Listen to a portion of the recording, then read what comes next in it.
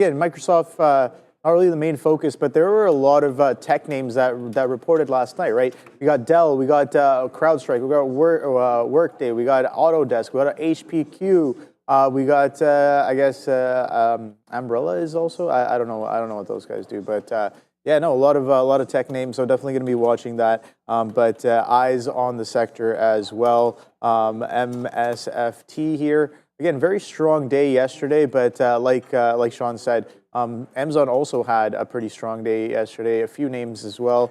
We know that Apple kind of closed near its highs. We're retracing some of those as well, but Amazon definitely going to be on watch for me as it is pushing even higher, or attempted to push a little bit higher here into the close and in the pre-market as well. So very, very strong close there on Amazon. Again, that 200 level was a bit of an over-under, and we held that over the past couple of days, and we've been trending up above it. Pre-market high 208.79. Let's see if there's a bit of that a continuation on the day. In terms of relative volume, it really hasn't been doing too much over the past couple of days. Yesterday, yeah, it was averaging above 1 times relative volume, but nothing too crazy. So yeah, definitely some of these tech names on watch, but the tech names off of earnings, like CrowdStrike or a Dell or a Workday or an Autodesk. HPQ as well, not really doing too bad. Again, to the downside. So when I say not really doing too bad, in terms of showing volatility and some moves there in the pre-market and in the after hours in the pre-market off of their earnings report. So definitely ones to keep an eye on the day today. And yeah, tech sector is always a watch. All right, let's get into what we need to know here as we head towards the open on a Wednesday morning. Sharif's going to have a look at the market. 60.38, guys. That's where we closed out yesterday on the ES December contract. So we did defend that 6,000 point level that we talked about, but we're still below 6,050, which was the top that we got into on November 11th. So we'll look at the same levels. We're looking at 6,000 or possibly actually 6,020, which was the high, the closing print from a few days ago, and we'll look at 6,050 as resistance. If you haven't done so yet, make sure you take time, jump down to the description. Top link in the description of this video is to the watch list. All you need is an email address, and then you can have that for free every single morning. The market is open. We'll send this to you. Has everything on it you need to know in the pre-market, what's moving around, and why. Here is Bitcoin this morning, back in green territory. To the upside decently as well, 2.5% right now. We're back above 94,000 and change, 94.5 even, coming into play after back-to-back red days. A lot of people talking about MSTR past couple of days really to the downside in a huge way here. A few short notes of late on MSTR. We are bouncing here in the pre-market. Yep, 8%. It's been a volatile week so far. Oh, God, yeah. Especially for MSTR. With respect to Bitcoin, nice defend.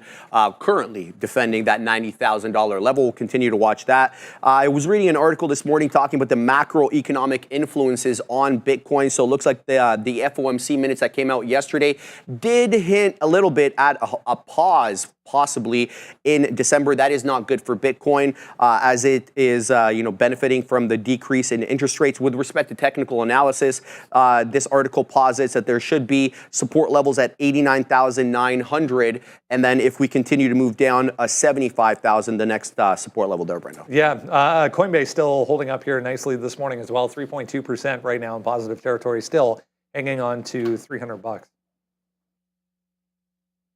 All right, just responding to some messages. I was like, why is my phone blowing up? All right, so on the trade of the week, and by the way, thank you everybody for supporting that. We put out a great YouTube video here. I'm actually going to find it and show it to everybody, where the four of us, Joe, myself, Neil, and some guy named Sharif, put out a video on our trade of the week, and it was right here. I hope you were all able to see it. It got quite a nice bunch of views there. So we talked about it. I talked about IBIT. So anyways, we're going to run into an ad here, but at the end of the day, there it is. You can go find it. Over 5,000 views of that. Hold on, what did I... 4.8K, so getting up there right now. And again, new format, no thanks. There's Joe here. A bunch of us went through, there's Joe's trade, here's Neil's trade was SoFi, here's Sharif's trade right here was Mara, we'll talk about that. And then my trade right here was IBIT. So again, thank everybody for supporting that new sort of format. The comments were fantastic, and again, thank you for all of that. I said that I really like this 53.50 area for potential dip buy opportunity. Well, man, oh man, did we ever come into that. So we felt like we were pretty smart there when it held 53.50 at the close, but then it opened up yesterday and still did pretty good. But what did we do? We bounced off this 54, made a move all the way down to 51. But you know what the thing is crypto supporting 91,000, and then today you come right back up and now you're at 53.80, putting that 53.50 trade back into the money. I want to try to support that. Has nothing to do with the trade of the week or anything, but this is a 5-minute chart right now. You see this 200 period moving average? It's what I talked about in that video. You're starting to slope down here, so obviously we want to play short if we're underneath it, but guess what? Now we're trying to go higher here, so we can use this area for some support. That's 53.20. I wrote down here on today's sticky note that I like 52.50, but again, we wrote that down as we were down here, right at 7:30, we were at 52.80. So I thought, hey, if we dip down a little bit into yesterday's support, we'd like to go long. So for today, I think early we'll wait for that kind of a play if we can get back into the 50 period moving average down here on IBIT. But if not, if the market keeps ripping, and by the market, I mean, we're just going to look at Bitcoin, now 94.4. Oh man, I didn't switch over the thing still. I still have your stream deck on here. But Bitcoin continues to make a move higher here. It's making a nice move. So I think we can continue to support IBIT, especially if we're going to hold in and around that 91,000. And oh boy, Obi, has it been an altcoin movement one more time here today. Shout out to Nimit and everybody out there that's also holding some of these altcoins. Look at Ethereum today. Wow, Ethereum 3,500 right now, up 6%. So we talked about that. Neil and I always sat here and was like, why is Ethereum 3,100 not following Bitcoin? Right now, they're trying to run both of them, but it looks like Ethereum's starting to go. Ripple continues to go on that Gary Gensler news, of course, as that starts to get a little bit better. Solana's had its day in the sun a little bit. I did sell some around 258, now 237, starting to head back higher. That may be a mistake. Doge 39. Nice. We got to be happy for Dogecoin, man. I mean, it's holding out that spot 7 right there. Cardano trying to do something as well, up 21%, up another 11%, over $1 right now. There are names starting to go. Toncoin, right near Troncoin. So both these coins, maybe mistaken maybe for the same name, but you have a very similar market cap right now. So as you get to go, nicely done on this, 3.4 billion, a trillion, starting to go to the upside here as crypto looking to take off, and it's not just the big guy with BTC. Yeah. You're a Dogecoin kind of guy. Yeah, hold a little chunk of Dogecoin, let's say. But for many years, I actually held through the push through 70s. Right, when he went, I'll never forget that when he went on Saturday Night Live, that was the best. I was like, this guy's on Saturday Night Live talking about Dogecoin, and it's just like, oh my God, I felt like I was logging, I was watching it that day as he was, and that was actually the high. Yeah, and then it fell back in. But anyways, I avoided Coinbase and MSTR actually by accident. So is there anything? Yeah, sure. MSTR has been having a bit of a backside move there. We know that Bitcoin, again, looking at that chart, we are attempting to hold here in the 90s, but once again, want to point out that we are trading just a little bit below this trend that we've been holding since the middle of the month there. We finally kind of got below it, maybe trading a little sideways now. So you have to look at some of these horizontal supports and resistances from prior after that trend is broken and I guess been used as a bit of a resistance as well. So MSTR, definitely one on watch. You can already see that I have that anchored in from the day we got that aggressive volume coming into the downside. They're off of that 548.20. You can see that prior days we attempt to push that anchored, but can't really get that far past it. So today, I already put my alert up here at that 400 prior day's highs. I think that if we do go up here into the we're sitting at 419.5s here on the anchored. If we go up to 420, 430s, I might be looking for a bit of continuation to come in here on MSTR. Can we get that high on MSTR on the day? Potentially. It's well within range. You can see the range that it's had over the past few days, but the volume's been kind of slightly dropping off relative to the strong volume day that we had last Thursday. But yeah, nice little continuation. I'm going to be looking for that continuation to continue on the day today. But again, third week, last day before Thanksgiving. maybe there's some buying pressure to be expected. I have no idea, but I'm going to be waiting and watching for that to potentially come in. Coinbase as well, holding a bit of a base over the past few days. You can see a little bit of last week and prior week as well. This 290-ish area, 295-ish area keeps catching a bit of a bid as it consolidates sideways on a bigger picture. So we kind of double top there at 343s, 343.90s, and a bit of sideways action, but the bid kind of showing up on top of 290 as of right now. Let's see if that bid holds. If we do come back into there, maybe some local resistance just underneath that 320 at 317. So that's what I'll be watching on Coinbase. Maybe not really looking for any significant trades on Coinbase, but if MSTR does some interesting action, I definitely want to get involved in tickers like MSTY and some of the other ETFs that are related to MSTR. You can see that this one is priced a little bit more it's a little bit more manageable, just in my eyes here.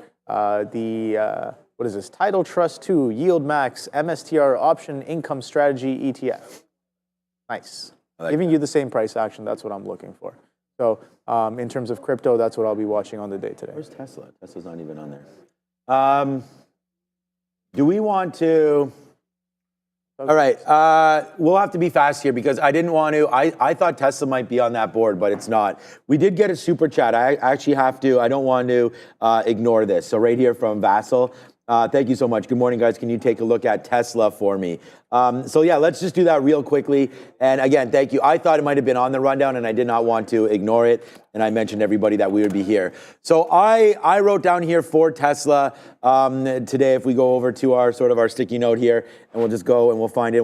Oh yeah, here, this is me before having a look. There's my daughter. We were at the Santa Claus parade. It was a lot of fun right there as we talked about that. And again, go Pack Go. All right, so, and here it is right here. So I like Tesla 3360 dip buy opportunities into yesterday's close, but I actually think we might be able to hold 340. So I'm only looking long today again. And again, thank you for that. And again, just back into VWAP, into the 200 period moving average. I like this 340 area now that we're above it to hold. Reason I wrote down 336 was just, again, because as we're writing this, we're not breaking 340, but then we broke it. So as I was writing it, I was like, okay, if we break this, then we're probably going to like it for a hold back into there. So let's watch this straight off the jump. If we can get a 340 hold, I like it. Again, some of the talk about Tesla here, the referral program. If you grab our watch list, there's some notes on there. And I just think that Tesla right now, basing out, looks to be a great long from this level. So with all the news sort of behind it right here from Tesla, I just really like this look. Thank you for the super chat. And yeah, I'm going to be going long Tesla. So if you're thinking about it, I'll be joining you at some point today, hopefully in and around that 340 area. Let's go back to the desk. VinFast, there we go. The electrifying story of 2024, VinFast, Vietnam's EV trailblazer, just released their Q3 financial results. Here's why the buzz is real. Q3 deliveries up 115% year over year. Nearly 22,000 EVs delivered in the quarter. How about revenue? A solid $512 million, up 42% from Q2. And that's not all. Gross margins improved by nearly 4,000 basis points compared to Q2. VinFast is now Vietnam's undisputed EV champion after pivoting to a pure EV strategy just 2 years ago. They've zoomed past global brands in the market, growing their retail sales in Vietnam by nearly 160% quarter over quarter and an unbelievable 504% year over year in Q3. Shout out to our friends over at VinFast, SOS. Full small cap moving around this morning, up big time after a reverse split. 22.5% here. They're going to buy Bitcoin. 50 million worth at that. If you zoom out on this chart, for anyone that was paying attention during where is it? COVID. I got to go to a weekly chart. Hold on. Yeah. There it is. This actually happened. I remember it. This thing went to $800 in 2021. So SOS back in the spotlight this morning. It's hard to see on that chart, but they're buying 50 million in Bitcoin. So shout out to them. Let's touch on CrowdStrike here. What an earnings report this was. Should we do Dell? Did we skip over Dell? No, we didn't. Okay, we'll touch on Dell, and then we'll come back to, there we go. And then we'll come back to CrowdStrike. Great quarter for CrowdStrike. What's up with Dell? Dell, not a good quarter, mixed quarter. Let's talk about what they did well and what they did poorly. Adjusted EPS adjusted, by the way, that beat. Revenue missed. It was below what the street was looking for. Net income, their take-home money did increase by 12%, and the quarterly revenue also grew by 10%. But here is where it all falls apart. That Q4 forecast, revenue projected well below what the street was looking for, $1 billion below what the street was looking for. Same thing with the adjusted EPS. Profitability below what the street was looking for. Look, it's really driven by one component here because their servers are doing real well. Their AI servers continues to ship both what they've shipped so far and future orders, but the PC segment continues to really lag behind. Specifically, consumer PCs dropped 18% year over year, so we're still not seeing that upgrade cycle, Brendo, that we have all been waiting for after COVID. And will we, I think, is the more important question. I've just zoomed out here a little bit. Still a pretty good year, I guess, overall. I mean, that's the start of the year down here, 84, 85 bucks. It's up to 123. I mean, others doing much better. But, yeah, 12% today. Ouch. All right. So, yeah, bad quarter there for Dell, down 12%. Probably an opportunity to buy this at a discount. All right. So, unusual machine shares right here. UMAC. Starting to get a little excited here, needless to say. Starting to make the move up. UMAC today announcing that, I guess, Donald Trump, I mean, here's the news from the Benzinga platform here, that Donald Trump has joined its advisory board. What? Donald Trump Jr., obviously, sorry. I was going to say the president's, I'm not sure is allowed to be joining any advisory boards, but right there, I mean, maybe they are, I don't know. But that is the news right here. So unusual news today on UMAC is Unusual Machines appoints Donald J. Trump Jr. as advisor. So again, I mean, you know, he might have some pull there in the White House potentially. So, you know, maybe there's something going on there. The short float on this doesn't seem to be too huge. That doesn't really mean anything. The float is only 6.9 million shares right now. So I just want to bring this to everybody's attention because it's now got mine as it's 7 million and really starting to go. The only problem is that announcement, as you can see, was when this volume started to go. So UMAC, you've already missed it, like $6 to now 11.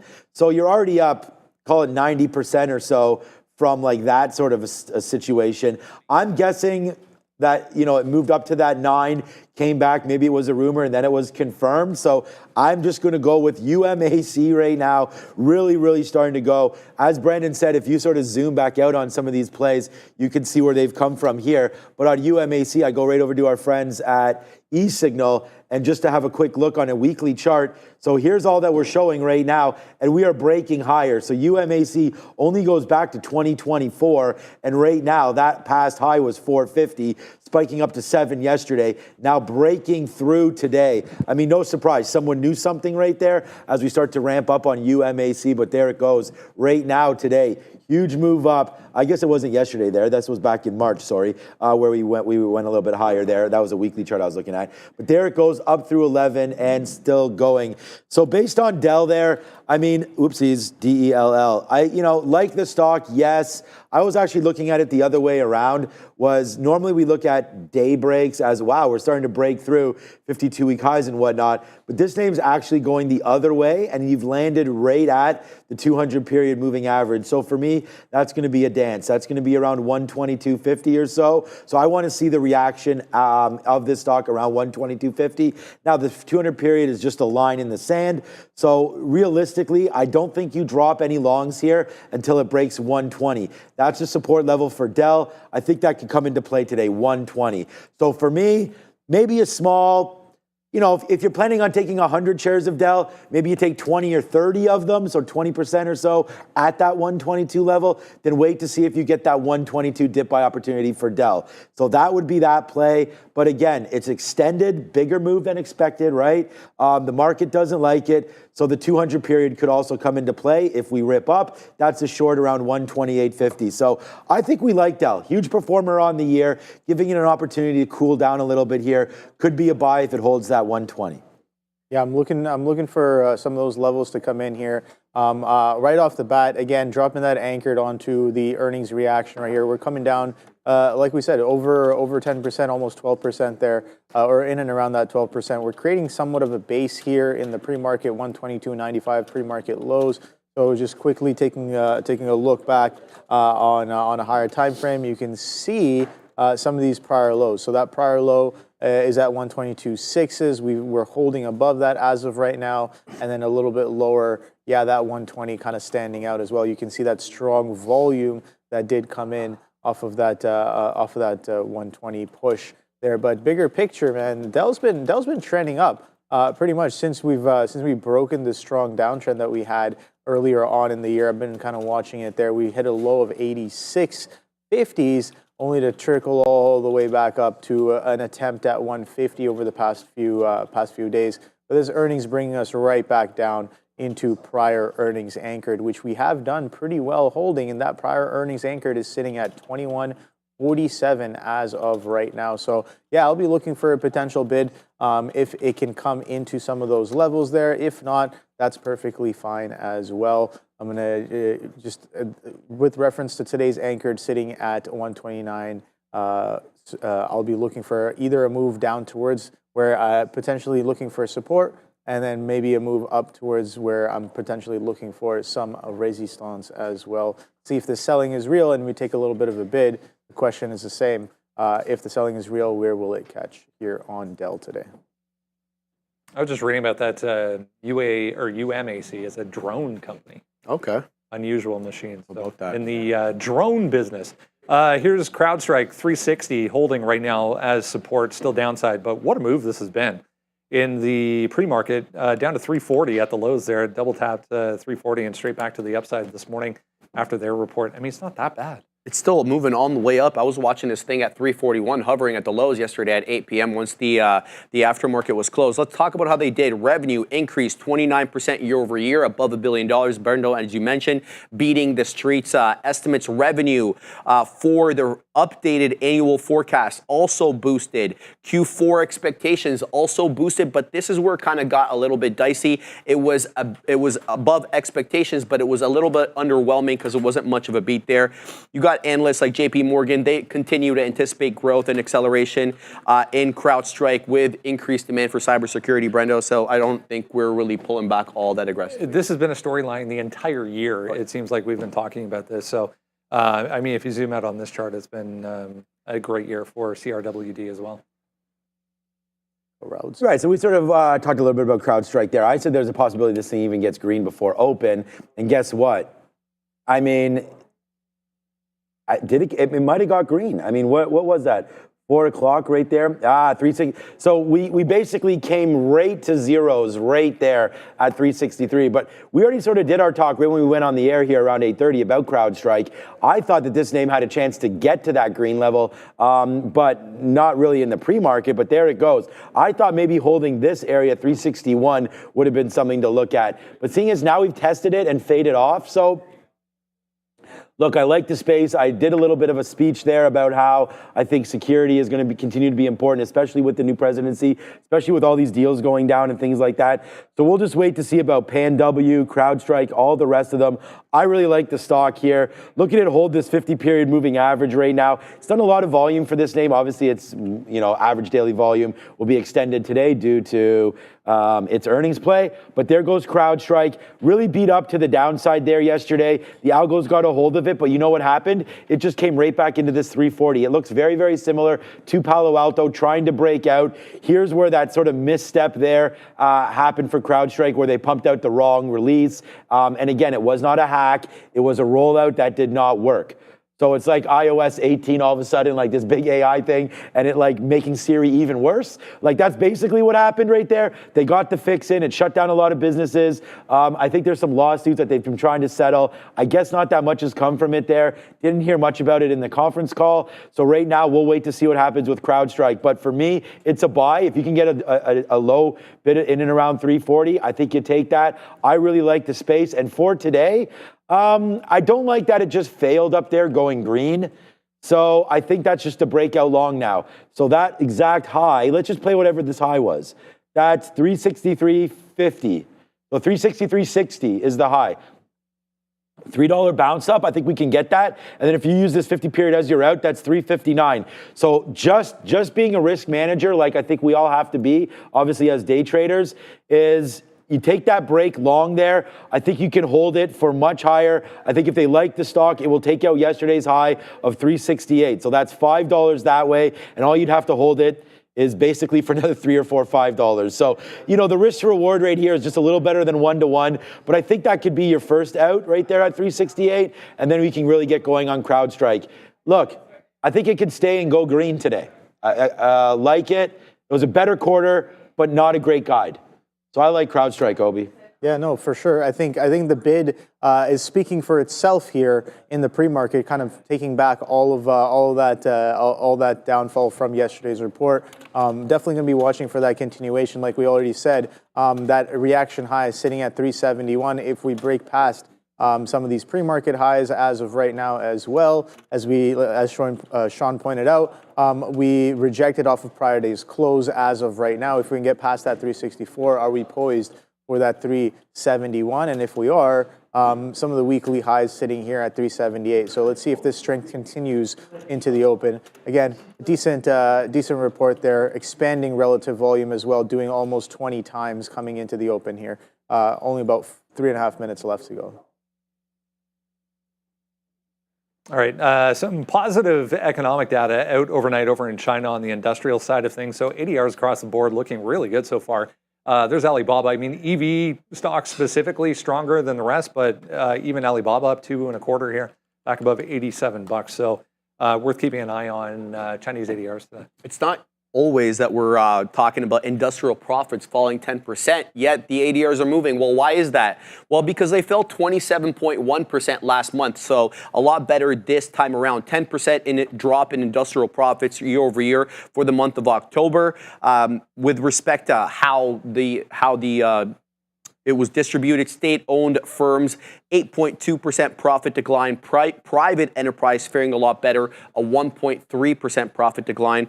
With October retail sales still, though, increasing 4.8%. So we'll keep an eye on that. By the way, unemployment rate dropped to 5% from 5.1%. So they're improving slowly over there. Nicely positive, though, as we said, across the board. Same story for Apple here this morning. I was just checking. That's...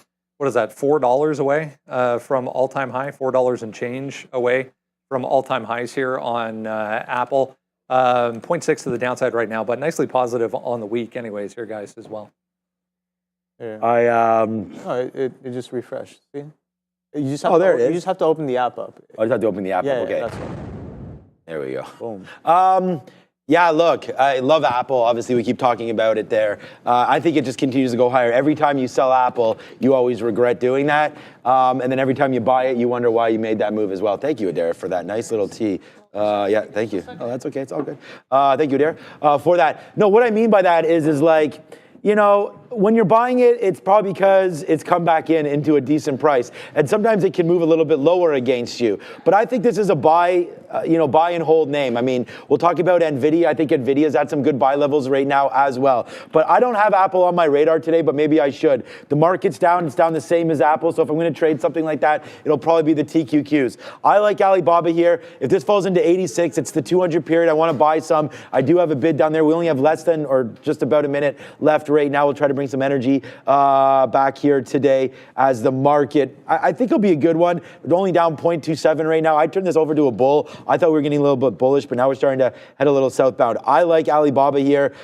Huge move down. We're lucky enough to sell it up there for sure. We still have a piece of it. I'm debating buying a little bit more down here as we just bounced off the 200 period. I like that hold. Now I think we move upside right there. On a good day in the Chinese stock market, we'll see if it can blast through 88 right there for Alibaba. So I have a low bid on that. I'm bidding some Tesla in and around 340. And we've got some iBit on our mind as well with only 20 seconds to go. iBit just continues to rip, man. So I think 53.50 for Bitcoin is something where we're going to bid. So I'm going to put a bid on there immediately. Okay, we're happy to have Obi back here. We've got Joe looking smooth. We've got Sharif ready to go as well. We've got Adara as the countdown is on. We've got Brendan, Fabian, Ramin, and most importantly, we've got all of you and Bears vs. Bulls rolls. With only 6 seconds left, let's make it rain right now. 3, 2, and 1. All right, well, hopefully we won't make too much rain, but, if the market continues to go up, we'll be here to trade it. All right, so IBIT right now. Not really worth looking at immediately off the open because it's going to follow Bitcoin. We are waiting at 53.50 for a dip buy into view up into the 50. All right, you can see right now the market is TSLA. Okay, well, I don't know why I'm not getting that as a drop-down option. Are we frozen or something? I'm not frozen. Go over to OB. My platform is definitely not working. Okay, yeah, no, so... yeah, I'm just watching AMBA off of the open, watching some Amazon as well. AMBA coming down a little bit there, trading 79. This thing has a 70 penny spread, so maybe I'm looking for that spread to kind of close in a little bit here. Other earnings names on watch, like I said, CrowdStrike, Workday, Dell. We got Urban Outfitters as well, Hewlett Packard, HPQ, Autodesk as well, ADSK. So off the open, I'm just going to be patient. I'm going to watch some of those. I'm looking for that strength on Amazon to potentially come back in. We know how strong that thing closed, but oh boy, look at this market tank coming in off of the open there. So it hasn't even been it's been just over a minute, and we've tanked about, what is this, almost 80 points? Yeah, roughly about 80 to 100 points here on the NASDAQ right off of the open there. So let's see what we're getting some continuation in. Apple to the upside, so Apple's kind of strong here. Softy to the downside, Tesla down, Nvidia. Oh boy, Nvidia is tanking with that aggressive pressure. We saw those chips sell off aggressively yesterday as well, and it seems like right off of the open we're getting some strong continuation on a lot of these chips to the downside. So strong selling again on names like AMD. Look at AMD right now. Yesterday's lows have cracked right off of the open. So if you're looking for a continuation trade to the downside on AMD, that's happening right now. CrowdStrike pulling back up into its anchored at 350s as well, and Workday's actually bidding up at 245, so that anchored is sitting right there as well. So Workday was sold off pretty aggressively. Watching Dell as well, but AMBA was one of my top picks. It's not really doing what I was looking for, so maybe I can come back to it a little bit later there, but selling off aggressively are some of these chips here. So we can take a look at Nvidia real quick. Actually, I liked that AMD trade yesterday for that continuation. At the end of the day, I was like, oh boy, if we close like this, I'm gonna look for a trade for a follow through to the downside off of the open there, and it seems like it's coming in. So let's see if we can potentially get involved with. Why is my tilde not working? Okay, so if we can potentially get involved with this name here. Wow, AMBA is really selling off aggressively here. So AMD is going to be in and around here. Let's pull that up right here. So we're trading at 136 halves. Prior day's lows sitting at 136.60s. Let's see if we can hold some of these levels here. This is a 30-minute. I don't want that. I want to look at a 3-minute chart here to see if we do hold the bid. 136.70s testing right now. So we're coming up right into those prior days levels here.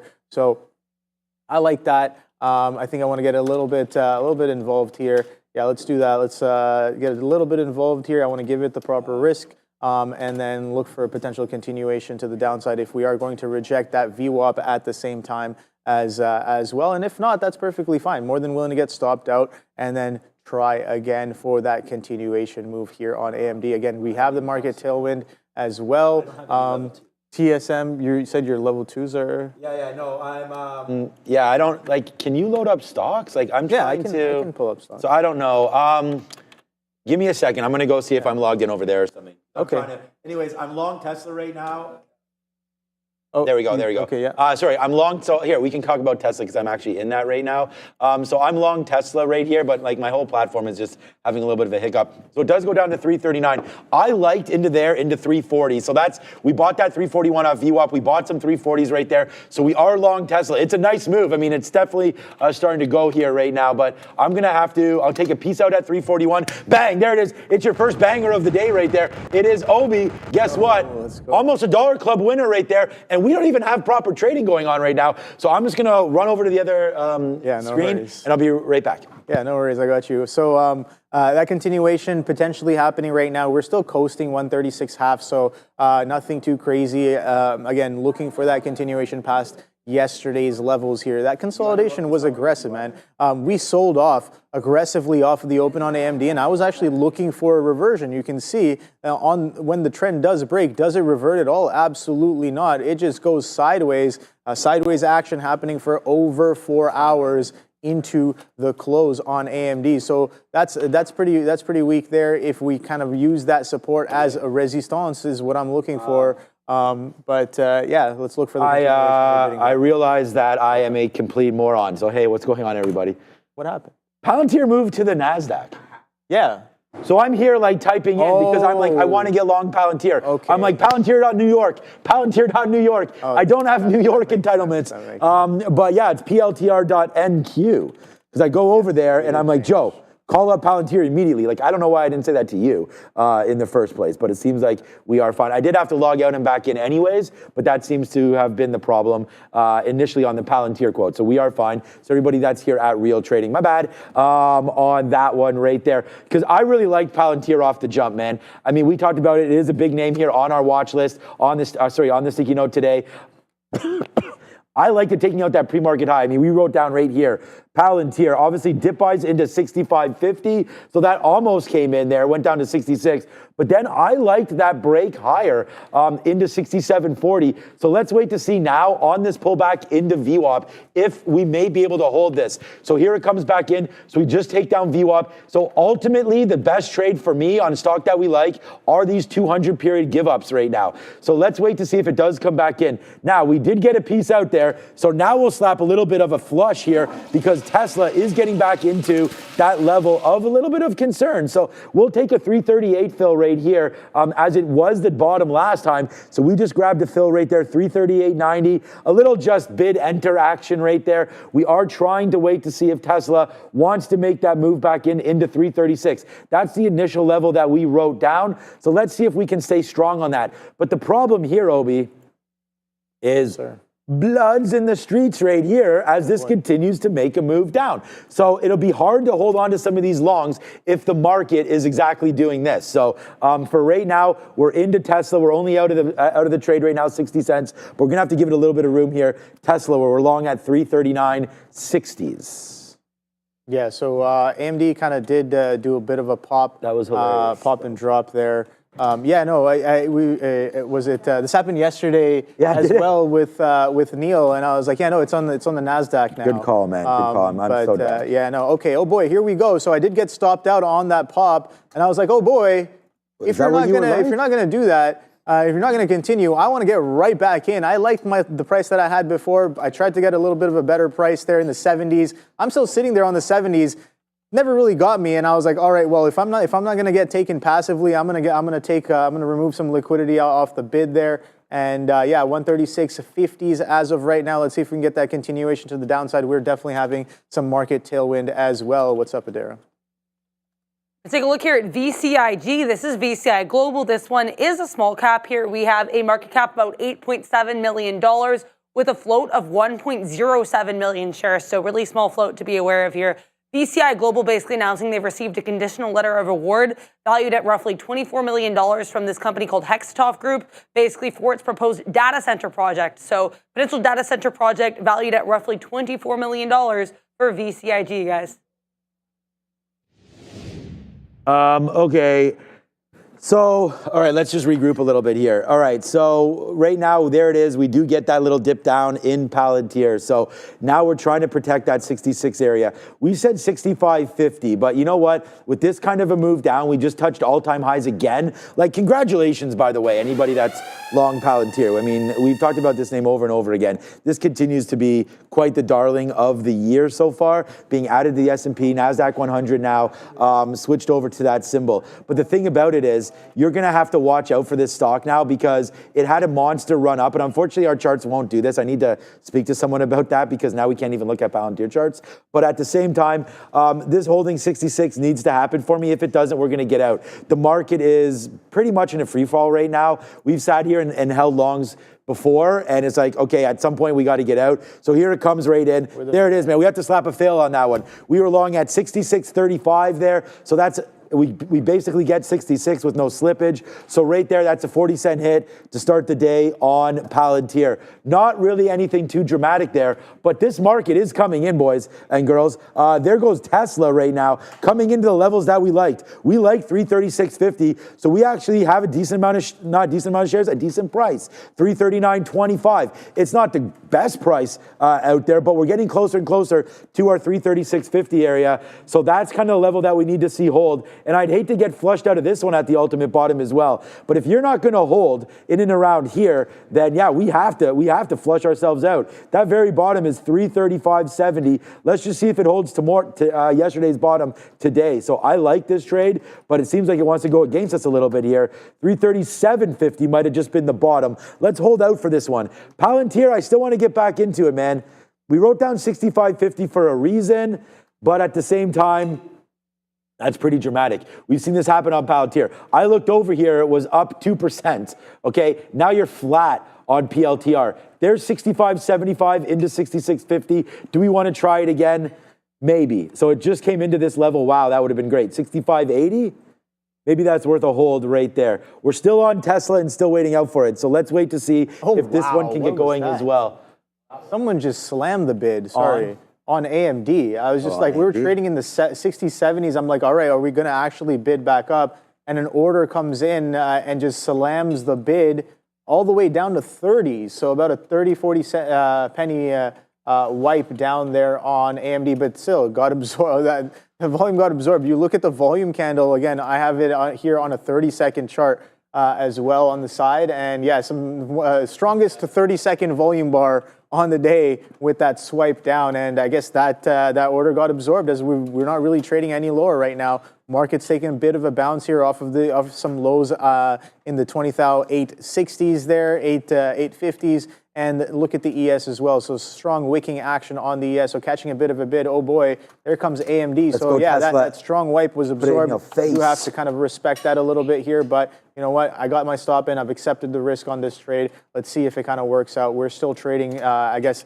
technically at break even. My entry now is 136.60s. We're trading right there at 136.60. So throw that VWAP on there as well. We got VWAP at 136.80. We're trading below that VWAP. So again, if the selling from yesterday is going to do a little bit of continuation, we're in and around those areas where I'd like to be watching for that continuation to follow through. But if it doesn't, that's perfectly fine, and just move on to the next trade.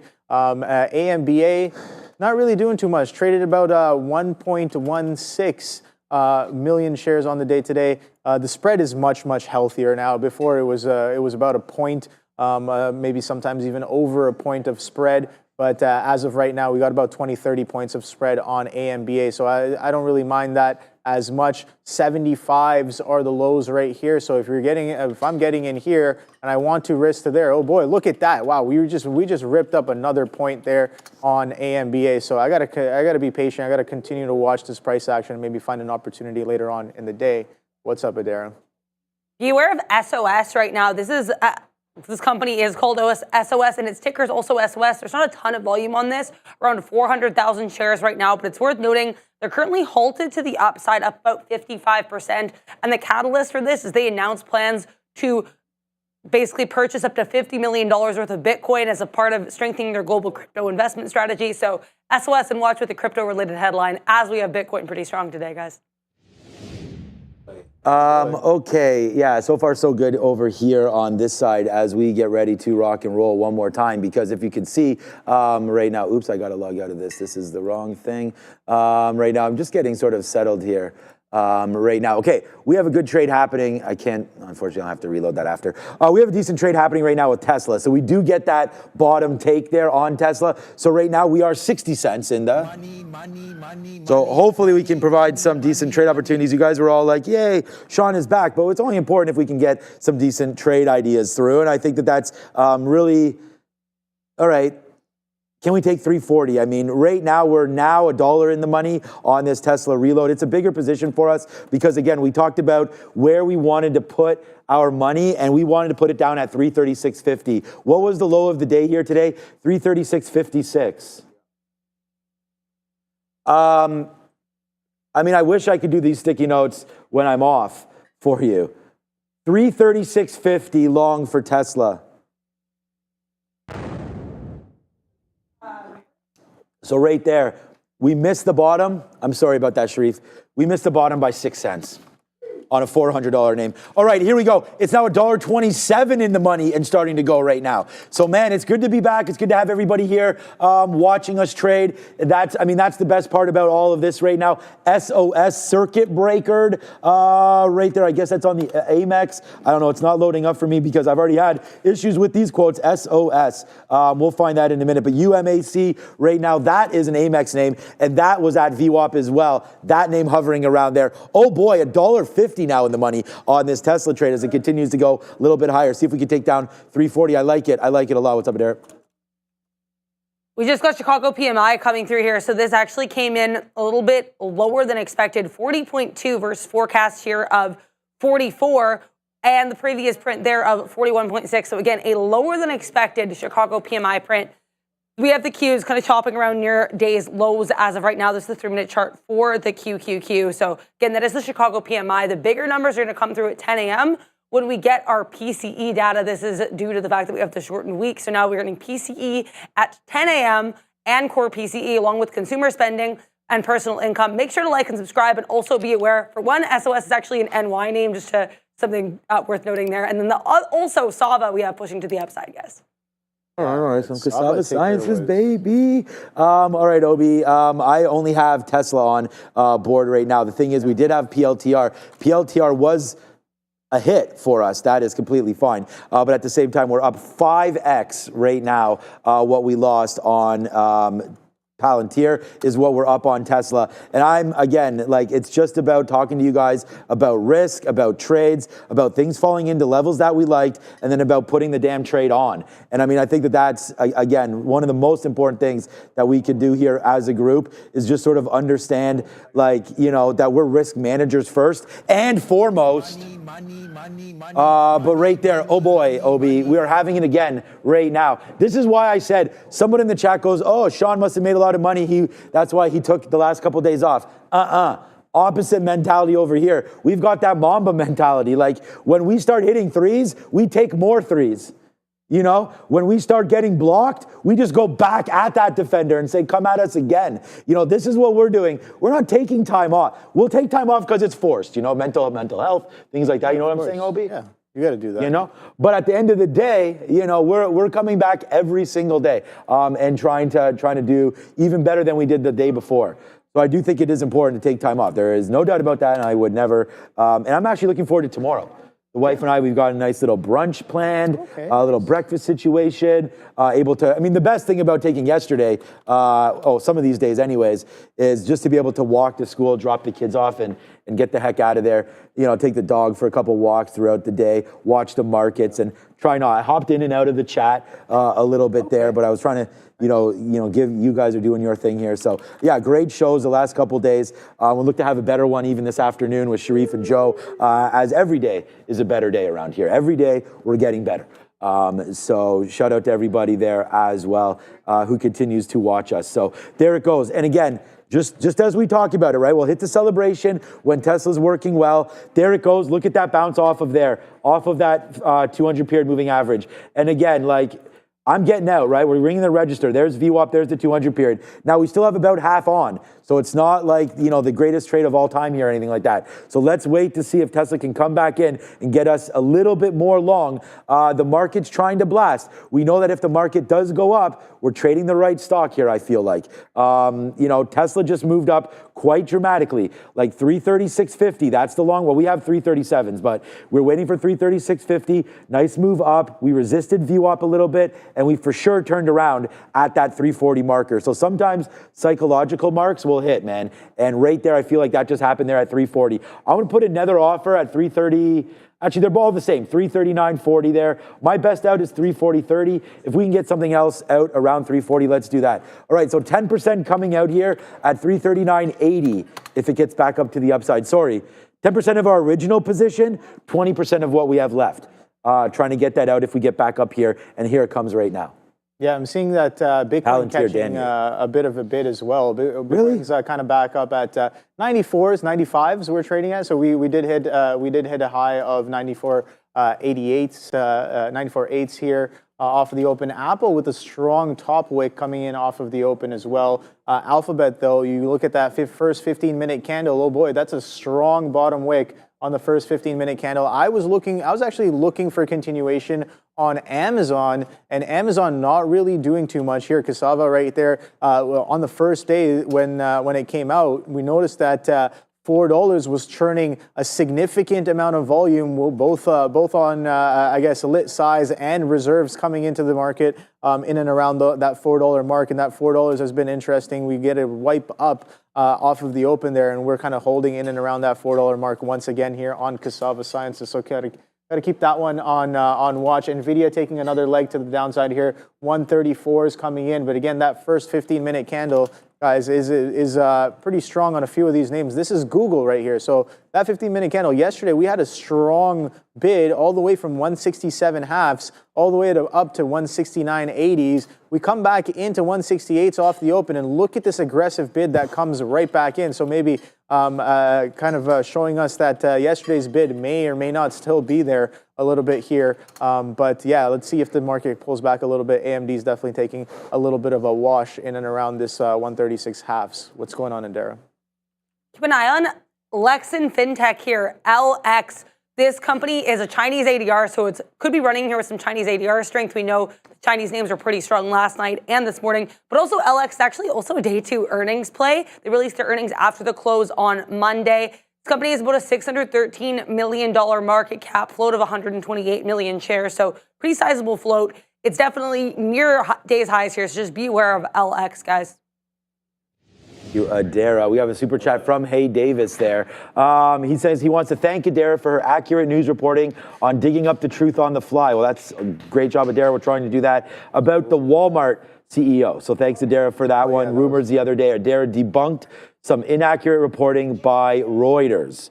So, and he took some profit this AM. So I actually hadn't looked at Walmart over the last little while. I mean, it's a name that, 91. Okay, that was it's a name funny report. We know we want to buy. Do you know about the news that happened? No. They come out being like, oh, their CEO is, I feel like I do know is not really fired, but he's gone. He's leaving. Mm-hmm. CEO's leaving. Mm-hmm. They missed a comma in the sentence and didn't correct it until later. That was, and so what was the comment? CEO is... So basically the CEO had said someone else was leaving. But then, yeah, took it there was some confusion there. Yeah. And on that note, I'd like to announce that this will be my last day. No, it's not. All right, yeah, bang, yeah. Thanks for that. I was basically announcing the retirement there, and we get the bang. Oh, boy. Okay, so we won't be doing that anytime soon. All right, Tesla did have a problem to go up to the upside right there. So we did take something out again at 50s, hoping that we can, again, get one more dip buy. Look, if this takes 336, I think that we should probably exit stage left. We've already had that fail up there. So I actually have to stop at 335.50. But again, a reload down there at that bottom of the day, 336.50. That's what I'm going to wait for and then give it that dollar to the downside. So the only other trade that we've had today is Palantir. And it's back to where, like right there at the 200 period, that was flat trade for us. We were actually long at 39s. We talked about that. We got out at 66s on that break. So fail there for Palantir. Another name that we liked was Dick's Sporting Goods. We talked about this breaking through at 218 long right there. But again, that was right off the open. So not looking to see what the spread was like right then. Right now you have a 50 to 60 cent spread, but there's the 218 break long that we had wrote down here off of the note. So again, if you're a big cap trader, you can, take some risks with me on some of these stocks, but there's DKS, again, like a mid cap name that you have to watch out for spreads like that. But there's the 218 long on the upgrade today. We really kind of liked what we saw there. From Dick's Sporting Goods, there's 67.40 breakout on the top for Palantir. That was the high of the day.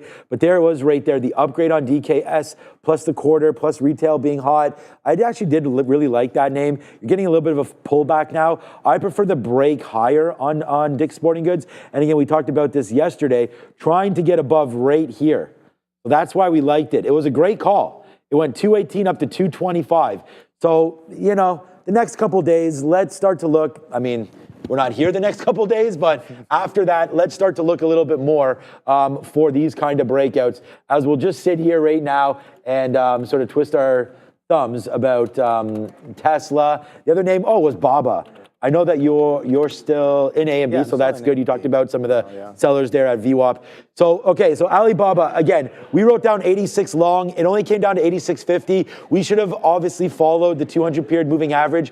I like the ADR story here.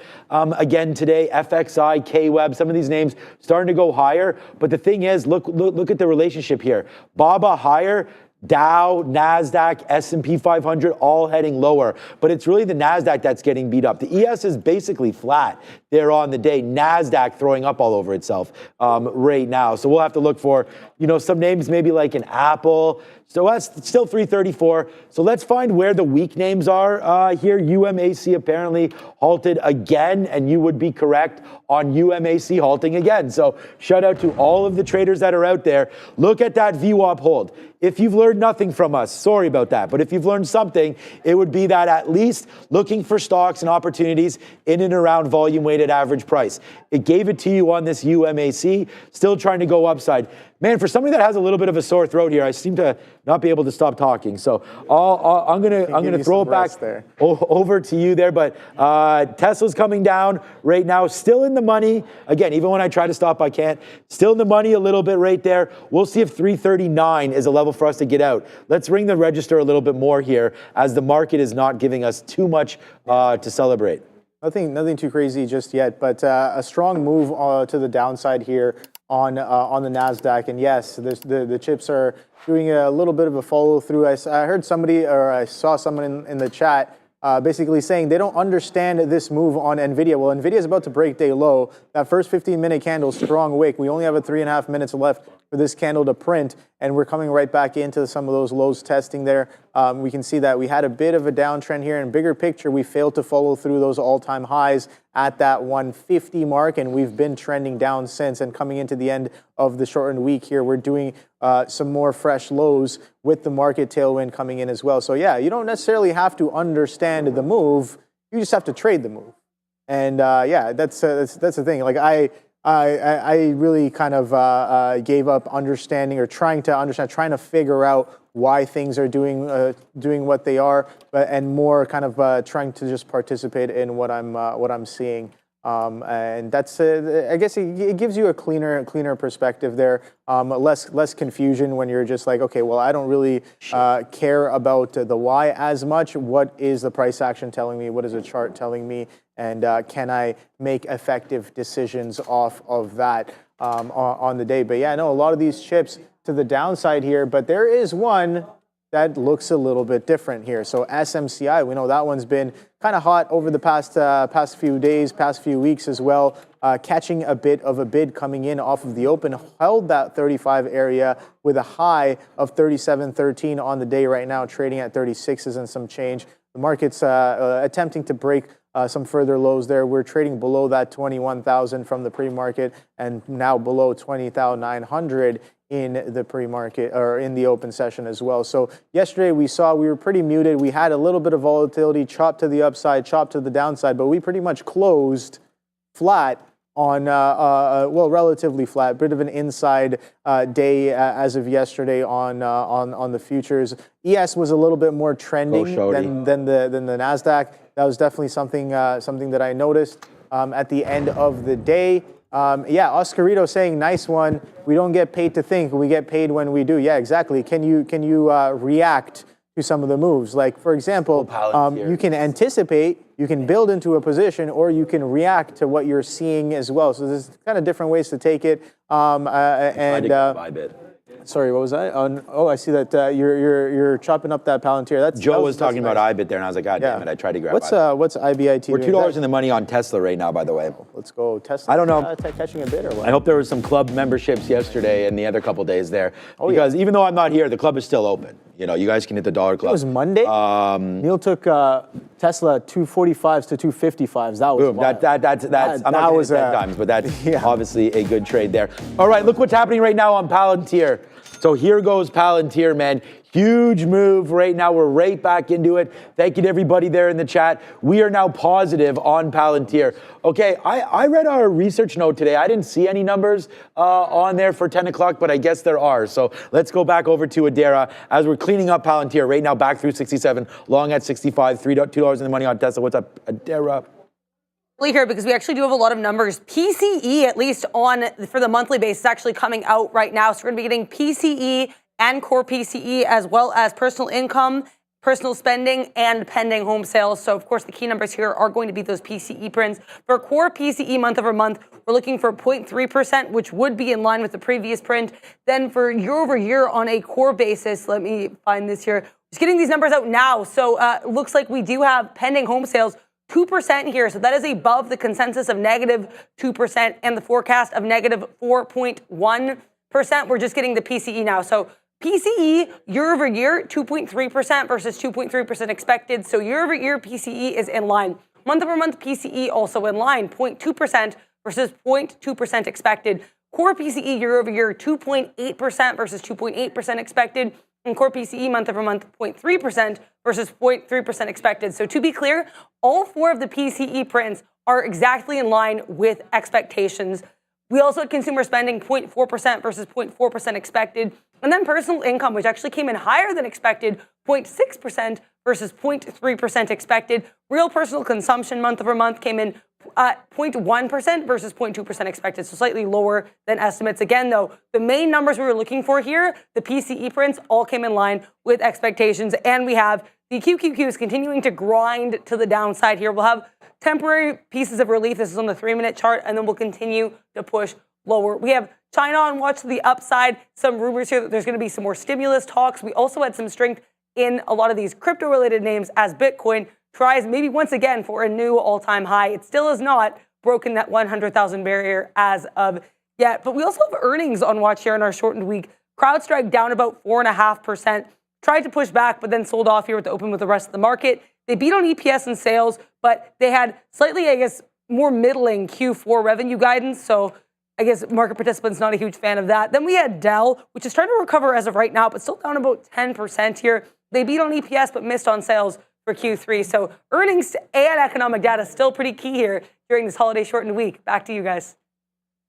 All right. All right. Obi, great trade there. Obviously on AMD as that continues to go lower and lower. I'm like, why don't I have more? When I see those VWAP sellers, what I'm realizing is like if I see it kind of respecting very aggressively, then maybe I should also show some aggression there alongside. Oh boy, what's going on? Alongside aggressive participants as well. So yeah, it is what it is. Let's kind of continue with this trade. 136 we're trading just Palantir? below that 136 as of right now. I'm seeing that IBIT maybe potentially printing its printing a little bit of red here, but we've been green on IBIT since about 7:30. We've been catching a bit of a bid. These are 15-minute candles that have been back-to-back greens on IBIT trading at 54s currently. The market to the downside there. A lot of those numbers as expected, and we took a bit of a flush to the downside here, a continuation of the action that we've been getting off of the open there. AMD, third 15-minute candle. Do you also print green? Let's see. I'm looking for that continuation and kind of some interesting action up at VWAP there. We're about 60 pennies away from VWAP. I guess, teetering near these day lows. So we haven't really caught that much of a bid. We had a nice, strong consolidation or off of the open there, churning underneath those 37s, in and around those 36 halves. That got washed pretty decently there, and then now continuing to the downside here. And again, the idea was a bit of continuation from yesterday because of how yesterday sold off so aggressively and consolidated.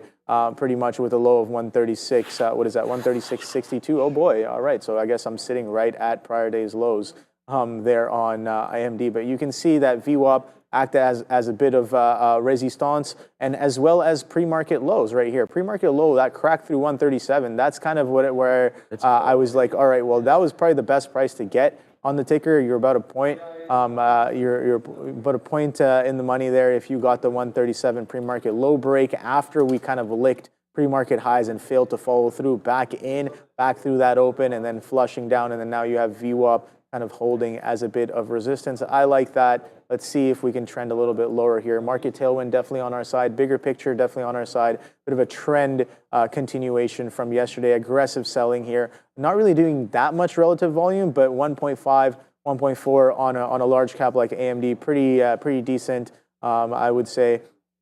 Here we come back in to the downside. So now charting. What people ask, oh, what are your targets? Well, the target is I don't necessarily have a specific target. It's more of a break in behavior that I want to use as a reason to cover. So I haven't really gotten too much there. 136 was a little interesting as we held that opening range low, but now we're trading a little bit lower there. So didn't really cover too much. I'm glad I didn't. And we're coming into 135 halves right now, but taking a quick look left, let's look at an hourly chart and see what support and resistance levels we can go off of. So right away, right off of the bat, look at this strong bid. Every time we come into this 135, that 134.88 area here, we have been catching quite a strong bid. So I'm looking for this price to potentially come in. Do we change behavior off of this? So what does that mean? Change behavior off of this price? We've only been selling. The behavior has been strong selling, even though we churned. We're in a continuation of yesterday's action. So does the behavior change when we get into this prior support area? Does that mean that buyers step into the ticker? I don't know. We're trading 135 halves as of right now, and I'm kind of watching the tape here as we trade a little bit lower and lower. Market tailwind definitely on our side here. NVIDIA is also where's NVIDIA? NVIDIA is also on our side, making some fresh lows, so that's pretty good. Chip leader, SMH, I like that. We talked about yesterday that if you are trading chips, then you got to keep an eye on SMH as well. TSM to the downside, absolutely beautiful. Micron as well. So the whole sector's on our side, and I'm looking for that continuation trade. Let's see if we can get to that 135, and if the bid does show up once again, as it has, I guess with after hours on Wednesday the 20th, and then intraday on Thursday 21st, and then ultimately you have a much lower low here at 133.65 as well. So bigger picture, we have been making lower highs and lower lows off of this 175 test that we got in the beginning of October. Are those all-time highs? I think so. Let's take a quick look at a 3-hour chart just to make sure. No, they're not. All right, so all-time highs on AMD are 227. So those prior highs, 187, and we've been kind of building into some of these lows here. So that 120, oh boy, I don't know if we're going to get to 120 today. I don't think AMD really has the ATR to push 15 points. But if we get the right kind of volume, anything is possible, right, Sean?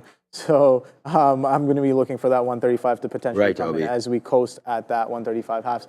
Other than that, I don't really have too much else on watch. I was looking at these earnings names. That umbrella not really doing anything as it continues to rain to the downside here. 75.30s happening there on umbrella. So we've been trending to the downside. Autodesk, though, has been trending up. Workday has been trending up. Dell actually caught a strong bid off of 121s. Don't forget that name is SSR as well. Hewlett Packard trading a little bit lower, nothing too crazy. Urban Outfitters did nothing off the open, still trading well within its opening range screen there. Has that been on my screen the whole time? Yeah, no, 301s on Autodesk look interesting as they continue to bid a little bit higher here. Strong wick on the 15-minute here on the NASDAQ with only about 7 minutes left, just shy of 7 minutes left to print that candle. Let's see how well we hold that 135. Again, I'm looking for a bid in the area. It could happen at 135. It could happen at 135 halves, right? But the idea is the change of behavior. Do we see a distinct change of behavior here? Going down to the 3-minute chart. Again, I guess I don't have enough data just yet to start drawing in a trend line, but I like this. I like this push. Let's make some highs and lows, and then maybe we can draw some more technicals. Oh boy, there goes AMBA once again, printing some fresh lows. Couldn't even catch a bounce. 75 to 79s, fails back down to 75s. What's going on, Adara? Apple here, is on watch, trying to go green here. As of right now, basically flat on the day, but nice recovery for AAPL. This is the 5-minute chart for Apple. Basically, the catalyst here, the only catalyst I could see on this one for today is the International Data Corporation, or IDC, this research group, basically now it's here that they're projecting 6.2% global smartphone shipment growth year over year in 2024, but Apple is likely to only account for 0.4% of that. So basically, Apple shipments likely to grow less than the overall phone shipment growth for 2024, though they did project high growth for Apple for 2025 shipments. So either way, AAPL on watch. Nice recovery, guys. All right, thanks, Adara, for all of that. Yeah, you might have heard me get a little excited there because for some reason, this happened on Palantir. So a little bit of a face slapper there. We just got back into 90s again. And I just want to say something, like, I haven't been here, obviously, but this trade's way different on the NASDAQ, it seems like anyways. Like, these moves just appear to be just a little more violent. That's all. Like, it just does, I mean, I don't, again, as a percentage and the way the chart looks, I mean, it's no different. It's just like sitting here and watching how this thing seems to just like rip up and down and just rip through some of these levels. I feel like you don't get the sort of the calming sense there of sometimes having that, and again, they're not really market makers anymore or guys on the floor, but just that, maybe that New York book maybe slowing things down with bigger orders. I don't know. But at the end of the day, Palantir moving around a lot right now today. We are out of about 85% or so of this trade. First, we had VWAP. That was a great trade, man. We got it at 66.70 right there as it battled back. Look, we did get out at 66 on that break. It looks like we did pretty much. I mean, we called 65.50 there. We probably should have been a little more patient with it and waited for it, similar to what we did on Tesla there. But then we're able to make it back right there, put Palantir into the green books right now for us. So we'll be up on Tesla. And then up right now on Palantir. And again, this one's more position pending. I guess so is the Tesla at this point. But we'll have to wait because I'm not getting out of it. We'll have to wait to see what happens here with Palantir back through. I think a break through 40s and we can get out. That's where my stop always has been. I do have another offer right here at 95 on Palantir. So a little bit higher up. We'll get another piece out near 67 flat. The mistrade for me, again, wasn't anything too special, but we said IBIT back to VWAP. So that was one trade there at VWAP, one trade there at VWAP, one trade again there. So I'm starting to bid. I mean, I am bidding 53.70s. I guess I got to change that to a little bit higher right now, but IBIT still trying 400 to lots, 135. Come through. Okay, so 135 for AMD? Yeah, they just cracked them right there. All right, so you have AMD up. We'll go over to great trade, obviously $1.60 there in the money as Obi and I putting some damage on the board one more time here today as we'll both be green, so that's a nice little day.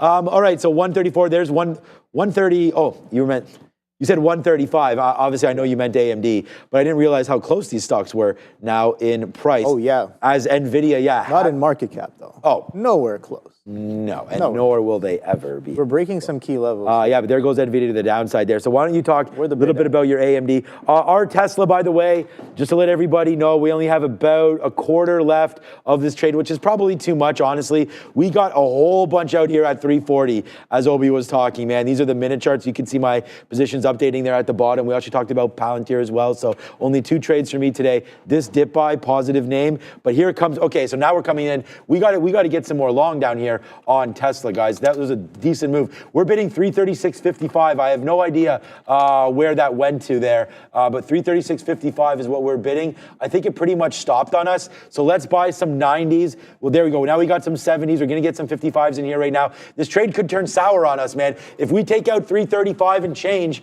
to that bottom side, then we're going to be out. So let's pay attention to this. Just a quick little reload. You can see we didn't reload that much right down there, but we are going to try to give this a little bit lower. The issue is with the NASDAQ, you're coming into a level right now that, I mean, you're into some kind of support. Yeah, exactly. It's smooth right now to that downside. We could find some support at 20,780, but right now you're testing that 20,800, and testing it sure is. I'm not sure, Obi, right now what's going to happen with this market, but you're in the right names, and that's what it's all about. Short the weak markets. Like the NASDAQ down 0.85. What is SMH down right now? Because I saw NVIDIA's getting hit. Obviously, so is AMD. Yep. So there's the SMH down almost more than double right now. So much down. Cleaner move on SMH. And that's what we talked about, right? It's like if you take some of these ETFs and you have a bigger picture idea, that's what I'm realizing as well. Like, all right, why do I want to get chopped up on AMD? Because AMD actually took a while before it showed me that. Yep. If I was like, okay, chips were hella weak yesterday, aggressive selling coming into a shortened week. The idea is, okay, continuation. Okay, sure, buddy, great idea, but how do I execute on that? And SMH is probably a much better vehicle for that, and that's again, thank you, Sean, for pointing that out. SMH definitely a lot cleaner of a move there to the downside, and traded what 239s to 236s, 237s now on SMH. So strong move there. Again, if you're looking at any of these tickers, oh boy, Intel as well. So we talk about taking a cleaner move, but what about feeling more comfortable leveraging your risk? I think Intel's a great name for that. It's very liquid, and it gives you opportunities to risk a few pennies for a move a little bit lower. So okay, let's see if we took a similar trade on Intel here. I probably would be risking 5 to 10 pennies if I'm getting in and around VWAP, or maybe getting in 75. So you can see AMD, I'm getting in, I guess, on the average chop. So let's see if I get in on the average chop on Intel, we're getting in at 23.70, let's say 75. We'll give it a clean 75, and if I'm risking above 80 or 81, I'm risking 6 pennies. And how much further are we down from that 75?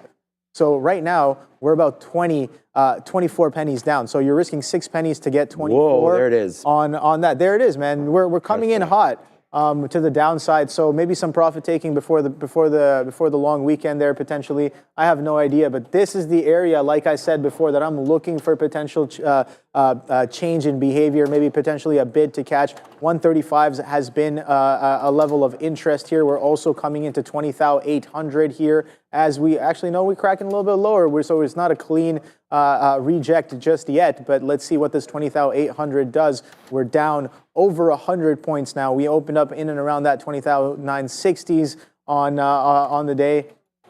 And yeah, you know what? I'm going to take some more off there as we chop and churn here. So AMDizzle, Advanced Money Destroyer. That's exactly right. Is what is the term that you coined it, Sean? And Advanced Money, it is destroying for the longs as of right now. But if you're short, and if you're short on this name on the backside, bigger picture, we saw money 220s. maker. Advanced Money Maker. So this is what I'm saying, man. Like swing shorting is. I know a lot of people look down on it, but yeah, sure, maybe like because swing shorting is mainly, I guess, a lot of people do it on small to mid caps, which is absolutely great if you're doing it the right way. But on names like this, on names like MSTR, which reminds me, what's MSTR up to? Also, Sean, look at that. Would you look at that? What am I looking at? On IBIT. Starting to look like a bit of a reversion setup coming in on IBIT. Well, I'm starting to chase Tesla here, and it's, can you look at that? It is not going. Look at that. Tesla, okay, here we go. Tesla's finally going out now. Can you look at this now? But no, Tesla finally starting to go, but we took a little bit of a bath on Tesla. We will be red on this name now, but I just tried to so we got out there 336.50 broke, so there's the out right there at 335.50. We did try it back in a little bit now, dropped out through 335, but that was literally like a 25-cent hit, or maybe a little bit more. We got long at 335.30s there. So now we're back into this at 334. So now we're in at $1, but I'm going to take a little piece out upside in case this is like that. Oh, man. Okay, so we did get some out, but we did miss that 335 flat area. I'll put another piece out there in the 90s, see if we can get it, as it is trying to hold. But yeah, man, not much. We said that there could be that hold down there, and it is trying to bounce off a little bit. There it is. Did we get that 92? On Tesla, yes, we did. So we do get that out there at 334.92. So that was not bad. There's that level right there, 20,785. Trying to hold. Happy Thanksgiving, by the way, to everybody, because I forget to say that to all of our viewers there south of the Great Border, which apparently, if you're north of the, oh no, we just got. Okay, we didn't mean to get stuff out of all of it. All right, it just did take out that 334. I'm going to get back into that. I just did not mean to get out of it all on that break, so we will buy a little bit back in there. But again, flat trade one more time. Like, we're buying it low and getting out low and trying to take $1, which we took. But at the same time, if there's no battle back, then you can't just keep on rinsing and repeating. It looks like that short is going to be the right trade there, Obi. And by the way, Palantir is like saying, hey, man, I don't know what short everybody's trying to chase right now, because we ain't going short at all right now. Palantir continues that march a little bit higher. And like, there it is. Market dips down. Palantir, literally hold my beer. I mean, we just went right down into there. We did not reload it. We're too obsessed with Tesla for good news, because now Tesla's battling. But at the end of the day, right down into there, what a good reload that was, Obi, on Palantir. And I heard you say that you're getting out a little bit of No, I said I'm getting out too much. Oh, too much. Okay. Yeah, I covered a little too much. Okay, well. And I'm like, oh boy. But you know what? Is what it is. I'm looking for that bid to come in, and you know what? It's not going to be perfect. Every time it does a little bit of an uptick, I might be getting a little jittery there. As you can see, I've been covering in tiny chunks there, nibbling away. But if you take too many nibbles, maybe you have the whole meal, right? So gonna I guess pack my patience for that one. Shout out to Sharif there. So I measured about a 1 ATR from the open on AMD. So I'm like, all right, what's the ATR? We're extending to the downside. I want to know what 1 ATR off of the high price is on AMD. So I have ATR here, 14-period ATR sitting at $4.65. So all I did was measure from the high to about $4, and I guess I measured $4.64, but that would be around 133.28. So if we are going to continue in this free fall as of right now, do we do that 1 ATR move? We are doing less than 1 RVOL as of right now, and the market tailwind definitely there, but catching a bit of a bid here off of that 20,800. What's going on, Adara? All right, just quickly before we go to Adara, let's talk about Trade the Pool. Are you ready to put your stock trading skills to the test? If so, Trade the Pool times Trader TV stock competition is now live starting December 2nd to the 6th. But you can scan that QR code right there. You'll be trading with $200,000 in buying power to make bold moves. That's in bold. Bold moves to aim for top prizes with rewards waiting for the top 20. And you don't have to come in first to win big. There are top 20 fills, right? So you get to be that $200,000 in buying power, December 2nd to the 6th. This intense 5-day challenge is your opportunity to sharpen your skills, test your strategies, and go head-to-head with other traders. So that's important, right? That's fun to do that. We do that here on the prop floor, who are just eager to win with you. Prove yourself. It's time to prove yourself and claim your place amongst the best. The clock is ticking. Time to step up and rule the pool. Click the link in the description or scan the QR code right in front of you to join this exciting competition with Trader TV Live and trade the pool. Yeah, don't go long on Tesla. If you're doing this, not today anyways, as there it goes, breaking again to the downside. So again, this trade was actually pretty good. We're able to get long there at 334 and get out at 335, make that dollar club. Then when we break through 334, we get out. So net, good trade there for us on Tesla, but the move is to the downside. Great job there, Obi, on holding on to Advanced Money Destroyer. Not destroying any money today. Over at the screen now is Adara.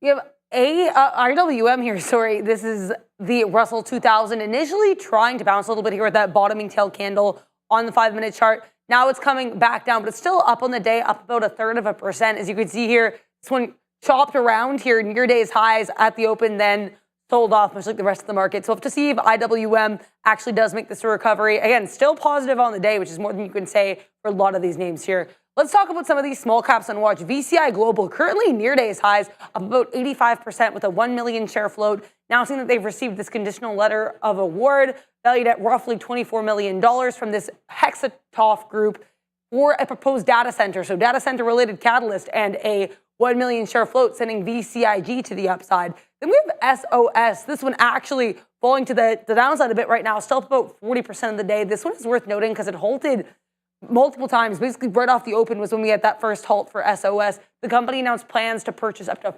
$50 million worth of Bitcoin. So this is certainly one to watch with crypto strength. Then last but not least, a bit of an interesting one here, OTLK. This is Outlook Therapeutics. Notably down on the day here, down about 35%, but we did get some upside volume recently here, and this one has a 21% short float, which is why I wanted to bring it up. This company dropped here after announcing they're looking to resubmit the biologic license application for their treatment for wet AMD or advanced macular degeneration, this eye-related condition. So OTLK's news not well received by the market, but do be aware of that 21% short float, guys. All right, thank you very much. Did Adair just say doobie? What? Yeah, no. That's for after hours. Yeah, do be aware, yeah. Oh. Batman's in the building. All right, so Tilray, just because. Oh boy. Is it doing anything? Here? I saw MSOS, not doing anything. MSOS the other couple days was moving around a little bit on cannabis news, but yeah, not much there. You could see, I mean, this name, we actually talked about that as being one of the primary plays there for Election Day, right? Was potentially looking at weed names, marijuana, as that was sort of a aisle topic, right? Like depending on what side you're on right there. And it looks like it was on the sides of the Democratic Party as it has been hit since that day. So that is November 7th right there, November 6th, the day after. Nice move to the downside and trying to hold out this bottom. I wonder if, I mean, right now, you got to really want to retake this $5 level to get excited about MSOS. So, yeah, that's happening. And then another name, the problem is we actually, misread today. I thought this was going to be a green day. We turned that bear into a bull, and most of the ideas we had written down there were long, sorry. So yeah, we're going to have to try to find something else. And I was looking at NVIDIA right now, potentially finding that bottom. Now, we did get stopped out of Palantir, but not before turning the name green, which was good. We'll look at that in a minute. Palantir really cranked lower. That's a funny name, that Palantir, for sure. We'll have a look at that. The other one there was Dick's Sporting Goods. This was a play there at 218. And as you can see, we talked about what was going to happen if and when it gave up the ghost there, and it looks like it did exactly that now. So that was a nice move down there for DKS down at 218. So great break early there, and then even the break underneath it, not too bad for DKS. So still positive, but again, that break of 218 happened back down to the downside. So we're giving like $4 that way and $4 the other way as well. SMR moving, UMAC. Just a quick check on this one. So 11. So here goes UMAC right now, taking out the high of the day as Donald J. Trump Jr. gets, I guess, appointed there. We talked about this to that board. So UMAC now going the other way. Up at the high of the day, but trying to think about reversing off that 1155. I mean, that breaks higher right there. I mean, maybe it is a continuation halt play through 1180. Yeah, I mean, I think we take that break. I mean, do you want to take that break at 1180 and then hold it back in? VWAP held there, VWAP held there, VWAP held there. Now it looks like the 50 period wants to hold. Again, these names, I haven't looked at them as much as obviously most of you have, and it just can become a little difficult when you're trying to chase VWAP when names are like this, because you could really fall out and then halt underneath VWAP. So a little bit of a risky proposition to be chasing VWAP on this play, but again, I like the name here, UMAC, obviously upsized volume, only 7 million shorts outstanding, shortable shares outstanding, and over 29 million traded so far today there, Obi. So yeah, there it goes. What chart is that up? That's AMD. Yep. Yeah, so the advanced money destroyer keeps on going. Yeah, so quickly on Tesla. Small position there at 332. All right, so I tried to find an area, and honestly, I looked at here and I saw 330. If you go back, it was this gap right into there. That's 330. So we're going to give back all of last week. This goes back into, the beginning of last week. So that's Monday's bottom of the 18th, right there, 330. So I'm going to be stubborn and see if that wants to hold. That's what we're doing right now, 330 on Tesla, seeing if it has a chance right now. Very light in the position, but still an L, man. I mean, we're long at 332. So right now it's down $1. We're going to try 331 and change, but right now down. Well, you know what? Because we don't have too many shares, let's put on a little bit more. But I'm waiting for 330s, 50s to get the last piece, and then Obi. If that breaks, then there's not much oh boys left. You're already short into a great spot. So I mean, it's coming in for that monthly low, I think. It's that level on the NASDAQ that's breaking right now, that 20,800. Oh boy. Monthly lows, yeah, good monthly call. low. Yeah, let me take off some. Yeah, so this is the monthly chart on AMD. The monthly low is 133.65. We're trading 134 30s. Right now, and take a look at this. We're definitely on a bit of a backside move here. We hit that 227, and we've been kind of trending a little bit lower with the break of this trend right here. We had 4 aggressive green bars here in the month of November. Actually, no, this is monthlies. Never mind. So that's November, December, January, February, March, April, and then March. strong months. March actually goes green to red. Failure to follow through that 200, break of that trend, break of the multi-month trend, and we're doing a bit of continuation. So let's see if some of those monthly lows come in as of right now. So yeah, like I said, I pointed out earlier, I'm looking for a continuation. We have some weekly levels here. This is the week of November 11th right here. That's that low at that 133.65. Prior lows sitting here at 132.30s, and then ultimately 121s. Like I said, I don't think it has the ATR to really do that on the day today. But again, we look at a shorter time frame, and we measured kind of from the high a day what is in and around that 1 ATR mark, and we said what it was about 4.665 is the 14-day running ATR here. So look at that right here. So we're about I guess roughly a point. Okay. A point-ish away from, we're a point away from that on AMD. So yeah, it's already done about over 3 points, and the market tailwind is definitely on our side. We said that 20,800 might be something, and that 20,800 as of right now, we've sold through it, and we're coming into the lows. And I was just like, oh boy, I covered way too much on the way. I was like, I'm just gonna cover a little bit. I'm just gonna cover a little bit. I'm just going to cover a little bit, and all of those little bits turned into a lot of bit as we come right back into some fresh lows right there. So I got to do better with trailing these stops, man. I got to take more and trail better. So that's something I'm definitely going to be thinking about. I took some notes as to like what kind of confluence made this trade a little bit strong on the day, but yeah. We're just in for the ride. Let's see where this market will potentially catch a bit. I'm more than willing to take that reversion on the break of this trend. But for now, let's see what's going on in the world of crypto. What's up, Adara? We got some oil data as well really quickly. So crude oil inventory is coming in negative 1.84 million versus negative 1 million expected. Gasoline inventory is coming in at 3.314 million compared to expectations of negative 0.1 million.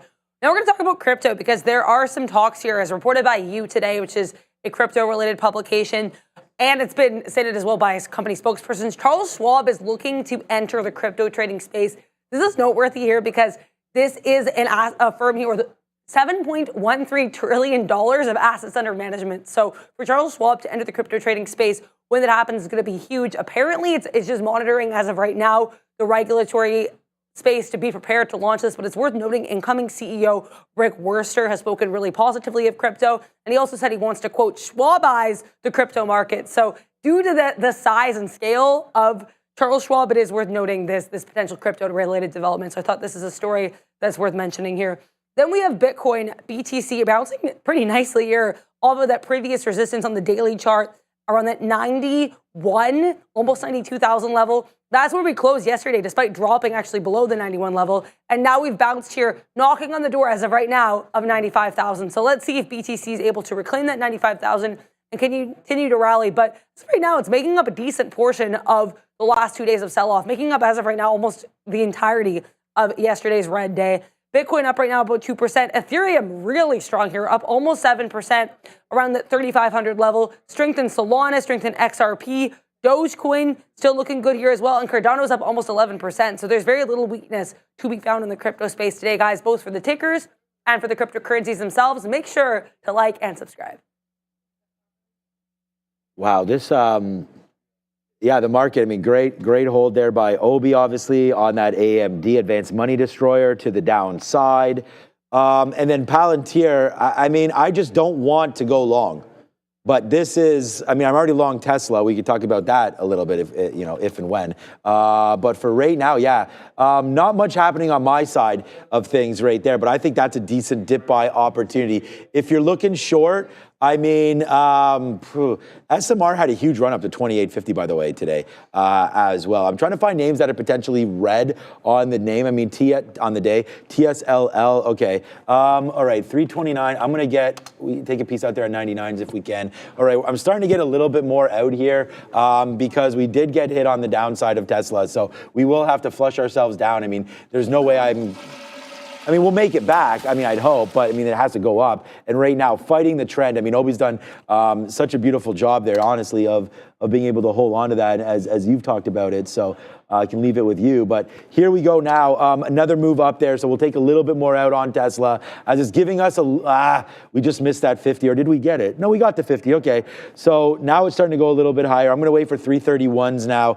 We do have a 328 bottom in our possession, but it's been a tough road to hoe on Tesla trying to chase this bottom. We had that. So basically we were up and then we were flat right there. Then we held that 332 all the way down before it broke 330. So that was really putting us red there by $2. So the fact that we're up in the money at $1.50, we'd like to make a little bit more than the $2 that we wound up losing. So we just got a piece out there near 330, 329.60. So that was pretty good. We'll see if it can hold a little bit here for TSLA, as that's really continuously bleeding to that downside. So just be careful with that one as we continue to go. And then we'll look for a few more names. But I think we're ready for you, Obi. Muted, apparently. Okay, I think I might have unmuted or muted for a cough too. earlier there. But yeah, no, I guess just holding on to this AMD trade as of right now, we're looking like we're catching a bit of a bid. The behavior is starting to change a little bit there, but I don't know if the sellers are just slowing down or the bid's actually catching just yet. But anyways, going to continue watching that one and try to trade a little bit smarter with this one next time. And speaking of trading smarter, eSignal. Trade smarter, not harder. All right. Okay. Come over. Yeah, just come over here quickly because I thought a little early. I thought we were going to be doing. Find myself front running sometimes.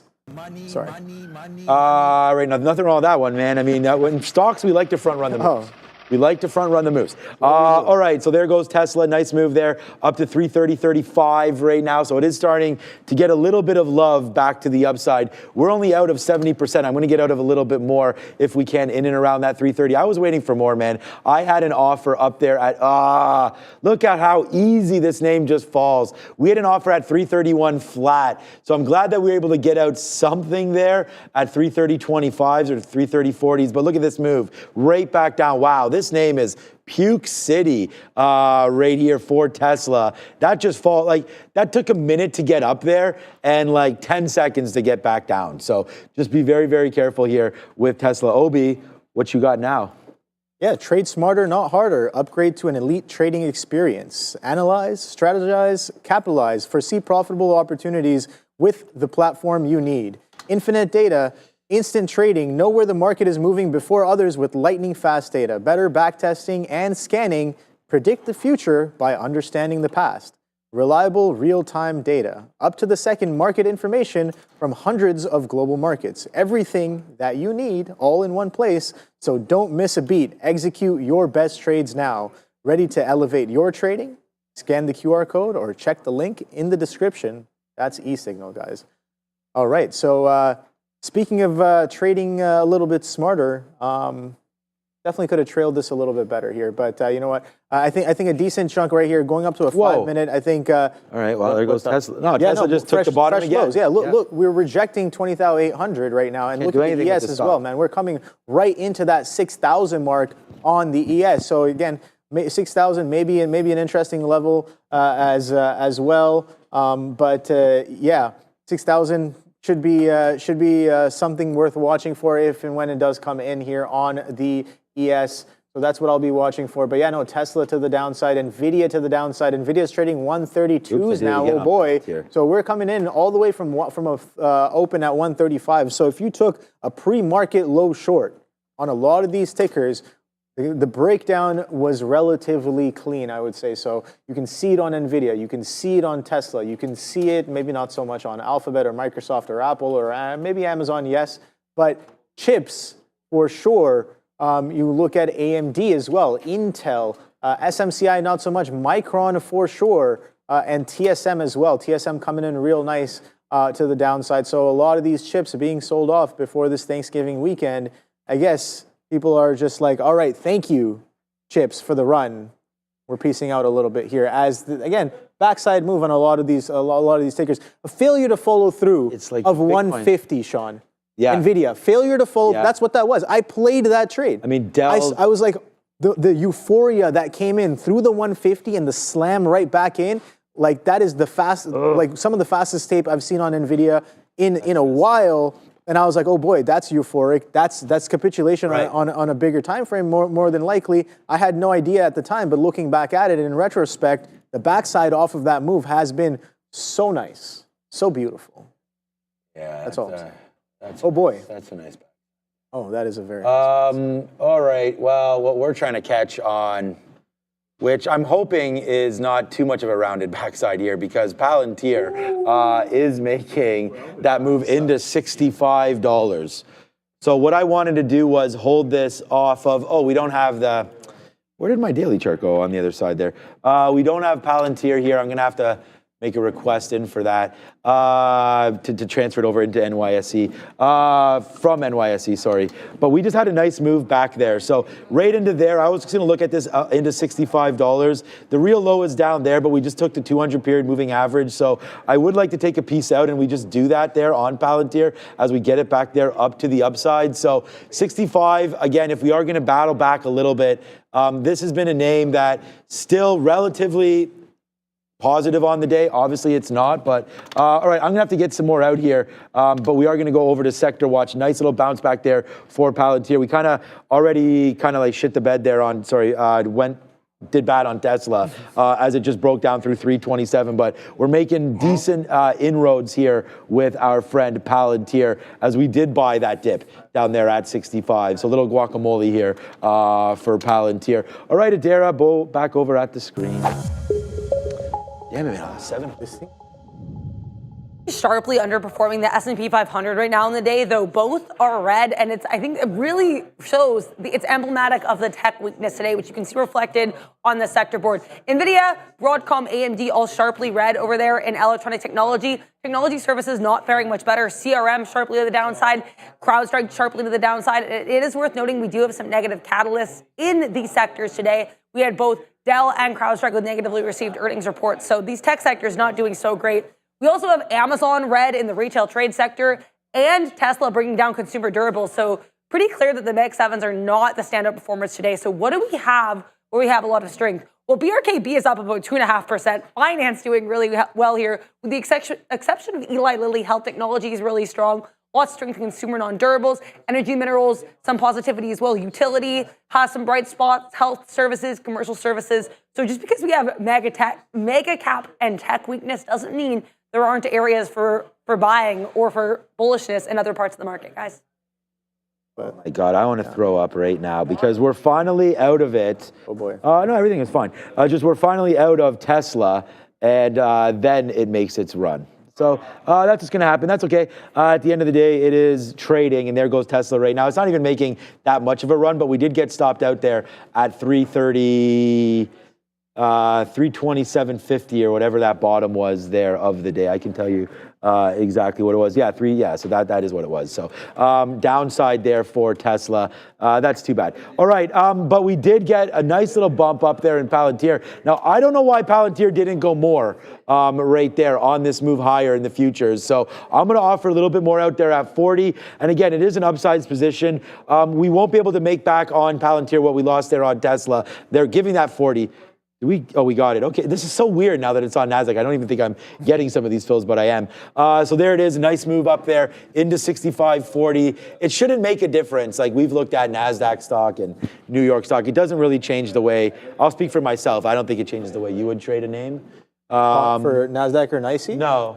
I think it would change the imbalances, obviously. Yes, maybe for closing, for something on the close, then yeah, we know that the NYSE can have some games on the close. So that one definitely traded a little bit differently, and with maybe a different perspective as well. With like, there's a lot of shake and bakes that happen on the close on the NYSE relative to the NASDAQ. So something that I've observed and heard of as well in my short term. I thought Ramin was getting nicer, but maybe on not. the floor.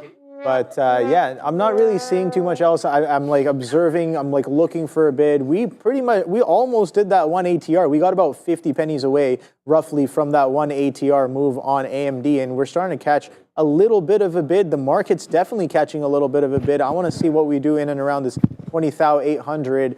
And just looking for the next trade. What's the next trade? I would like the reversion. I'm not going to lie. This is an aggressive sell since the open, and we've been trending down as well. We've been holding some prior bars on multiple frames and maybe breaking some prior bars, catching some players offside for a further continuation to the downside. But I'm gonna be a little bit patient here and see if and when this can start to trend a little bit to the upside here. Again, market tailwind maybe potentially coming in now as we catch a little bit of a bid here. How much time is left for this 15-minute candle to print? Oh boy, 30 seconds, and we're printing the first green here on both the NASDAQ and the ES. So has the bid come in? Thank you, Mr. Profit7, for the super chat there. Ooh. But Rivet Millionaire saying oil going, so let's take a quick look at XOM. Oh boy. We finally got one. Yeah, we got one. Good, man. I put that request. How do you feel about that picture? I feel like I don't know. I'm just seeing it now for the first time. Let me see. Oh boy. I think it's fine. Yeah, we'll see. Yeah, it's fine. All right. One more time. I'm getting used to it. One more time.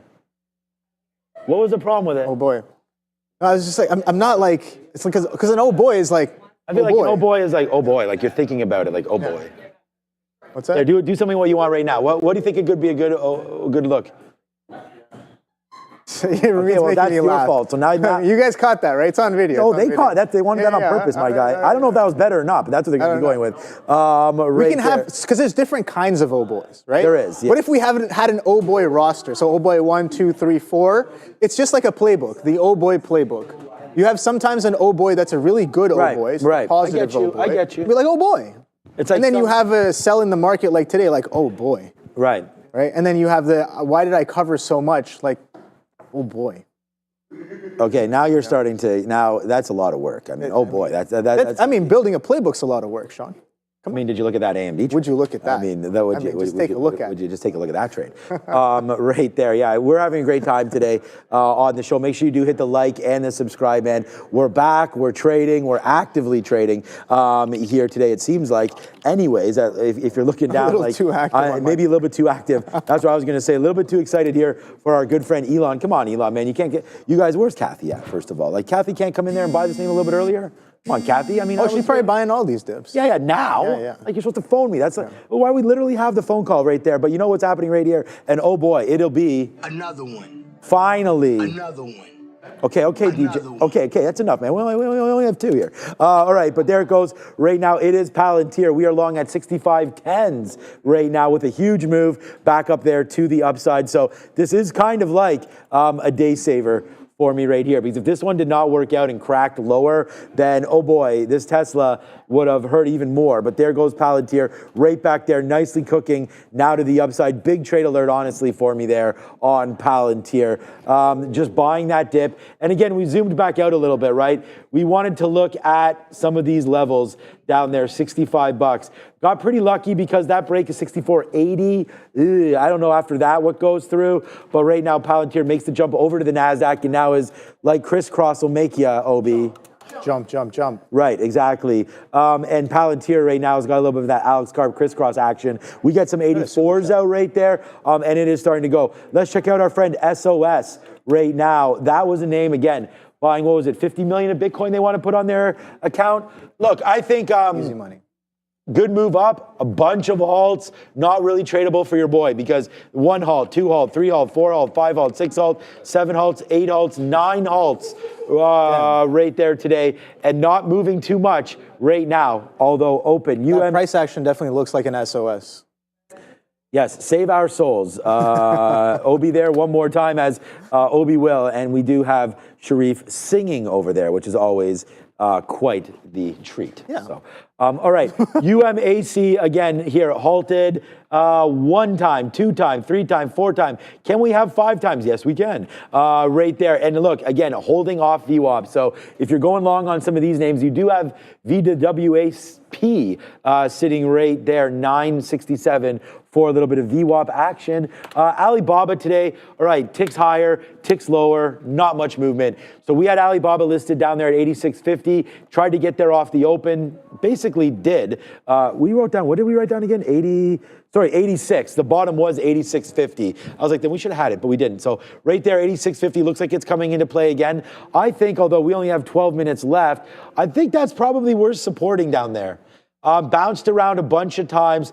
If you can get this into 86.50-ish, I think I like that trade, especially if the NASDAQ wants to go back up. We should get some more love there for Alibaba. Dick's Sporting Goods, we talked about that. And then iBit. So the missed trade of the day, I mean, there's always going to be missed trades, and we can always talk about, you know, this and that and the other thing. But at the end of the day, this iBit trade there gave you that VWAP one more time. I really like this trade back at VWAP, and it's exactly what we wrote down, but unfortunately we weren't able to get it. We should have had it right there, 53.80. So retracements back into VWAP, definitely the play. Adara went over some of those crypto names, man. They're popping today, like pretty much everything.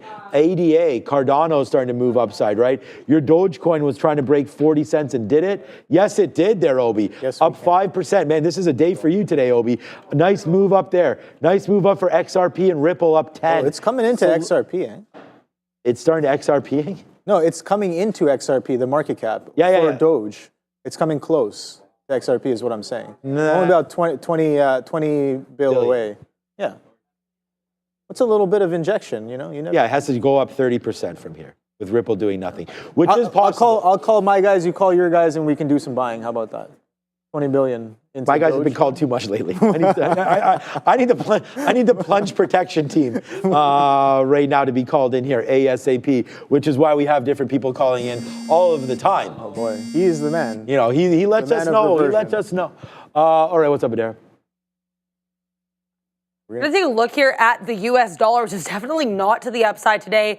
We've had selling for the last 3 days here on the DXY. And what's really interesting is now we're coming right into and actually trying to break below previous support for the DXY here around 106.1. As of right now, we're around 106.06. So let's see if we're able to hold the support or continue to break below. We did have that pretty massive topping tail candle for the DXY coming through on Friday. We had a lot of economic data today, tons of economic data today in this holiday shortened week. And a lot of it came in exactly in line with expectations. All 4 PCE prints exactly in line with estimates here. Those came out at 10 a.m.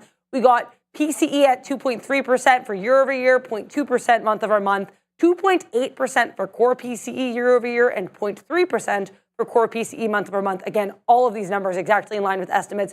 We also had an inline GDP quarter over quarter estimate, the second estimate there for Q3 at 2.8%, also in line with expectations. So some of these numbers here are the ones that were a little bit off estimates. Pending home sales month over month for October, above expectation, 2% to the upside versus negative 2.1% expected. Then we had durable goods orders month over month for October, 0.1% to the upside versus negative 0.8% to the downside expected. And a Chicago PMI that was much lower than expected, 40.2 versus 44.9 estimated. And it's also worth noting we had a little bit lower than expected here for initial jobless claims, 213,000. So that was the same number we got last week, a little bit below estimates of 215,000. So lots of numbers for this market to digest, even though it is a holiday shortened week before people digest turkey and all of that Thanksgiving festivities there. So that's a quick rundown on the many, many numbers we got, guys. Back to you. Digesting happening there. Turkeys, numbers, all of that stuff. Price action. Okay. Some of these longs getting digested right now. What's that? Some of these longs are getting digested right now. I told you, I'm trying to call in that plunge protection team here a little bit. We did empty out of some Palantir right there. But if we're going to look for some possible short ideas, here's the hot list again from eSignal. You know, my favorite indicator or my favorite tool on here is the hot list with the trade rate. So you can see what's really printing right now. Tesla's been pretty good today. Obviously, there it goes breaking through 330. Damn you, Tesla, honestly. That really sucks because we had that long. And oh boy, did we ever have it down there. But we had it many times. So that's too bad. All right, we'll have to get back in again. NVIDIA right there continuously moving as well, as we'll pull down the NVIDIA chart to have a quick look to see what that's doing right now. NVIDIA trying to bounce off 132 OB, so I know you're still in that AMD and managing that. All right, stocks out. Apple today, 335. Actually, Well done, Apple, man. I mean, Apple flat on the day. NASDAQ down 2%. Look at IBIT right now, man. You got a nice little reaction move here on the NASDAQ, on Bitcoin, 95.7. We talked about on our trade of the week, IBIT being 53.50 as a decent spot to get long. That looks like that's going to hold. Rivian today, missed that one. You want to talk about a name that had its day today. Rivian up to 12.40. This could be a good long, falling back into the 50 period moving average and the 200. Possible look right here, right now, for Rivian falling back into $12. I like that play. MSTR, of course, man. The monster itself. No. 400 almost, Obi, again. Okay. 387, up 9% today. Palantir, I mean, getting some love on the board, but for the wrong reasons, down right there for Palantir today. So it's the only position I have on right now is Palantir. I have a 65 to get out of some of that if it does come in. We're 40 cents in the money on this one. Sort of pales in comparison to your trade right there, but we still got on a decent spot right now. We still got on 25% of our Palantir, as those are some names that have been moving around a little bit on the hot list. Good spot to look for some names. I look at this when building the sticky note in the morning as well. So decent little spot there. The hot list on eSignal, and of course, all of our notes, sticky note, watch list, so on and so forth, continue to be hot. And man, we could have made it all back, honestly. We should have still been in this trade. Tesla starting to go back up. I don't know how we would have found 327 there as a bottom. I was using that right there, 330. When that broke, it broke. And again, a lot of this is data mining, right? Just to go back and say, well, look, we have that top right there, 325. I mean, yeah, tough one there. Tough sledding today for Tesla for sure, for the longs. I feel like that would have happened to a lot of us. I feel like a lot of us would have got stopped out there around that 330 level. So, yeah, woe is me on that one. We should have done a little bit better on that. We'll reload Palantir as well, but trying to find some shorts in this market, Obi. I'm looking for the next trade as well. And now I guess we did miss a super chat here, Mr. Profit 7. You guys think Crocs can fill the gap by Monday? He's asking. So I don't know what I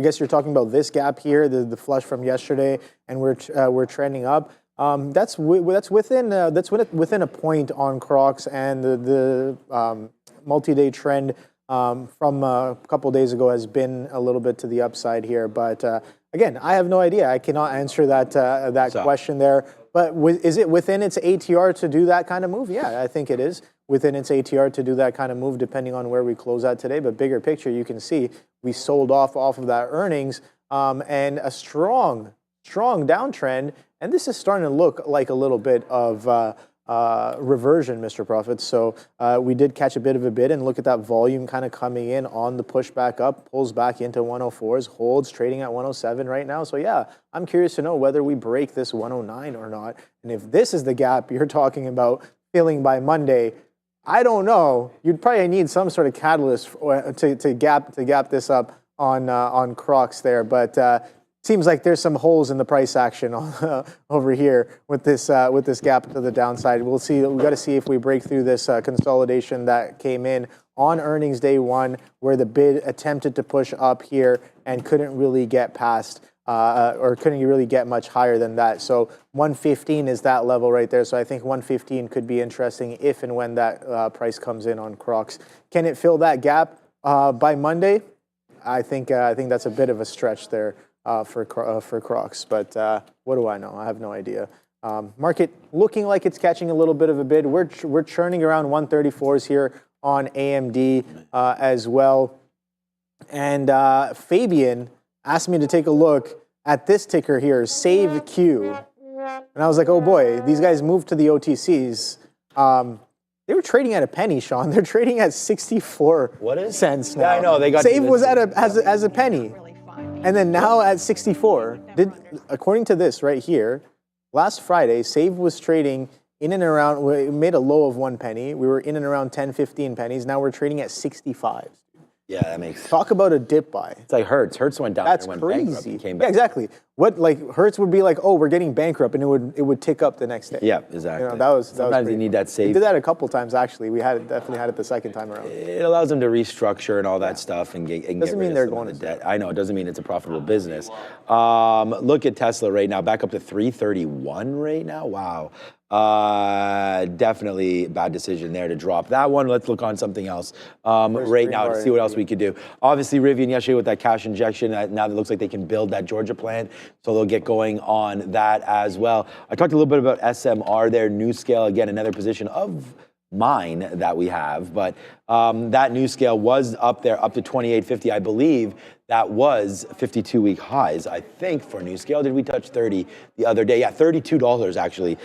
We just touched the other day on New Scale, right up there 3 or 4 days ago. So that wick was real, as confirmed there, but now pulling back in just a little bit. The NASDAQ, this is where we could find, we talked about, we only have less than a minute left right now. We did talk about this before, obviously. NASDAQ could possibly be finding a base in and around here, which is why I'm trying to get a little bit longer in the tooth here on some of these names. But we only have Palantir, and it's faded right back in. We only have 20% left. I said we put on a little bit more if it came back into this area. So let's just do that. I did have my 11s down here as well. I'll wait for a little bit lower. If we break back down below 65 right now for this name, then we're gone. We'll get 11s right there on this dip. But right now for Palantir, one last try at the exact same price we had last time. So, hey, man, if it wants to work, we'll see about one more time. But breaking back lower below 65, that is it. We don't want to, like, you know, again, throw away what's our only positive. Well, we've only traded two names. We're down on Tesla. We're up on Palantir. And here it comes fading back in again.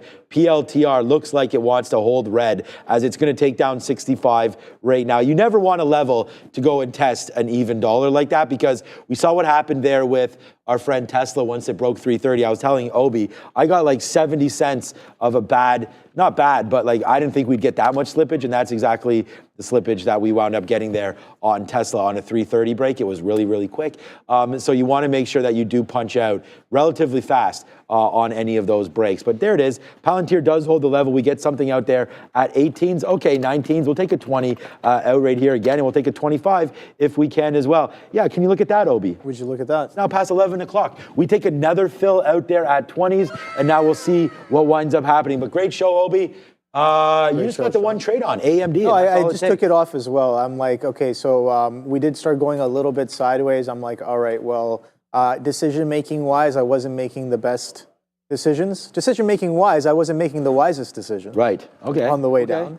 A little bit too aggressive, kind of covering at a lot of different prices, even though it wasn't much every single time. That every single time did eventually catch up to me, and I was like, all right, well, it might have pieced off a little too much, 135s, and I think 134s, sideways consolidation on 134s was a good place to try to take off majority of it. Here, when I'm covering these initial ones, I should be taking more, now moving my risk a little bit lower as this consolidation, opening range consolidation breaks down. If I'm looking for that breakdown, now again, view up sellers were there as well, so a nice little continuation on AMD. But let's see what the boys are cooking there on the midday show. How to trade.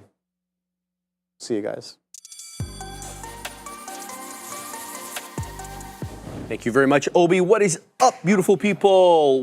Welcome to How to Trade, formerly known as that midday show. That is your boy Joey Options, and I'm Sharif. And we already have a couple of people already there in the chat. Shout out to Darwin. Shout out to Nimit, my man. We got a plethora of small cap gappers on the side chart just for you, Nimit, my man. We'll get to those in a hot second. Shout out to Adara. Shout out to Adam DeLuce. Yes. 5-1 yesterday against Sporting, baby. I see you, Adam. I see you. Let's go. All right. It's taking a little bit of time for everyone to come on over. We got Cristobal. We got Ronaldo, Miss Yellow Dot, Juan Padilla in the house. And what day would it be if we didn't have T-Money? We got Gorav. We got Daryl. We got Kalua Fiddlebeck. Hamlet joining us, as well as Daddy Gator. Shout out to him. Stock Up, Easy Media, and Jeremy Newman. We got the Spark Shop. What are you doing after the show, buddy? We need Indeed Money, Mirjana, Ringo, BGZ, and Cobra. Like that name. Catmandu, Ezekiel, Hamlet. Again, we got basketball, food, humor, and fun. That is a fantastic name. So is Bright and Awakening, and Nephew with a capital Love that name. What are these today? Blue Arrow. We got Donkey Trader, Patrick Riley. Shout out to Frank Handley. We got Baron. I like my suitcase. We got Anubu. We got JR, Pitchbull, Noah, Blue Arrow, Hope, Richie, LY, Santis, Eclipse, Junior Sun, and we even have Joe in the chat. He's with us. Oh, yeah, I've been seeing Joe in the chat recently. So what's up, Joe? How is everything? Yeah, Sharif, you know what? A little bit of blood in the streets, it seems to be the case this morning. Apple was being an outlier, but has now pulled back. Yep. So, hey, NVIDIA, keep selling, because if you continue to break down, I'm going to look to get involved in this. Absolutely, one. bro. It's what is it, $18 off the top there? Generally, that 150 level's We'll been... take it. We'll take it. Yeah. I mean, I was just thinking to myself, actually, I was like, if this thing ever, not saying that it is. Yep. But if it looks to get into the teens, if it ever gets to the teens, like 119, 20, I'm looking to. You're going hard. I'm going hard. You're going hard. Are you going to go as hard as you went in IBIT? No. No.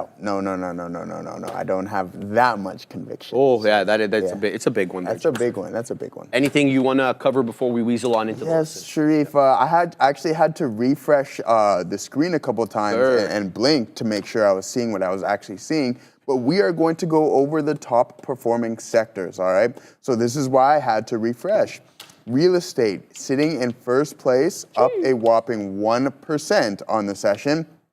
Then we got healthcare sitting in second place, up about 0.9% on the session. And then consumer staples up about 0.6% on the session. So it does seem like we are getting a little defensive here, Sharif, especially because we have some of the big boys selling. But one that is holding up fairly well, and we mentioned this before, is the soft one. Oof. Microsoft. It's in that holding pattern. It's in that holding pattern. It's holding. See, guys, just keep in mind here, as the overall market is selling off, the weakness within this stock isn't as much as the broader market, all right? So just keep that in mind. I'm slightly bullish on Microsoft, Azure, cloud computing giant. I really like them. So I like that. I like that it's holding these levels, Sharif. Love it. All right, Joseph, we've been talking for a hot minute this week about these momentum oscillators.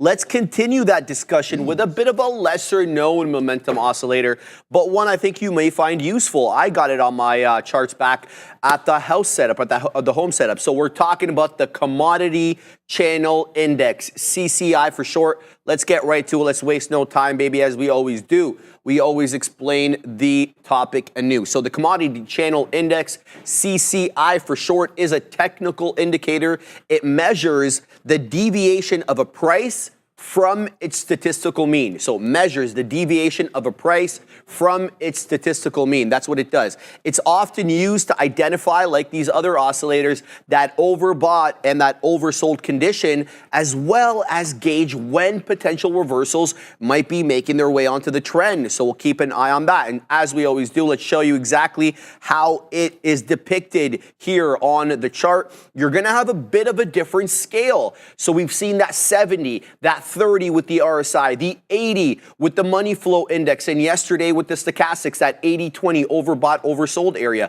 We're talking about a bit of a different scale now with the Commodity Channel Index. We got that plus 100 and that minus 100. Those are the areas above and below which we're overbought and oversold. So no difference in how we're using that overbought, oversold calculation, but the numbers are different, so it behooves us to know that. And as for we always do, for my nerds out there that want to know the details of how the formula is derived, shout out to grade 11 advanced math, can't get that out of my mind.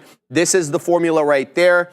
It's equal to the typical price minus the 20-period simple moving average of the typical price divided by a formula there. I'm not going to go more into it than that, but in case you're wondering what these different variables mean, the typical price in this particular case is defined as the following: the high plus the low plus the close divided by 3. So when you see typical price depicted right there, this is what it means, okay?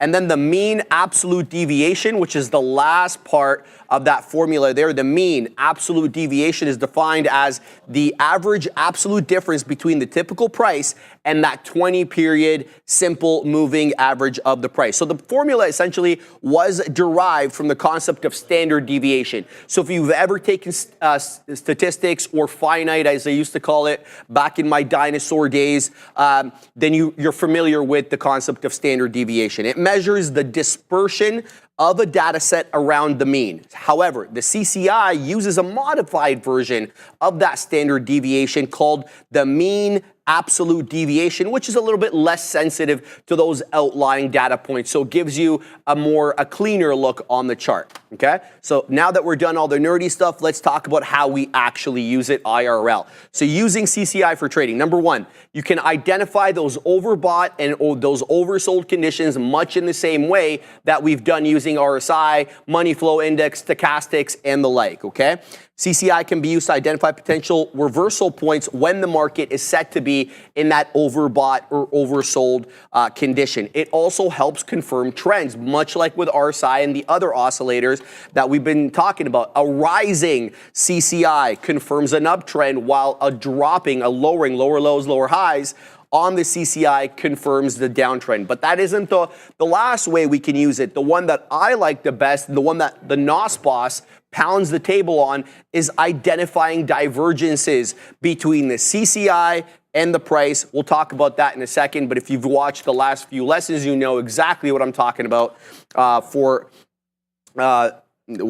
identifying divergences. Let's go with the first one though, identifying those overbought and oversold conditions. Let's start with overbought. When the CCI reading rises again above 100, different scale for this one, it's indicating the market may be oversold. This is suggesting to you that prices have risen a little too quickly and may be due for that correction. Conversely, that oversold condition, this is when the CCI reading falls below that minus 100. So we've got a plus 100, above which we're overbought, minus 100, below which we're oversold, okay? And this is again suggesting to you that the prices have fallen a little too quickly and it may be due for a rebound. You gotta note though, these levels are not absolute by any means and by any stretch of the imagination. They can vary depending on market conditions. So what may be overbought in a trending market may not be that same thing in a consolidative market. It's incumbent upon you to learn how to use the oscillator in different market conditions so you can make sure it jives with your trading plan. Again, we talked about yesterday the stochastics being in that overbought territory for a hot minute. Why? Because the D line was weaseling its way still in that neutral territory, not overbought. So even though the K line was above overbought, the D line didn't follow, and therefore we could have stayed in that overbought condition for a little bit longer. So it's a little bit different when you're using these in trending markets than in consolidative. So make sure you're sound with that. Okay. This is kind of what it looks like over here when we're in that oversold condition. We're below that minus 100. When we're in that overbought condition, we're above that plus 100. Super simple. Okay, and you can see over here what I want to mention was the commodity channel index allows you to use multiple variations of it. So these guys over here have used two. They got the 50-day and the 20-day. Gives them a bit of a different read. I wouldn't suggest you do that. As you're starting out, really get to know it real well before you use different variations of it. So the second way we can use the commodity channel index is to identify divergences. So let's talk about the bullish divergence first, okay? This occurs when the price makes a new low, but the CCI does not make a new low. In fact, it makes a higher low. So this is suggesting that the buying pressure is increasing and the potential reversal may be imminent. So what you're looking for here is the price to continue on the downward trend and breach those lows, but the CCI says, nah, I've had enough, and it puts in a higher low. So when you're deviating from the lows being printed on the price and the commodity channel index, it is time to be on the lookout for a potential reversal. by the other side of the token, the bearish divergence. This occurs when the price continues on its way making new highs, but the commodity channel index does not make a new high. In fact, it either equals the previous high or makes a lower high. And this is suggesting to you that the selling pressure is increasing and a potential reversal may be imminent. Again, this is what we're looking at over here. So I want you to look. So we're making lower lows on the actual price, and that's easy to see because every successive candle lower than its predecessor. However, when we look at that exact same area on the commodity channel index, we've got higher lows. Well, what happened after that higher low situation? Oh, that's right. The price went up. Same thing, okay? Same thing over here. You guys get the idea. This is price action indicator divergence. So how do you spot these divergences? What's the move? I'm going to suggest to you 3 steps. 1, identify a new high or new low on the price. So look at the price chart, ID that high, ID that low, whatever the trend is. That's step number 1. Then step number 2, you're going to weasel on over to the commodity channel index, usually at the bottom of your chart. And then you're going to see if the CCI has made a corresponding high or a corresponding low. In other words, is the pattern on the commodity channel index continuing to shadow the pattern that we're seeing on the price? If it is, then okay, it's confirming the trend. If it's not, there may be a reversal in whatever direction coming. So 3, kind of jumped the gun there. If there is a mismatch between the price action and the commodity channel index, a divergence may be occurring. That's the 3-step process. Super, super simple. But yesterday we talked about the stochastic oscillator, another momentum oscillator. So let's juxtapose the CCI and the stochastics. Number 1, both CCI and the stochastic oscillator are what we know as momentum oscillators that can be used to identify overbought and oversold conditions and potential reversals. However, there are some key differences. Am I doing it now? Okay. All right. E-signal. Yeah, sorry. 1 second. Yeah, ready to go. Oh, okay. It's VinFast. Oh, VinFast. All right, exciting news from VinFast, the electrifying story of 2024. Hold on to your seats. VinFast, Vietnam's EV trailblazer, just released its Q3 financial results, and here's why all the buzz is real. Number 1, Q3 deliveries skyrocketed by 115% year over year, with nearly 22,000 electric vehicles delivered. How about that revenue, though, Joseph? A solid $512 million, up 42% just from Q2 alone. And that's not all. Gross margins continue to improve by nearly 4,000 basis points as compared to Q2. So VinFast is now Vietnam's undisputed EV champion. After pivoting to a pure EV strategy just 2 years ago, they've zoomed past global barons in the market, growing their retail sales in Vietnam by 159% quarter over quarter and an unbelievable 504% year over year in Q3. So what's next? VinFast definitely not slowing down. With Vietnam as its launchpad, the Vietnamese EV OEM continues to balance growth and cost optimization.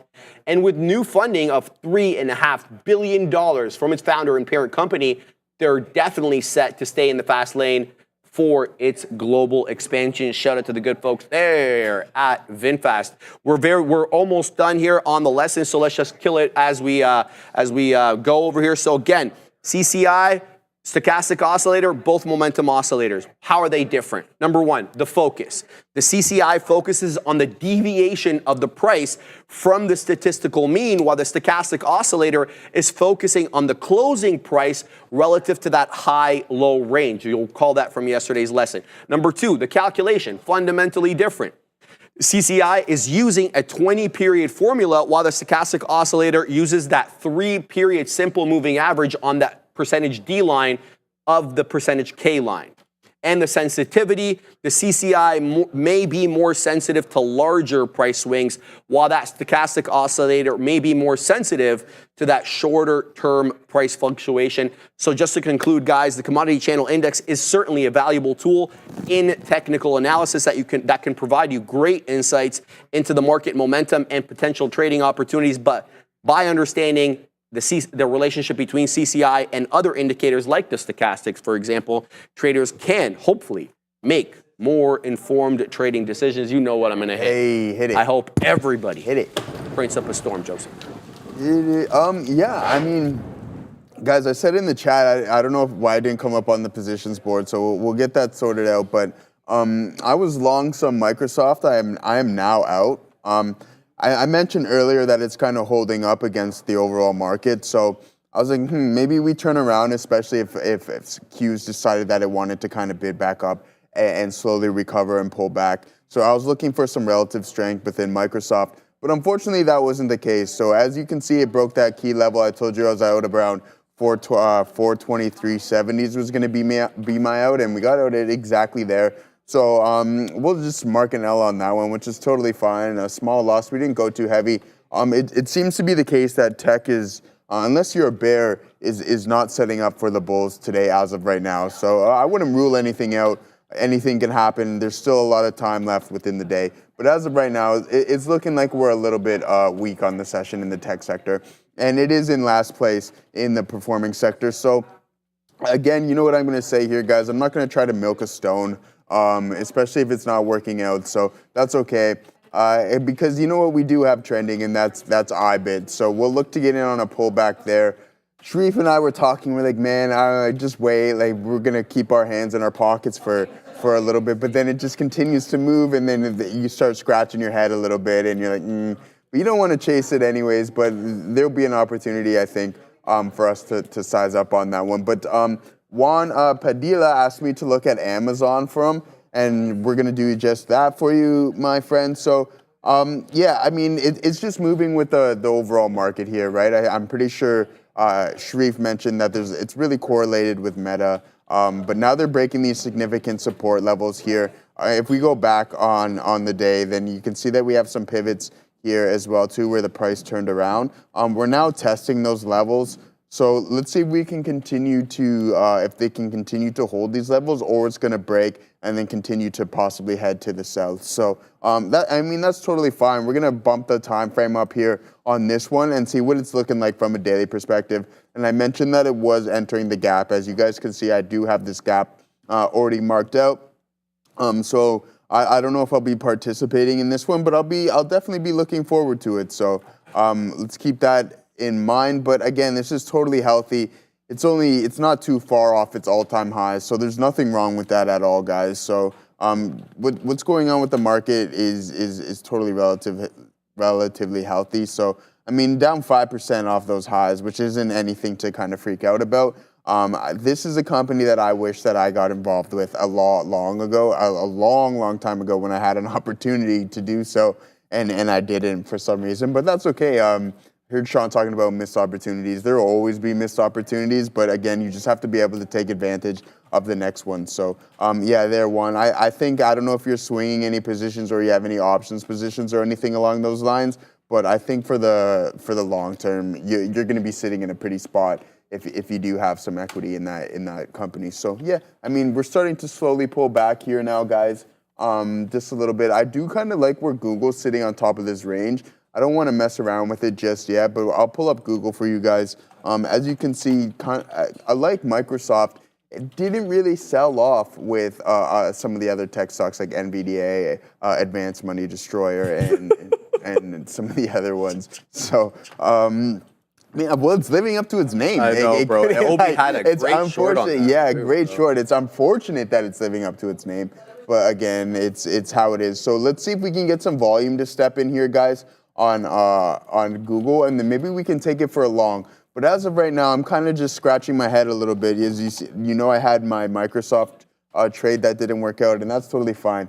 But yeah, I don't know if the ship has sailed on IBIT for the session. Let's see if we can get a pullback and then maybe continue to move. But as of right now, it's just slowly grinding higher and higher. So I don't know if any sellers are going to step in. It's a really, really strong session so far. So we'll keep our eyes on that. But Sharif, I think if we get any pullback towards VWAP, I think I'm going to look to participate in this one for sure. I love it, homie. All right, let's talk about the umpteen amount of small cap gappers we got today, guys.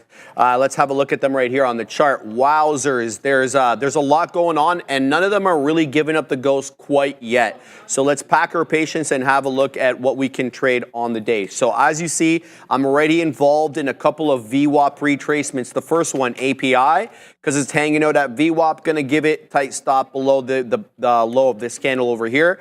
And then same thing with Fate. We're going to give it to a little bit below $3. The only reason we're in this, because they were moving up, they're pulling back into VWAP. I'm looking for them to hold up on VWAP. No more to the trade than that. Simple as that. But let's talk about the big boy on the block. Holy, there's another one coming up here. What is going on? Okay, so there's another one showing up over here. ABVE, ABV. Oh, no, above food ingredients. Okay, so who are we going to get rid of here, Joseph? We're running out of room, brother. I don't even know which one to get rid of. Oh, my goodness. Okay, we're going to have to take off this one.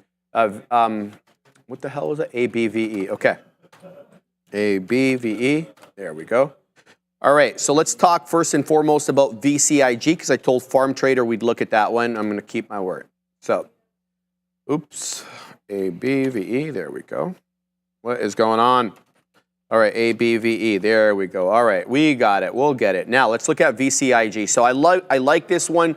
Farm Trader, I do like the fact that it broke and took 4. Here's my look on it, though. This is a bit of a hold-up candle.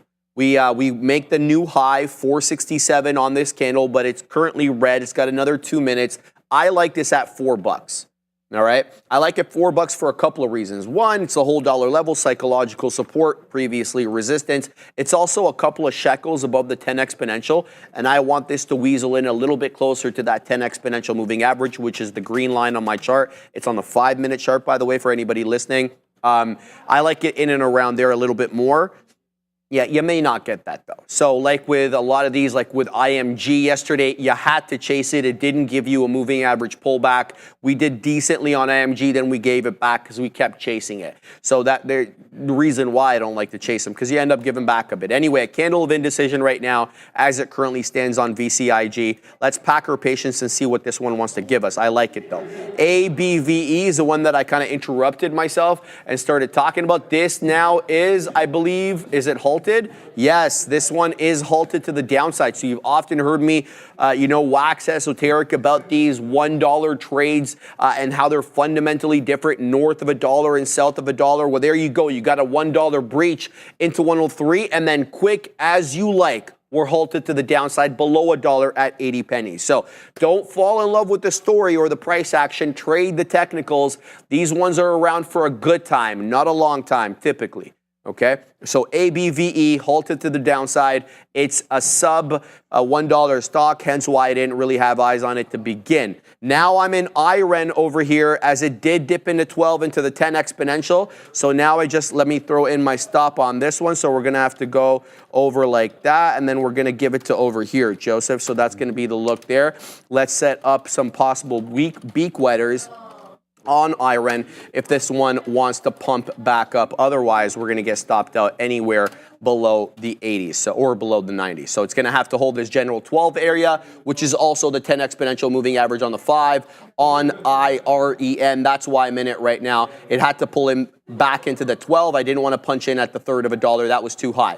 Now, if my position on IREN goes to poop, I'm very interested in reigniting this trade at around 11 3/4 or 11 2/3. How come? Because that's where the volume weighted average price is. If it dips into VWAP, being up 25% on the day, I'll get in just like I did with the API, just like I did with Fate, and we'll see what Fate brings us with these trades. So that's what I'm looking at right now. It's a small cap gapper type of day. And, I'm not going to mind that all that much. All right, let's weasel back over here to Fate. Fate's okay. How's my friend API doing? Well, it's holding VWAP underline 4 now. So I'm looking at wetting my beak at 69s. Obviously, if you've seen me trade, you know I'm going to have an order at 69. And then I'm looking at front running the size at the $0.75 area. So I put it at 74s here on API up 20% or thereabouts. Let's wait for that 69 print. We're showing 68s right now on the ask. However, the spread's a little wide. Well, not wide. It's 2 pennies, so it's going to have to cross for me to get filled, Joseph. So that's what we're looking at right now. A bunch of small cap. Yeah, it seems to be, man, because the tech isn't so hot right now. So if there's other things that are hot within the field, then definitely stick to it. Because I can tell you one thing right now, the Qs and the SPY are looking pretty ugly. Faye, I don't know what's going on with my positions board. I punched in and punched out a couple of times, and it's not popping up. So if you can check that out for me, that'd be absolutely fantastic. Because, yep. So again, guys, I'm over here looking at Google. It's looking like it might break down here. So you know what, Sharif? I think I'm gonna look to participate in this here. Maybe I don't necessarily want to short the thing, but I think the price action. Sometimes you just got to listen to the price action, and it's telling me to do so. So again, we have a definitive out. There we go. Okay, perfect. So now we're live again here, guys. So yeah, let's see. If we can get this breakdown on Google, then that'll be good. But again, I'm just waiting to see. The tech sector is weak, so I'm just trying to follow the price action and see where the weakness is. So we're going to hold on to this one, guys. Someone said Rivian calls in the chat. Let's take a look at Rivian. Not the biggest fan of this stock, but we'll take a look. Yeah. Is that a good? What's going on? Everything 160. good? Yeah, he's good. Yeah, he said, you don't hear what he's saying in my ear? No, he's talking to you. Yeah, oh, okay, all right. Talking to you, yeah. Specifically, yeah, he likes that. Okay, anyways. Hey, guys. Yeah, it's all funny. It's good time here, man. Yeah, Rivian calls. It depends where you're going to get in at and how much you're going to pay. What kind of like momentum, or no, I shouldn't say momentum, but kind of longevity, what kind of duration you're looking to put on this. I don't know if this is a stock I'd be looking to own for the long term. Maybe let it sit on top of this range here, and then maybe look to participate. But guys, just keep in mind when you're trading options and the stock isn't moving specifically in your direction as fast as you would like, then time decay is just going to chew up the value of the contract, and then you'll be scratching your head on why you didn't make any money when it moved in your favor. It just took too long. So yeah, but yeah, we'll talk some more options and stuff like that right after we get back from Madeira.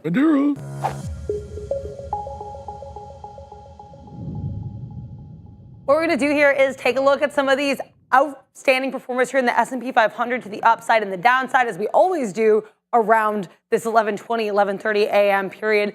It is worth noting, too, make sure you take the chance to vote for your tickers of choice. In our poll, there are 4 options. This poll will close at 12:30, at which point a new poll will open up with 4 more stocks. And the top 5 of these 8 will be featured in a rundown at 2 p.m., where you'll get Sharif gesticulating wildly here in the screen as Obi and Neil, where Obi and Sean today go over the top tickers there. So let's take a look here at some of these tickers. I like the theme for this segment. I usually like to have it kind of have a theme. So we're going to look at today are names that are actually sharply up on the day as the market is sharply down. What's interesting is none of these have really strong catalysts. We have Target, which is up almost about 2.5% right now here for TGT. Looks like this is just strength as we head into the holiday season with Black Friday on watch. So it looks like just some retail strength here for TGT. Dollar Tree also strong there today as well. Then we have ULTA, which is up about 4.5%, getting its outperform rating and $450 price target maintained by Telsey Advisory Group. And last but not least, you have Agilent up here on a price target decrease. We actually have Barclays dropping their price target to 135 while maintaining an underweight rating, but Agilent's still up here about 3%. It's worth noting this is also earnings day 2 for A, which is the ticker for this one, so could be a bit of a bounce here for Agilent. Guys, lots to look at. Appreciate that, Adara. Thank you very much. And just for the record, I will be gesticulating wildly today. I didn't yesterday because she was off, but today I will be. Hey. So that's kind of how it's going to go there, Joseph. Yeah. All right, guys, we wet our beak on some profits here on API. It's holding VWAP, but look, I don't know if we're going to get the kind of parabolic effect that we're used to with some of these small cap gappers. This one seems to be, more akin to a snail than a rocket ship here. So look, we'll continue to put out the orders and follow the technicals. But right now, I don't have a whole lot of faith in this one really becoming like an explosive stock and taking out 6. So I'm going to layer my orders a little bit above that 75 area, Joseph. We're going to set up another little beak wetter there if it's possible to do. And we're going to sit at 82s because I like that number. All right, so that we're doing that. Now, IREN, I had a dip trade in the 12 on this one, and so far, not bad. I don't want to say good. It's so far not bad. What we need, though, is a break and take of that third. I like the 12 defend. 12 was an area of not just psychological resistance because it's a whole dollar level, but it was price action. That was right at the opening range there, right at 9.50 into that 10 o'clock area. We got off the schneid, as my friend Neil likes to say, at that 10 to third, worked up into 12, rejected 12, dipped down again into 11 and a third, and then we went on our merry way to make higher highs. So there we go. We just took a bit of a beak wetter there. Nice. Let's see if we can get the next beak wetter. I'm waiting at 18s, and that will require me to throw more beak wetters over here. We're going to throw some at 23. Shout out to Jordan, the OG. We'll see how we do on that one. All right, how's my API trade doing? Okay, we're weaseling on over to 74. We're showing 73s here on what's going on with you, bro? It's like me fist pumping over here. Bro. You all right? It's just pumping, man. It's going right. Joseph is like, he's inconsolable in a good way right now because IBIT is back up again. I want more. Yeah, I know. Same with me, bro. Yeah, same I with me. want more, man. Preaching to the choir, man. Yeah, we're kind of both in the same boat there. We kind of want IBIT obviously to go up over time, but we want to get more. So in the short term, we're looking for a bit of a decrease. Bitcoin not looking at like it's going to give us too much more. So we'll keep eyes on that, and we'll cover Bitcoin as it goes. So right now, waiting for the next beak wetter, possibly on API. I did add to Fate, hopefully. Yeah, I could make so many different like pun jokes with this one, but we're just going to leave those for now. Fate, I added over here at 3 to defend the whole dollar level. I've moved up my stop, though, initially from that 296 area, so it's really going to have to defend 3. Otherwise, I want nothing to do with it. And those are the 3 trades that I have on at the moment. We'll see how they all do. Joseph, what's your look? Yeah, I don't know. I'm just kind of as I'm shaking my head at IBIT, I just kind of pushing and pulling on myself, saying I want a little bit more. But I'm also just talking to myself saying, why am I trying to short strong stocks? Yeah, so I don't know. It's just not my forte. It's just not what I usually tend to do, especially when and I just want to point out on this entry too, guys, I'm buying the bottom, I'm selling the bottom of the ranges. So therefore, it's not the best RVR, right? Like I have to give myself a little bit more room on these. And I'm anticipating the breakout, and if it doesn't come, then you're going to get squeezed. And this is honestly looking like a bullish pattern. If I were to be buying where I was selling, I'd be sitting in a lot better position as Google goes and sits on top of this range now with a 5-minute candle. And I don't know if I really want to flip my bias on this just because of how choppy this asset is throughout the session.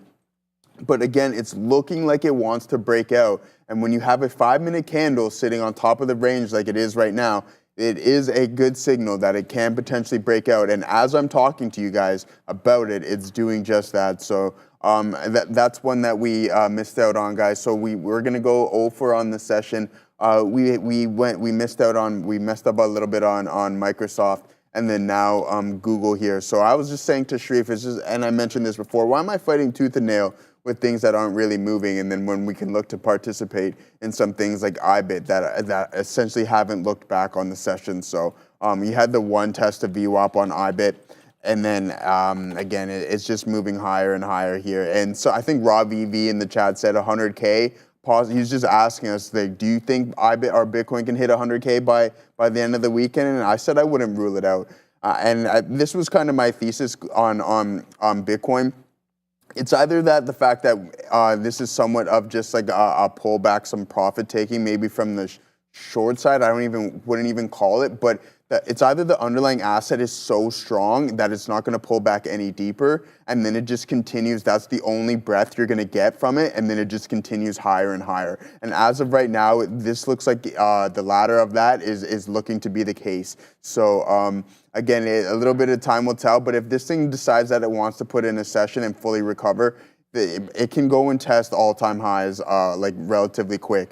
So yeah, that's looking to continue to move higher. IBIT is, and I'll just pull up my Google one more time because I knew I should have been long this thing instead of short. So again, that's okay. You can't win them all, unfortunately, and you just learn from those mistakes, especially when you know from just instinct and experiences. Like, this looks like we could potentially go a little bit higher on this one. So that's one that I missed out on, but there'll always be another. Does Bitcoin trade on Thanksgiving? Yeah, I don't think it stops, man, because it's only, It never stops. So yeah, it doesn't stop. Period. There's no Christmas. There's nothing, right? It doesn't stop. Yeah. Well, It doesn't okay, stop. guys, we're at 96,360 right now. I'm gonna look. We got a poll. We got a fantastic poll, so we can't throw up another one. But I wanted to put a poll: who thinks Bitcoin takes 100,000 over the Thanksgiving weekend? Man, I didn't think that we would even be knocking the door. We're knocking on the door of 97, Joseph. Yeah. We're at 91 and change. Yeah, What did we get? 92, 91. Yeah, we were 92. So where do you stand on that? Where would you place your vote? Is Bitcoin going to be over 100K by the end of the weekend? End of the weekend. What are you giving me? You're giving me till Sunday? I'll give you till Sunday, 12 a.m. Yes. I'm going to say yes. Yeah. Over 100K. Against my desires, obviously, because I want to add. What's that, Ram? Bet on something. She wants to see blood constantly. She wants to see blood, yeah. She wants to see that. Look, yeah, we could do something but how like are we that. going to bet on something if we both agree on this thing? Yes, way to stifle Ram. If we both lose, she stands to gain, despite the fact that she threw no skin in the game. What's your skin in the game, Ram? What do you want? Yeah, what do we get if we... No, come on, Ram. You got to give us more than that. She's like, look, if you guys win, you guys win. If you lose, you lose. But I win either way. Yeah, so it's win-win. She didn't say it like that. It's like a win-win. It's not Ram now. It's win-win. Yeah, it's a win-win situation. Yes, sir. All right. Look, I think it breaks 100,000 by the weekend. I thought it would retrace a bit more aggressively. We talked about the technicals this morning. Sharif, there's only one way we can truly figure this out. There's only one way, and the answer is yes, definitely. So that is it. End of conversation. Over 100K. The 8-ball has spoken. It has spoken, Joseph. And you know what else is speaking right now? Ooh. VCI Dang G. Here we go. This is going to halt. It looks like it's going to halt to the upside. I am not involved in this. I wanted to get in at 4. It's at 558. Look, dude, it's gotta follow my trading plan. It didn't give me that move down into the 10 exponential, nor did it give me that $4 hold, nor was it at anywhere that was a previous area of resistance, now support. So VCIG, the big boy on the day, 212% at day's high, 5 2/3. It behooves me to give you the details on this one because it looks like we may have to trade this after all. $25 million market cap. 137 million shares traded on the day with a float of around 30 million shares, a little bit more. Let's talk about the short float and look at trade ideas for that data, knowing it could be up to 2 weeks old. So we got a negligible short float here on VCIG. But I got to tell you, the data coming from trade ideas fundamentally different than what I'm seeing on my platform. Trade ID is saying 1 million share float. I'm seeing 30.144. So I'm not sure what to make of that. Was there a reverse split? Let me have a look. Yes, there was. There was one on the 5th of this month. That's why we are seeing that. So I don't think Trade Ideas is updated. So I think my platform is right, being that 30 million share float. The short float, though, if Trade Ideas is accurate here, 0.18, negligible, nothing really to account for there. VCIG, so it looks like it's going as a result of the float there. Now, what is the move here? Why is it moving up? VCI Global receives conditional letter of award for a $24 million US dollar AI contract. Say less. Say contract and say AI. The market likes that. I was just about to say, like, I swear, a couple of years ago, if you had AI in any whatever your description is buy the stock. I'm pretty sure a coffee shop had AI as their name. Was it like a coffee? Yeah, it was like a coffee shop, right? And then That's hilarious, bro. And the stock. But Sharif, yes, sir. Did I buy? So this is from Pretty Panda. Go. Did I buy 1,000 shares of VCIG at 256? Yes, I did. Did I sell it all before it went to 3? Absolutely. So there you go. So there you go.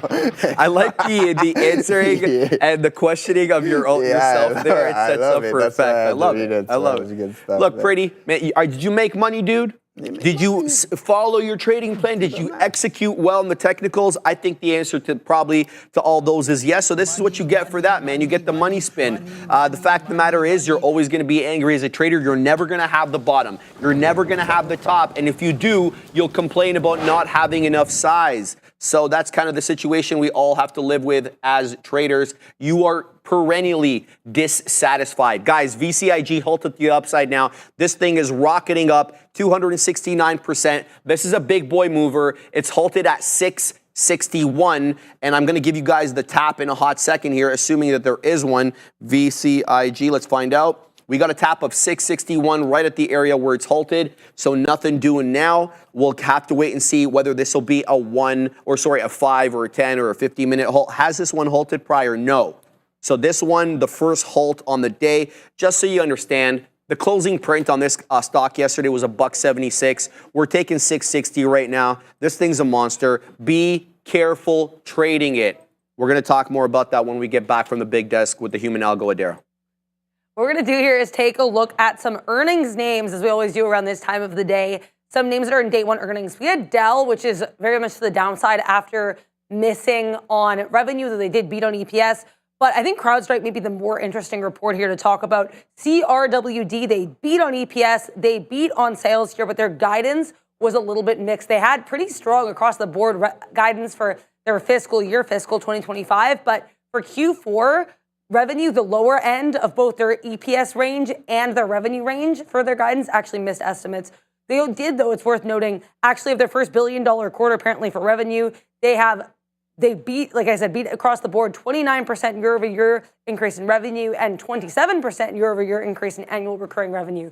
The strong report across the board for CRWD. We did get a downgrade here from HSBC, but it's worth noting every other analyst note I saw for CrowdStrike was actually positive or raising the price target. So then we have SYM. This is not a earnings report. Symbiotic here pulling a little bit of a Macy's or an SMCI and actually delaying their earnings results, saying that they're no longer going to be able to file their annual report for fiscal 2024 at this time, saying that they have to take some time to assess the financial impacts regarding their revenue recognition errors. I guess they were not recognizing revenue appropriately due to some cost overrun concerns. So SYM, in addition to having this delay, they also have cut their fiscal Q1 2025 guidance and then also getting a downgrade here from D.A. Davidson. So a bit of a rough look for Symbiotic.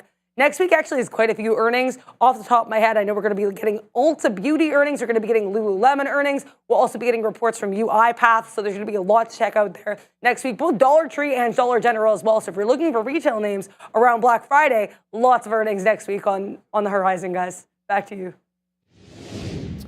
Appreciate that, Adara. Thank you. As always. Yeah, that crowd earnings was interesting. You spoke about it pretty much accurately yesterday, and both you and I were kind of predicting that whether it was going to be a beat or not. There's usually a bit of profit taking with these high beta names. Absolutely. It's always these cybersecurity names. Panned up, sold off after, got bowed up. CrowdStrike, kind of the same look there. Yeah, exactly. They're both best in class. And I mean, a lot of analysts have outperforms on it as well too. So I mean, and they raised full year 25 guidance, I'm pretty sure as well too. So just keep in mind, like BMO has a price target of 380 in my notes here. The one and only mega tech bull himself, Dan Ives, has. If anybody's bullish on tech, it's without a doubt it's him.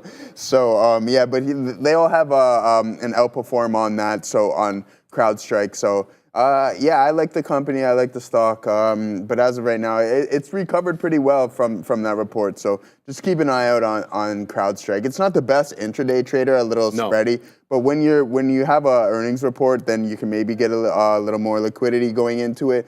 But again, it's just something. It's one of those that you just want to hold in the long-term portfolio, and not so much.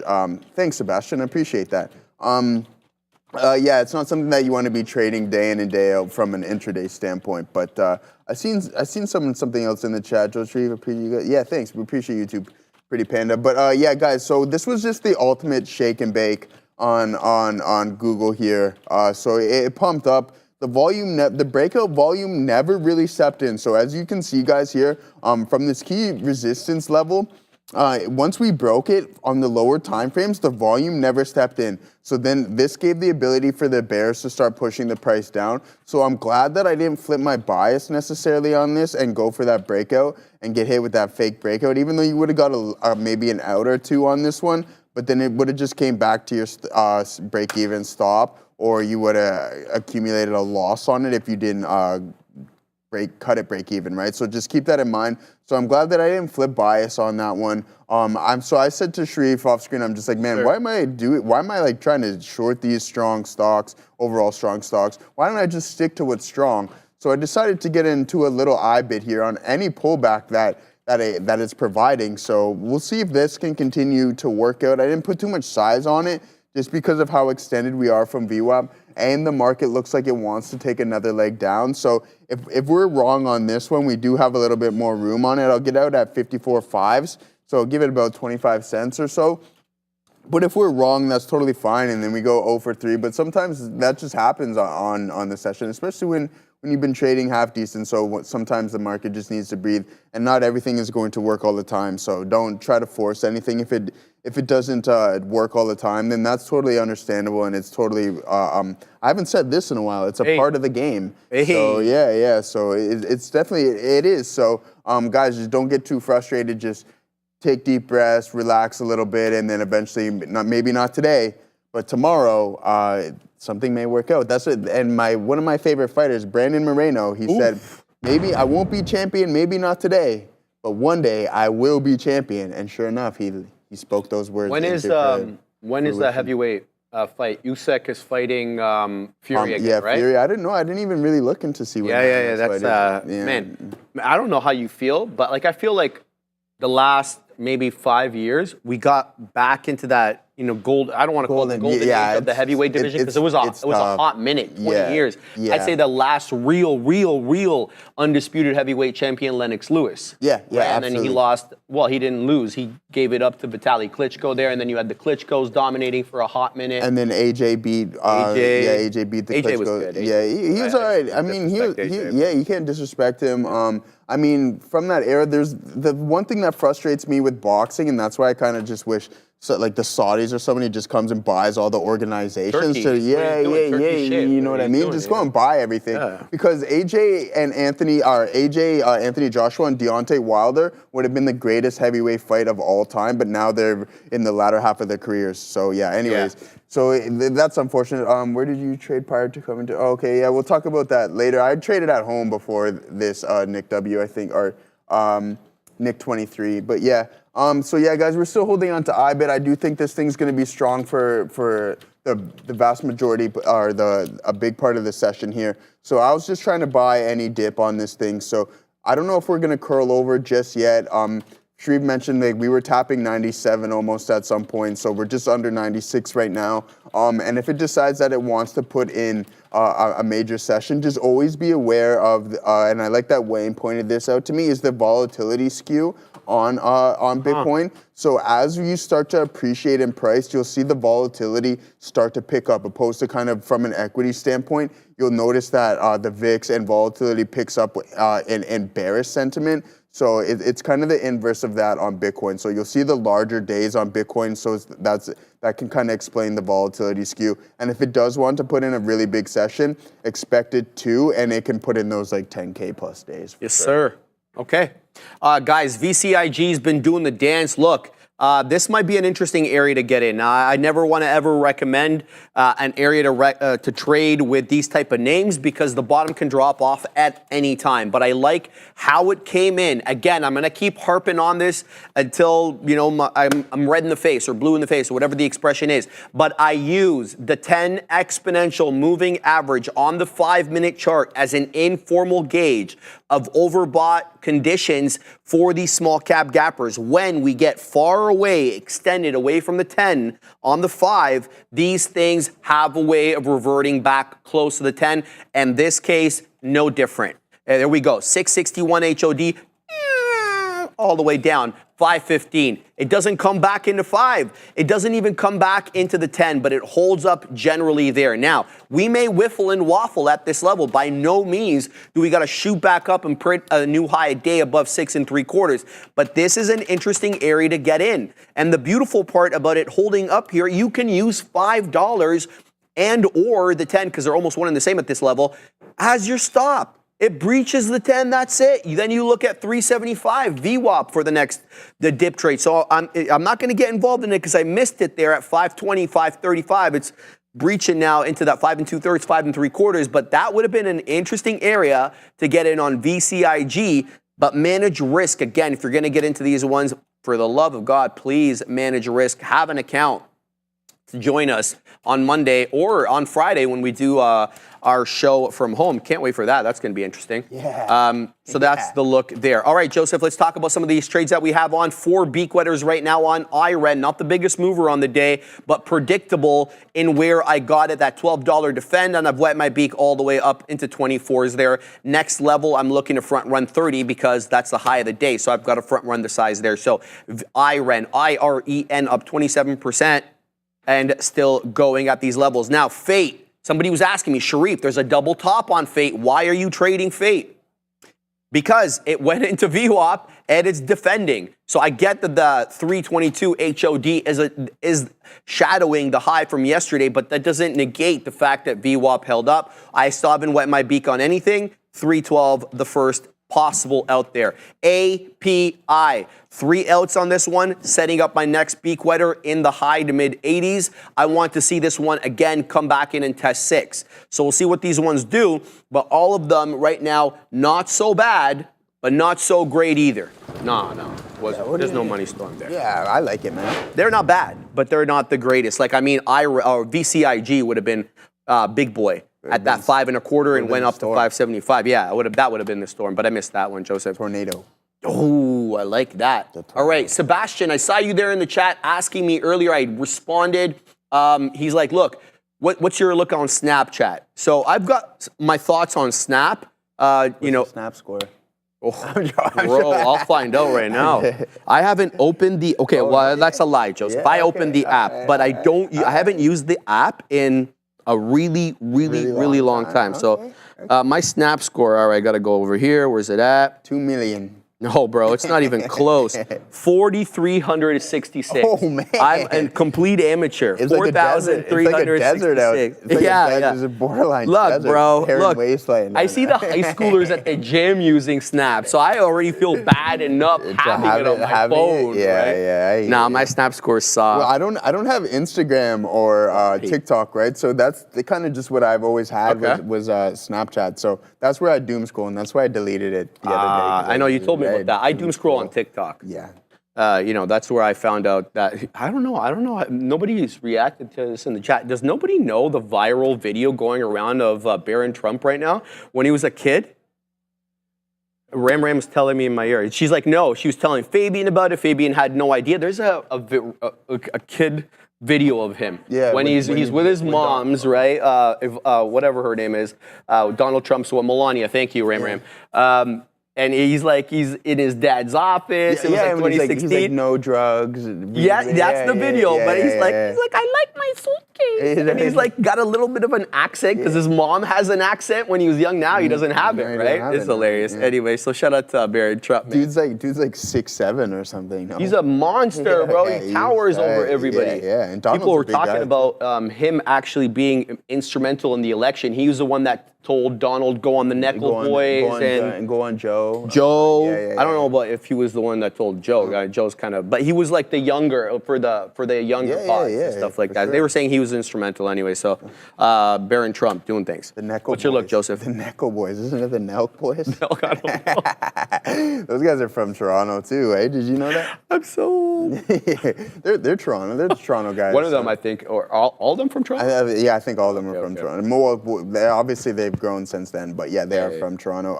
But yeah, I mean, hey guys, we're just here sitting in this grind in iBit. There was a question. Sorry, I went away from it now.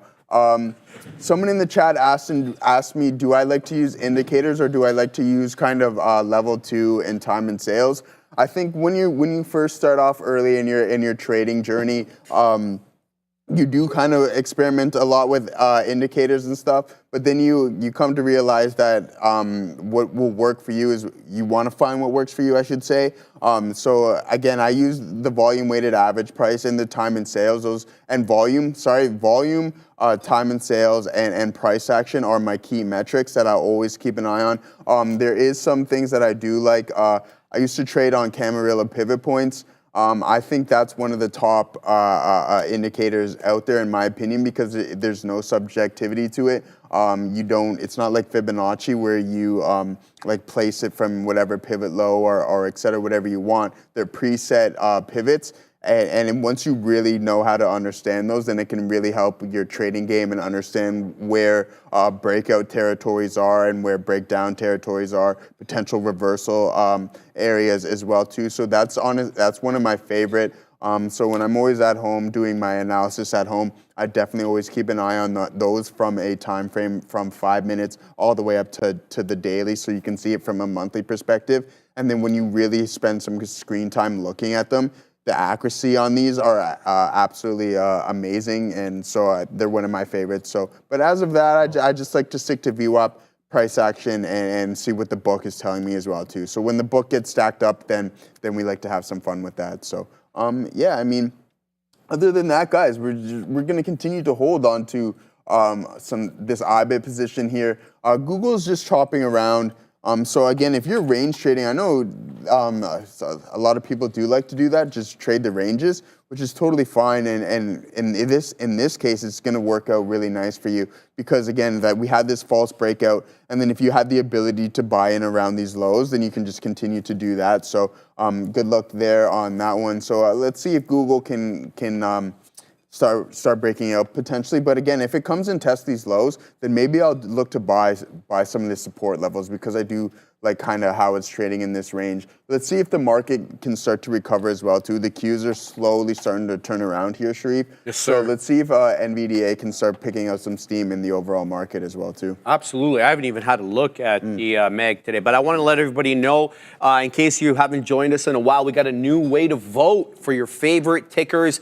Have Obi, have Sean look at them for you during that afternoon rundown between 2 and 2:30. Ram, let's show them the poll here. We already have almost 1,200 votes, and this one isn't even close, Joseph. Tesla taking the cake by a margin. 57% of the votes right now coming in for the Cybertruck. Second is IBIT. I thought IBIT would give them a bit more of a run for their money. So did I. Yeah, IBIT, well, with Bitcoin moving back up over here, so IBIT with 18%. Then Advanced Money Destroyer with 16%. And then last place, we got Crowd. I guess people were not really interested in Crowd. It's not the hot intraday guy, but we thought maybe. No, it's not. You're right. It's more of a whatever kind of a hold situation there. So get into the chat, guys. I'd love for you guys to get the votes up. I think we had 1,500 votes on Monday, or what, I don't know if it was Friday. Let's see if we can beat that today. We'll get back. We'll talk some more when we get back from Madeira.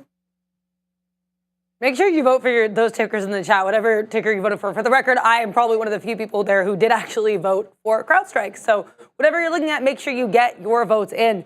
We're going to take a look here at the markets. The Qs pretty significantly underperforming the S&P 500 here. SPY down by almost 0.5%. Qs down by 1.25% here today. So we have a lot of underperformance in some of these mega cap names like NVIDIA and Tesla.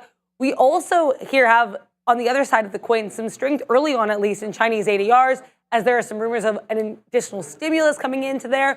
We also have a lot of crypto strength. We're going to talk about that in a minute here, as Bitcoin is pretty strong heading into Thanksgiving and tomorrow's market holiday. We've got Dell here, DELL, down about 13% on earnings. They beat on earnings per share, but they missed on sales. And it's worth noting, though, even though they missed, their revenue actually, apparently in the services sector, was up 58% year over year. So not a bad report from Dell, but I guess not what the street was looking for.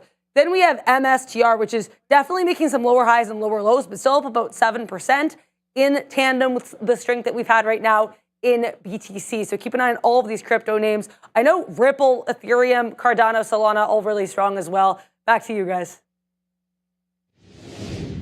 Yeah, some of those altcoins are still going, bro. They're still going. Like, who's buying dog with hat?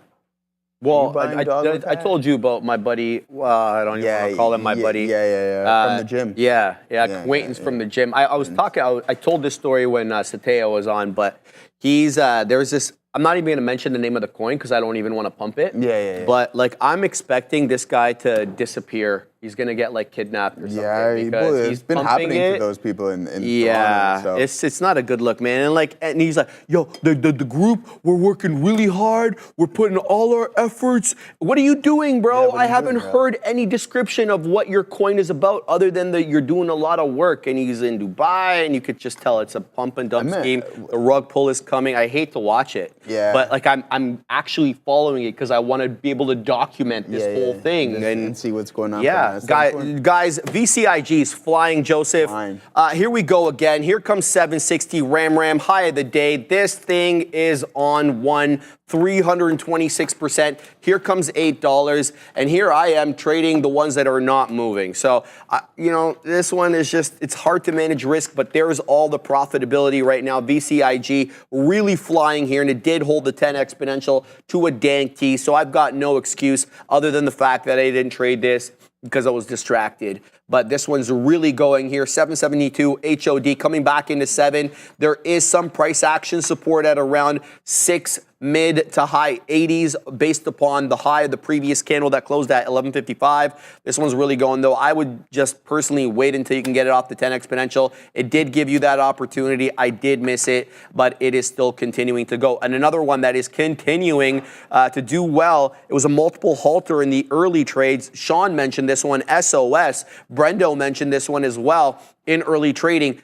Beautiful curl back up here after, halting multiple times. It's kind of calmed down a little bit now. Looks like all the volatility is with VCIG, but SOS putting in a respectable pattern here, holding above VWAP. And then look at this. Since it reclaimed that VWAP on the gap up at around 1030, been very respectful of the 10 exponential moving average on the 5. There is a level of note here that we need to account for, this previous halt level at around 1380. As you can see, it's been used as a level of resistance, not just at the 1125 candle, but the current candle that we're on right now. I use these halt levels as intraday areas of support and resistance. It's taking it out right now. Here we go. SOS is breaking out as we speak. It just took 14, 1420, 1428. Here it goes. It's 1493 HOD. The volatility on these small cap gappers is here. It's in vogue. It looks, I thought it was going to halt at 1429. No, it's going. There we go. Another high, 1450. This is really going here on SOS. 1465. It's going to take out the high of the day. It took out the high of the day, Joseph. 15. Here we go. SOS. Someone help me. It's not healthy. 1511 looks like it's going to halt here, Joseph. Let's see if this one wants to halt at 1511. Ram. It took out that high at 1494. It's got a hangout at 1511 for 10 seconds, and then we'll see if we get that halt. It is halted. SOS. Halted. Oh, there's a lot of small cap gappers today, man. It's a lot of fun. I'm over here just looking at some percentage metrics on the Qs to see how much we are off the all-time highs, guys. So you can see those numbers displayed on the chart there. So we're down about 2.67% from the all-time highs. Well, my good friend, the SPY, made a quiet all-time high yesterday. So we'll pull that up for you guys here. We'll pull that up for you guys here real quick because someone in the chat was saying, Joe, SPY long this morning. And I said, you know what? Like XLF was really strong. Some of the other kind of defensive sectors were relatively strong. And if you look at yesterday's session, you'll see that a lot of the heavy tech put in some good days as well, too. Amazon, Meta, and a couple others. But one thing that was just dragging the market down was NVDA itself. So again, guys, we made an all-time high, just really just by a couple pennies essentially there. But again, it's pulling back here. I wouldn't necessarily call this a double top just yet. Can it potentially be? Absolutely. But I do think the outlook on the equities front is pretty strong for the foreseeable future. So when you see the SPY and the Qs breathing and and kind of other stronger stocks just taking a breath and not necessarily appreciating, just sit back, be patient, let the market kind of wave out some weaker hands, and then you can hold those positions for longer times and hopefully become more profitable. But someone in the chat said, Joe, thoughts on an entry for ABBV? So yeah, let's take a look. I pulled this up for you not too long ago. From an intraday standpoint, looking absolutely fantastic. It held VWAP, really strong bounce rate off it, and then essentially didn't look back. And then that's when you can look to get that new high a day. So when you have a strong opening auction and an opening drive within the first hour, and then you get that pullback around this time frame. So like you trend hard for an hour or so, and then you get that pullback, and then you tend to hold VWAP relatively strong. Look for that continuation in the trend. Look for that second leg higher, because this could just be an initial breath, and then you can possibly take that second leg. So you have a really nice entry right here for ABBV. But I wouldn't necessarily be looking to play the higher day break on this one, just because when you're playing the higher day break kind of strategy, you want to see some more momentum within the trade. So this is a little bit more of a slow burner. But I mean, if you're in at anywhere around the bottoms near the opening auction or within the first half hour, then I think you're sitting pretty good. You had a nice consolidation, giving you the ability to get back in, especially when the 5-minute candle opens up above this consolidation range. So that's a good look. I think ABBV is trending on the day, so we like that one. And then someone else asked me in the chat, what's your options play with GME? I'll pull that up for you real quick before we send it back off to Sharif. GME, again, and you know what I was thinking to myself yesterday? I said, what, price action is price action. What does it matter if why or it's moving? And I heard Obi say that it's irrelevant essentially, whatever the catalyst is, because your opinion has no effect on it. So you just kind of got to go with everybody else thinks about it, and if it decides that it wants to move, then look to participate in that factor. But again, it's moving higher, so I can't deny the fact that it is. But again, from an options standpoint, I don't know if I'll be looking to play any leverage derivatives on this one. Again, and that's just me. I may hold a little bit of a bias to the underlying, but again, if you're looking to play some options, one key metric I'll always tell you guys is just give yourself enough time, all right? And then we'll send it up to Shree. Yes, sir. Keeping an eye here on API. I want to let you know I got out of my entire position on IREN, but I'm very interested in reigniting this position at the volume-weighted average price. I'm putting an alert at around 1182 to account for that VWAP possible hold. Again, everything is possible here, just so that I can possibly weasel my way back into this one. So we'll keep tabs on that. I'm keeping my eye, though, on API. This is the one where I feel like we could get a blow off top here at around $6. It's very slow going now, but it's a very predictable higher low, higher high situation with some selling coming in the low 80s. So I think if we can take out the seller at 82 or 83, this could be a really interesting one over here, guys.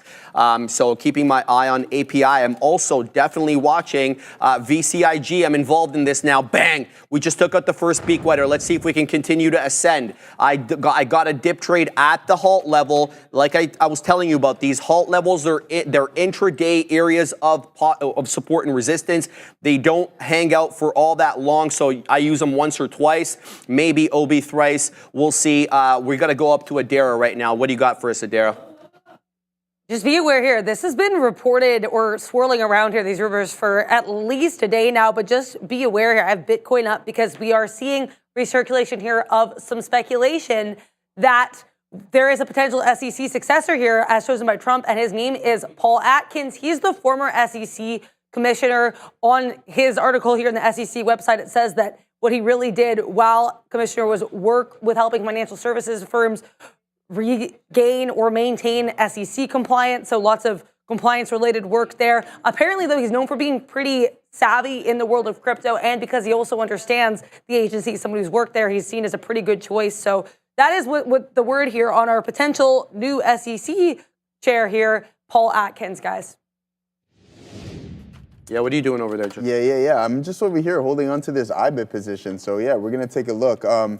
I don't know. We're going to hold on to it. We're strong. We're bullish on this thing. So we're going to continue to hold and stick to the thesis because I do think it does rebound. So, yeah, that's the look on IBIT. The Qs are slowly starting to curl back over, down about 1.3% on the session. So, yeah, we're going to keep an eye on that because we can turn around at any given moment. But, again, for this session anyways, the sentiment is relatively weak. So don't try to fight the trend. Maybe try to get to short the pops here. If you do have any testing of the volume weighted average price, maybe look for that continuous leg to the downside. But yeah, that's what we got there. Yes, sir. Yes, sir. Keeping an eye. Okay, here we go. API just took out the top there. So the level that I was looking at, the seller that was at 83's got taken out. So here we go, 85, 86. Now coming 87 on the level 2. I'm still waiting at, what? It's showing me 87s. Why are we not moving on? I'm still waiting. I'm waiting actually at 87s over here, but the spread is about 2 pennies right now, so it's going to have to cross, and so far not crossing. So keeping my eye out on this one. Really interested in a breakout on the API breakout over here, possible breakout again. And who knows what this one gets. Okay, 87s now on the ask, but 85s on the bid. It's going to have to cross. Let's go, bro. Give me that print, man. All right, so we're going to have to wait. 1 penny spread. Give me the dang print. I'm not moving it down. I will refuse to move it down. Okay, got stopped out of VCIG for the remaining amount, but I'm still interested in getting back in here because it's holding up generally at this level. Now, I don't want to be quick to this one because we got stopped out for the remaining amount. I want to see if this one wants to work back into near that 10 exponential moving average, which on my chart right now, the 10 exponentials at 613. But anywhere like 6 1/3, maybe 6 1/4, that definitely interests me there. I just don't want to punch in and then get stopped out again. So packing my patience on this one. I want to see if it can take out the top. Bang! We took out the top there on API, my man. We took out 87s there. So let's set up the next beak wetter on said API. Yeah, we got several more outs on this bad boy. So we're gonna hang out at 92s. Don't know why. I just want to front run the size there. Oh, VCIG's going. It just took out 7s again. Man, I had the right instincts. Poor execution. Let's see if this one wants to make the new 5-minute candle to make a new high above 750.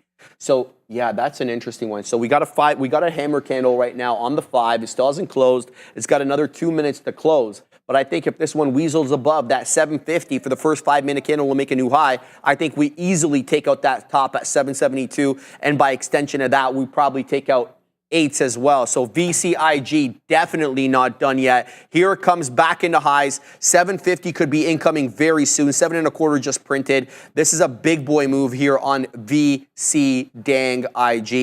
So we'll keep tabs on that one. Wow. Been an interesting day today. No question about it. Love these small cap gappers. And here comes VCIG again. Oh my God.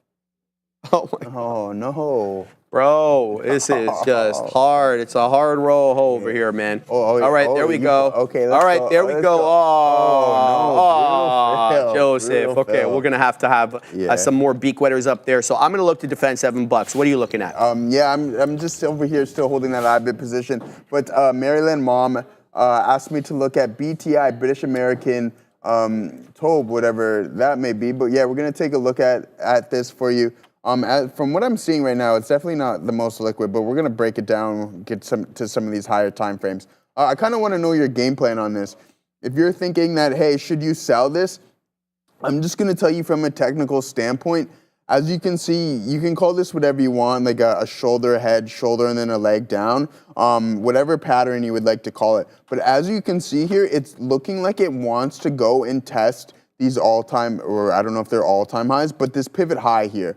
When a stock moves like this after it's made a low and then is making that northeast trajectory, keep in mind that someone might potentially have a game plan in order to come and test these levels. I'm not telling you to hold to those levels, but again, if you get relatively close to this gap, you see any form of rejection of this pivot high, then that can be a signal for you to sell. But if you want to take some profits going into that move, that's totally acceptable. But maybe hold some size to the point where you can have some a position left, or 20, 30%, whatever you're comfortable with, to, excuse me, to see if you can go and test these pivot levels and then break and exceed that. So just keep that in mind. I like the way this stock is moving right now, especially on this secondary trend here. So just keep in mind, if it wants to go and test, someone might have a buy program or a campaign set up where they want to push this price a little bit higher. But taking profit into strength, there's nothing wrong with that. I would suggest maybe just holding a little bit, whatever you're comfortable with. Lock in X amount of profit that you want, but just leave a little bit on the table to see if it can go and break these pivots, and then set yourself like a trailing stop that, okay, hey, whatever profit I have left, I'm willing to lose like 20, 30, 40% of that. So I think if the stock is strong, you definitely want to hold on to those winners for sure. What do you got going? Yes, sir. All right, keeping an eye on API. It's continuing to make higher highs and higher lows. I did add into my position here on VCIG. Let's see if this one wants to weasel up. I got some lofty price targets up on here, but this has been putting in a hell of a pattern. That 7 3/4 still acting though as a bit of an area of resistance. So I don't want to take out the position a little bit too early. So we added at that 720, looking for this one to work back in at least into the $0.50. Here we go. Seller, big seller at the $0.50. It can't break the $0.50.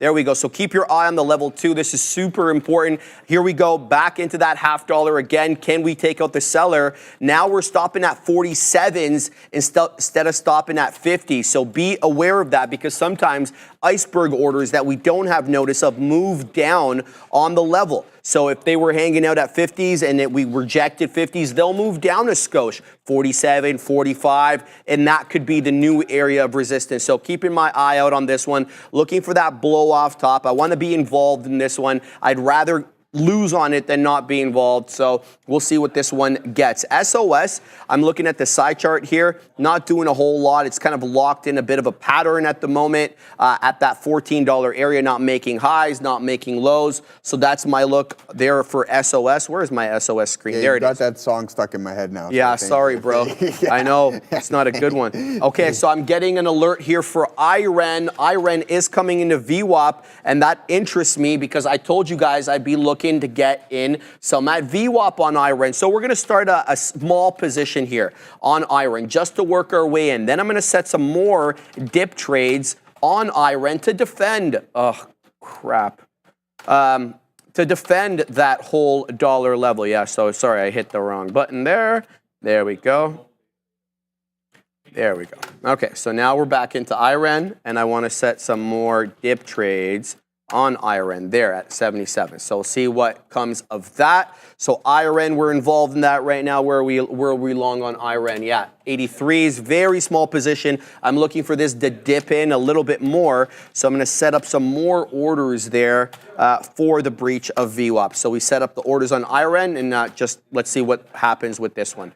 API, this one, beautiful, man. Here comes 90, 89s on API. Where are we long on API? We're long 63s, so not a bad look over here. Waiting for this one to either reject, appreciate you, Joseph, at 90, or what the situation is. We're waiting at 92s for a beak wetter here on IREN. Let's see if that bad boy manifests. So lots of positions on for me at the moment, but I like all of them. Okay, so that's the look right now.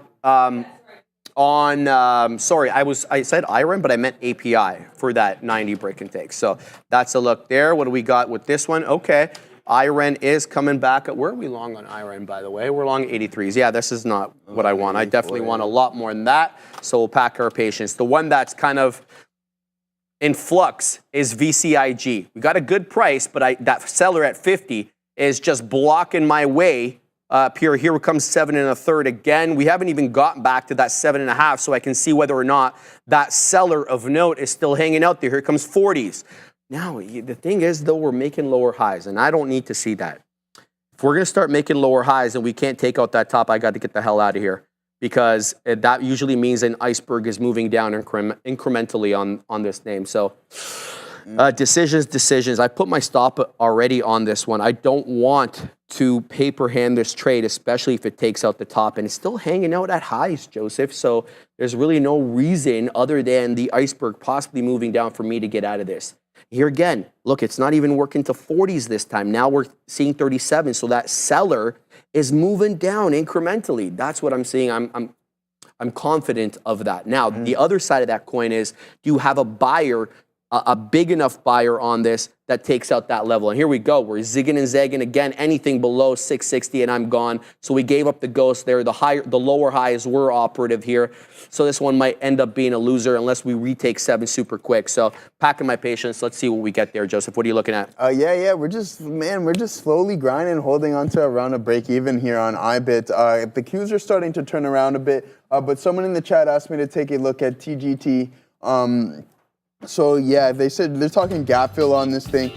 From a retail standpoint, they're a little bit on the weaker side.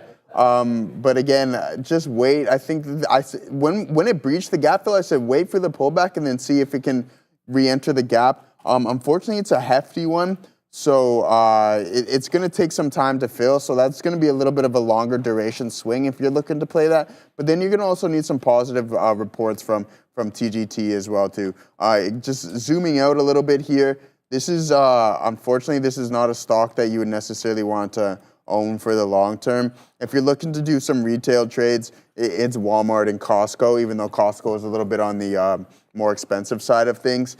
But again, I mentioned this, there's just eliminate the speculation aspect as much as you can. Stick to strong fundamental stocks, stick to strong technical stocks, and don't be putting yourself in positions where you're like, okay, yeah, I'm in some target. Let's see if this thing can start crawling higher and higher. When from a historical standpoint, it has done essentially the total opposite, and then you're scratching your head, being like, well, why isn't it working? Well, we talk about this a lot. History tends to repeat itself. All right, so just after report after report, this thing is just kind of, I mean, you got some gap ups here, but then you get a gap down, another gap up, and then it just completely sells off, and then essentially has done nothing since, and then continues to gap down. I'm not saying don't play the gap fill on this one, but just keep in mind your thesis is strictly technical from that standpoint. So don't look to for this thing to appreciate more when the fundamentals don't necessarily support the backing of the price action. So that can help a little bit. But yeah, guys, I mean, we're here in IBIT. We haven't put on too many positions. I mentioned to you before that we had this IBIT. We took a couple stabs here, and then we had Microsoft as well too. So yeah, we took a loss on that one, unfortunately, as well, and then Google as well too. So I mean, hey guys, sometimes it's like that. It's just it's part of the game. It's part of the game. Some days you're just rolling, you're on fire, you're putting up stellar months, been a decent month, and then sometimes it just doesn't work, or you're not executing to full form. So nothing to panic about. We're not hitting the red panic button just yet, nor will we probably ever, because you can always just come back to earth and get things rolling again. Just keep practicing, keep doing what you're doing, and then sure enough, things will turn around. Again, it's not about how many times you get knocked down, it's about how many times you get back up 100%. At the end of it. So yeah, and sure enough, here we are with IBIT starting to work because it's strong. We're buying strong things, we're buying strong assets. So let's see if we can recover some of the day's losses on this IBIT trade, Sharif. Yes, sir. Yes, sir. All right, same positions, nothing changes. We're still in the same situation over here. VCIG came into that 10, defended 6.5, so we're still involved in that one. How's this other one doing over here? IREN. Okay, so we did get the dip trade. It hasn't worked its way into VWAP yet, so if it hangs out at 80 and I see that there is a buyer at 80, I'll add a little bit more over here. Where are we here on VCIG? Okay, we're about 20 pennies in the money, nothing to write home about. Looking for a break and take of 7. Let's set up beak wetters in case this one really gets going. And goes without us over here. Here comes 7. Okay, big move up here. There we go. First beak wetter. Let's set up at 733 now. Here we go. Actually, let's set at 25s first. And then we're going to set up at... We're gonna try to front run the $0.50 if that's possible over here. But we're gonna have to decisively take 7. Stops already in place. Nothing changes over here. Let's see if this one wants to run up. VCIG involved in it.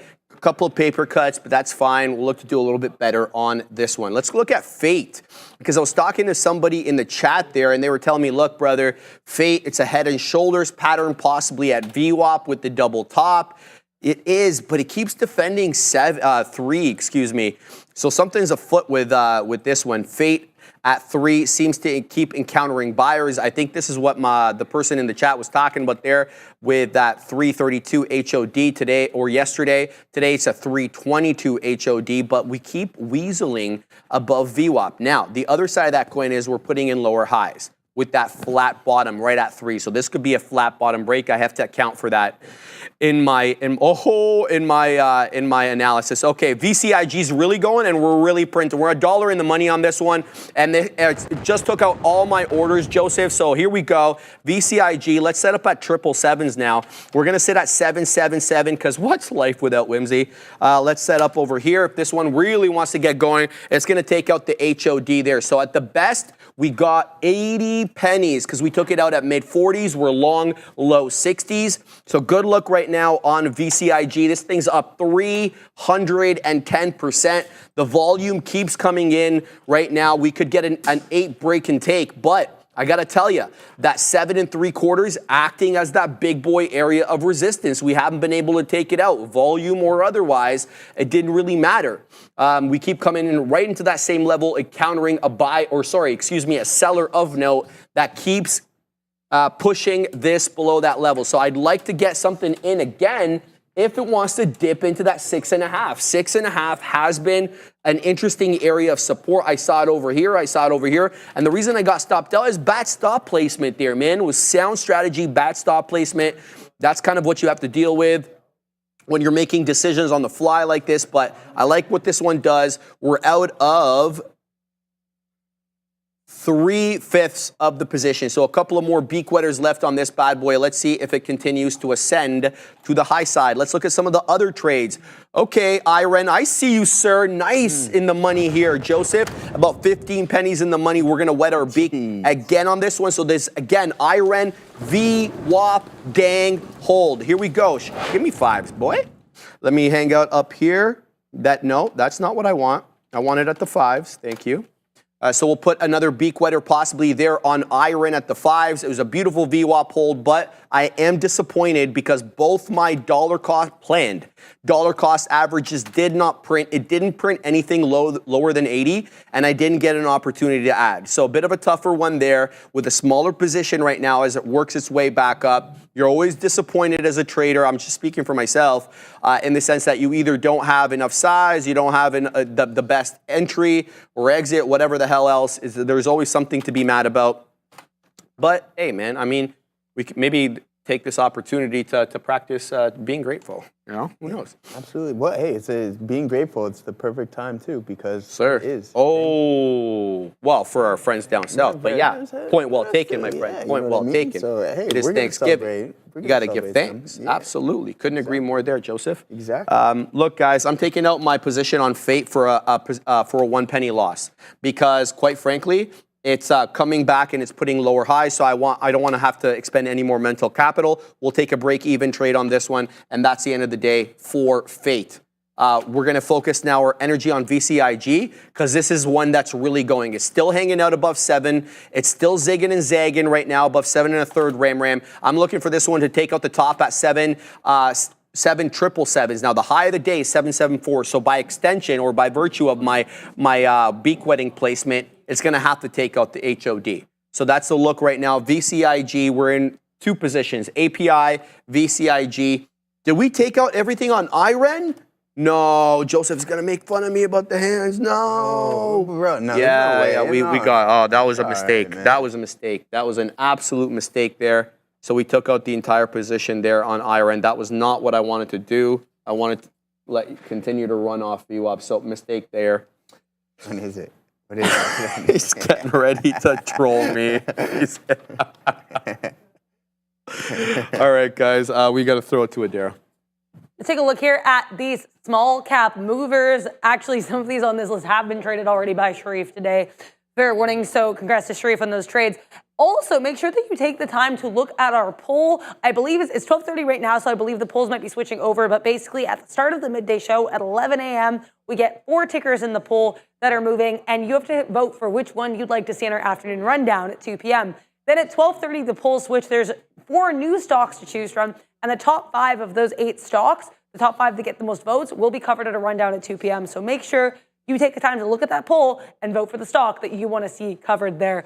IWM not doing too much right now, really chop and churning here, still positive on the day, up by about 0.15%, but it's worth noting we still have not been able to eclipse those new all-time highs that we made on Monday around 245. So 245 as of right now, bit of a resistance level still for that Russell 2000. VCIG here, VCI Global trying to make new day's highs, float of about 1 million shares, so pretty small float here. They did announce that we received a conditional letter of award for about $24 million for an AI data center, so good look for VCIG. Then we have OPTT. This one trades on the Amex, up about 40%. Not seeing any catalyst for OPTT, but it has run before. It is a penny stock, and you've got a market cap around $51 million. Last but not least, of course, we have to talk about IREN. This one is a crypto-related name, so it gets a lot of crypto, hype there and then trades with those stocks. It did announce positively received sales for Q1 2025. It did get a couple price target increases as well after this announcement. And then about 10 minutes ago, CoinDesk drops this article saying that IREN's getting a resurgence here of interest from tech data centers for hosting some AI-related computing machines. We know there are some crypto names that have crossovers between crypto and AI, so IREN looking like one of them here, guys. All right, Joseph, can you just take over for a second? Absolutely, guys. The poll, we got 1,400 likes. Let's get that to a 1,500 real quick before Sharif submits the new one. So, guys, pump that up. Get that 70 more likes. Our votes, sorry. See what you guys want to talk about. CrowdStrike, IBIT. IBIT is moving up higher, guys. I wish I added a little bit more size onto this one now that it was working. But I do think if we do get to pick up, as I do my more technicals, one thing I want to point out, guys, is that, so as we're appreciating, the volume is diverging. So I don't know. Let's see if we can get it to pick up here. So I'm not going to add, but if it does decide it wants to pick up, then we're going to look to add into this because right now it is starting to work out as we plan. We just want to stick to what's strong and avoid what's not. So yeah, guys. And Greg, my buddy Greg's, he's long 132 NVDA. Got a little pump on that as well too. So shout out to him. Nice work there, Greg. Putting up stellar months as always. Hey. Yeah, exactly. So you'll get a bang and a money storm on that one, guys. But yeah, we're just gonna hold off. Let me know what you guys are looking at. Mara, nice pop. Yeah, let's take a look at Mara real quick for you guys. I know this is BPI's favorite ticker. It's what he just stuck to. He just stuck to what he knows. Yeah. And sure enough, it is popping. On the daily, I know Sharif had this last week for a potential breakout, and it did just that. Oh, wow. Okay, I know. I thought that was the daily. I was going to say, wow, yeah, it really is. Okay, but from a daily standpoint, guys, still moving nice. I do think this thing can continue to move higher, especially we were talking about Riot and Mara the other day, just being Bitcoin miners, and especially if Bitcoin really, really wants to start moving higher and starts appreciating and get to that double factor, that 2x or from whatever it is now. These are going to start to join the party as well too. So, I mean, if you have the ability to sit within this chop before you can get those moves, those nice clean moves as kind of displayed right here, then I think you'll be okay. But again, it's not the prettiest, it's not the best sitting in some of these trades sometimes. It is a little bit of a volatile asset there for sure. All right, guys, here we go. Let's talk about some of these trades over here. This was... I'm really disappointed with how I executed on IREN over here. I didn't really know that I took out the entire thing, and here it comes into that high day. That's really frustrating. And you could ask legitimately, I guess, why didn't you add into the position? Well, there's this psychological compulsion not to want to ruin your cost basis into anything higher. But yeah, I got to get over that. That's on me. Here goes. It's going to take out the high of the day on IREN. Great look off VWAP. None of my DCAs ended up getting filled there. So we'll look to do a little bit better. Now, I didn't talk a whole lot about these large caps on the day, but I want to mention Apple here because it's at VWAP, and this could be a nice, predictably short area. Last time. Sorry to interrupt you. Yeah, go ahead. PLTR twice on the poll. That's how much. Oh, okay. You did. Oh, my bad. All right. Okay, you did. You changed it, Rem? All right. What are you changing it to? We like PLTR that much. We're going to put it on there. Well, Sean mentioned it to me. Okay, no worries. What? You were just... I don't engage her. What? All right, it's fine. That's crazy. Anyway, Ram, what I want to show people was this. No, I'm sick of it. I'm sick of getting the fails all the time. Bro. Give me a pass or something. I don't know what's going on with this deal. I don't get anything good. It's always a fail for some reason. I always thank you. And I always support you because we're Team Libra. Come on. Joseph, Yep. Ram, your birthday on the 22nd, right? Yep. We're going to have to do a little bit of research here. Yeah. Because my understanding is that the 21st is the cutoff. I could be wrong, though, Joseph. she's fine. It's the 22nd, like for sure? For sure. Okay. And her best friend, the 23rd, she's a Scorpio, but Ram falls on that Libra gang sign. So shout out to Libra gang. I got no beef with them. Fellow air sign. You I got my old man's a Libra, bro. We're balanced. He's excellent at not giving a proper response. If you ask this guy any yes, no question or a specific number, he is the world's greatest expert at giving you a non-answer, bro. That's what I've been really noticing good at about these Libras. They're great at not answering the question. Fantastic. No, for real though, Ram, can I talk about Apple for a second here? Because Apple is working back into the volume weighted average price, and last time it did that, it breached it, but it did reject. So what I'm looking right now on Apple is sequentially lower highs and lower lows, despite the fact that it's moving up here. Now, when we take it short, an entirely different story. It is above VWAP right now, and it's putting a nice little candle pattern.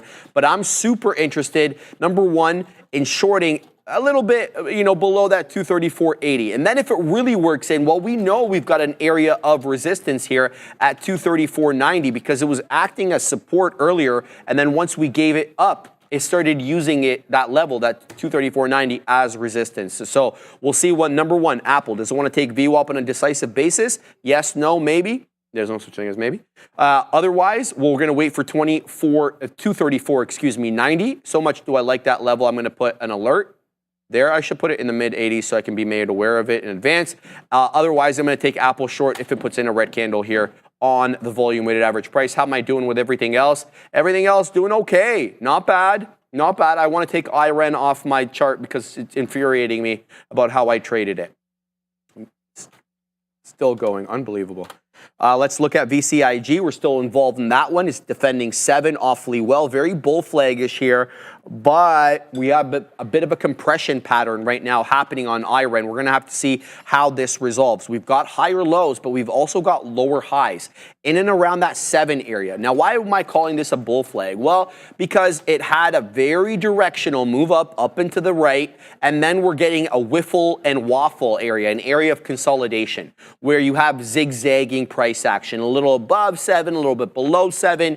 This is what I perceive to be as the flag, the pennant part of the bull flag or pennant. Now, it's just going to be incumbent on us to actually be able to gauge where to get in and then where to take profitability before that eventual breakout, if we get a breakout. So I'm interested in adding at 680. So I'm going to go ahead and throw an order at 682.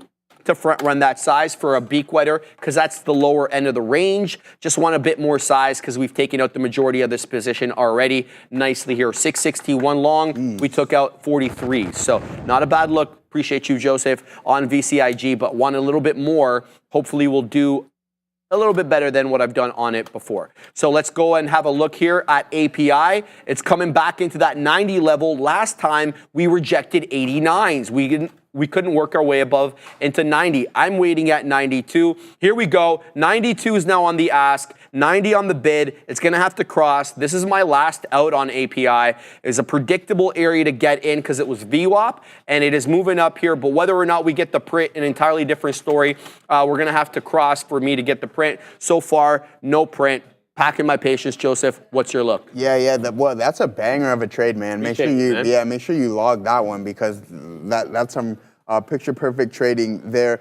Guys, we got a little bit off of IBIT. This was just a little test run, so I'm not going to consider that anything there. And then we had this trade. I said I gave it a little bit of more room. I didn't have too much size, but now we're starting to move in our direction. So that double down did work, all right? So that double down is working, even though I didn't double down or anything like that, but the thesis is working, so we'll stick to that. And then Jason G had a really good question in the chat. He said, Joe, what kind of expiration date am I looking for on options? And I said, well, what's your trade plan? What's your thesis? Are you looking to do long-term, short-term? So he said short-term, long biased So, Jason, the thing is with options, if you are a little bit more short-term but long bias, just remember that if you're going to buy at the money strikes, then therefore you're only extrinsically valuable. So that's time value.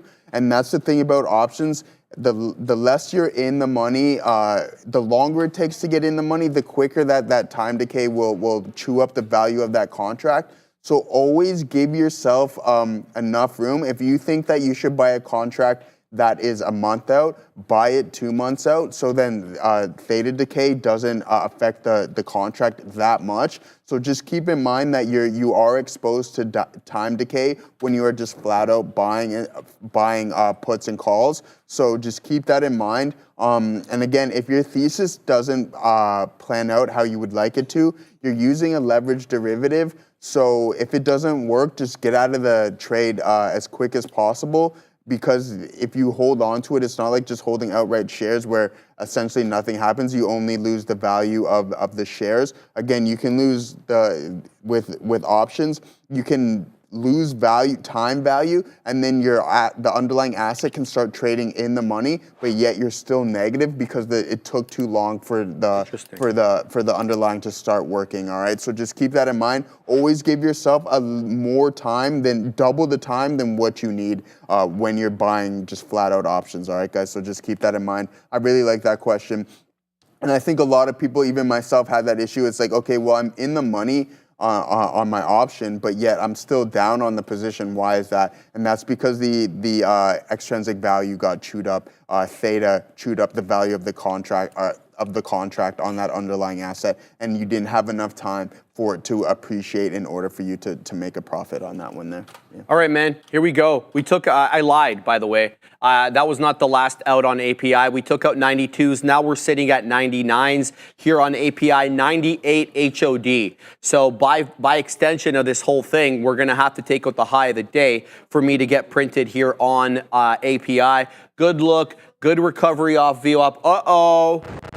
The spiled one has returned, big style, Burdette. Happy Thanksgiving. A great cocktail is the tears of the NVIDIA 150 breakout buyers. I just can't wrap my mind around why this guy wants the world to burn. But I love you anyway, Big Spile. I would love to meet this individual. Oh yeah, well he's supposed to be coming up here soon, so hopefully, yeah, he's getting, he's going to get the kids passports and stuff like that, and then hopefully we'll see him in a hot minute. Shout out to Big Spile, man. Happy Thanksgiving to you. Happy early, obviously, Thanksgiving to all our American friends and the American viewers. We love you guys, and we hope you have a fantastic long weekend. Tell your family that you love them because you don't know how long they're going to be around for, and yeah, you got to tell them keep your loved ones close, baby. So that's the look there, and again, thank you, Big Spile, for the beautiful $5 super chat there and the kind words, and simultaneous trolling of everybody who took NVIDIA along. Shout out to Big Spile. Jay Lee. Yeah, get him, Jay. Honestly, it wouldn't surprise me if they get up to 160 or 170, but yeah. Look, man, hey, that's just the way it is. That's how trading is like, man. So that's a look. Okay, VCIG took a big dump. So we got out of that one, break even, or we lost about 10 pennies on that last little bit there. But we're all done with VCIG. Let's see what this one wants to do at $6. If it wants to hold up at 6, we'll get involved in it with it again. Otherwise, no bueno for that one, not touching that one, so we'll keep an eye on that. So I've only got one trade left now. We had 4 on at the peak, and now we've got 1. Let's see if this API wants to take out $6. Right now it's trading at 96s, 98s HOD. Keeping my eye out on that one. I don't know what's going on there. There's some fight breaking out in the chat. Not interested in getting involved in that. But yeah, Joseph, what are you looking at? Is there? I don't know what people are arguing about Thanksgiving. Anyway, yeah. Hey, I like all the fixings, man. I'm a big fixings guy. I think I seen Obi eating a hot dog not too long ago, so I was slightly feeling hungry? FOMO on that. Yeah, but dude, I'm always hungry. See this? Did you lock in one of the sandwiches back there? They got a monster deli sandwich. No, I didn't. Oh, is that what it was? Yeah, we're locking. That's all right, man. I think we'll survive on this one. But Sharif, we mentioned this before on iBit. and I noticed this pattern occurring quite often, is that you see this massive amount of selling come in, and you can see this isolated volume signature relative to the past hour or so, even more, and then it starts to rip. So let's see if this plays out. I don't know if it's going to necessarily in this instance, but I noticed this a couple times, is that you'll see that volume step in, and then it'll go just steadily grind and then break the high a day and then make some new highs. So let's see if this plays out here on IBIT, because as of right now, it's looking like it is. So that volume stepped in, and now there's some aggressive buying coming in, which we really like. So I'm really excited. I wouldn't say that, but I'm not going to get too ahead of myself on this. But let's see if this plays out, because I've seen it happen a couple times. And if you guys have too, just let me know in the chat. But you'll see that massive selling come in, and then eventually it rebounds, and then it goes and pushes and breaks that high a day. So is that someone just offloading a bunch and then being like, hey, now there's less resistance, so now it's following the easier path that I'm thinking. So that's just something I'm kind of building in my head. So yeah, keep that in mind. Sharif, did you? Why is REN going up in the first place? Sharif, Rivian, that one's for you. Why is IREN going up in the first place? I'll find out in a hot second over here. Yeah, let's here it is. IREN, okay, one sec. IREN is seeing a resurgence of interest from tech data centers to host their AI-related computing machines. Co-executives are also see the potential to pay a dividend in 2025. Shares rose nearly 30% in the earning or after the earnings conference call. So there you go, earnings, and there are the reasons why it is running up. Hope that helps everybody. Ram, we doing it now? 22? Oh, wow. She's doing the countdown in my ear. That's just exactly what we need. Appreciate that, Ram. Wow. She's a little lippy today, Katina, man. I don't know what's going on with her over there. What did you do to her on the morning show, Katina, man? I like it spicy. Spicy. Ram. A little bit. Oh, that's ice spice, man. Ice spice, yes. Ad read, yes, boss. Absolutely, boss. Okay, so let's have a look at the ad over here. Just had that set up. Okay, guys, trade the pool.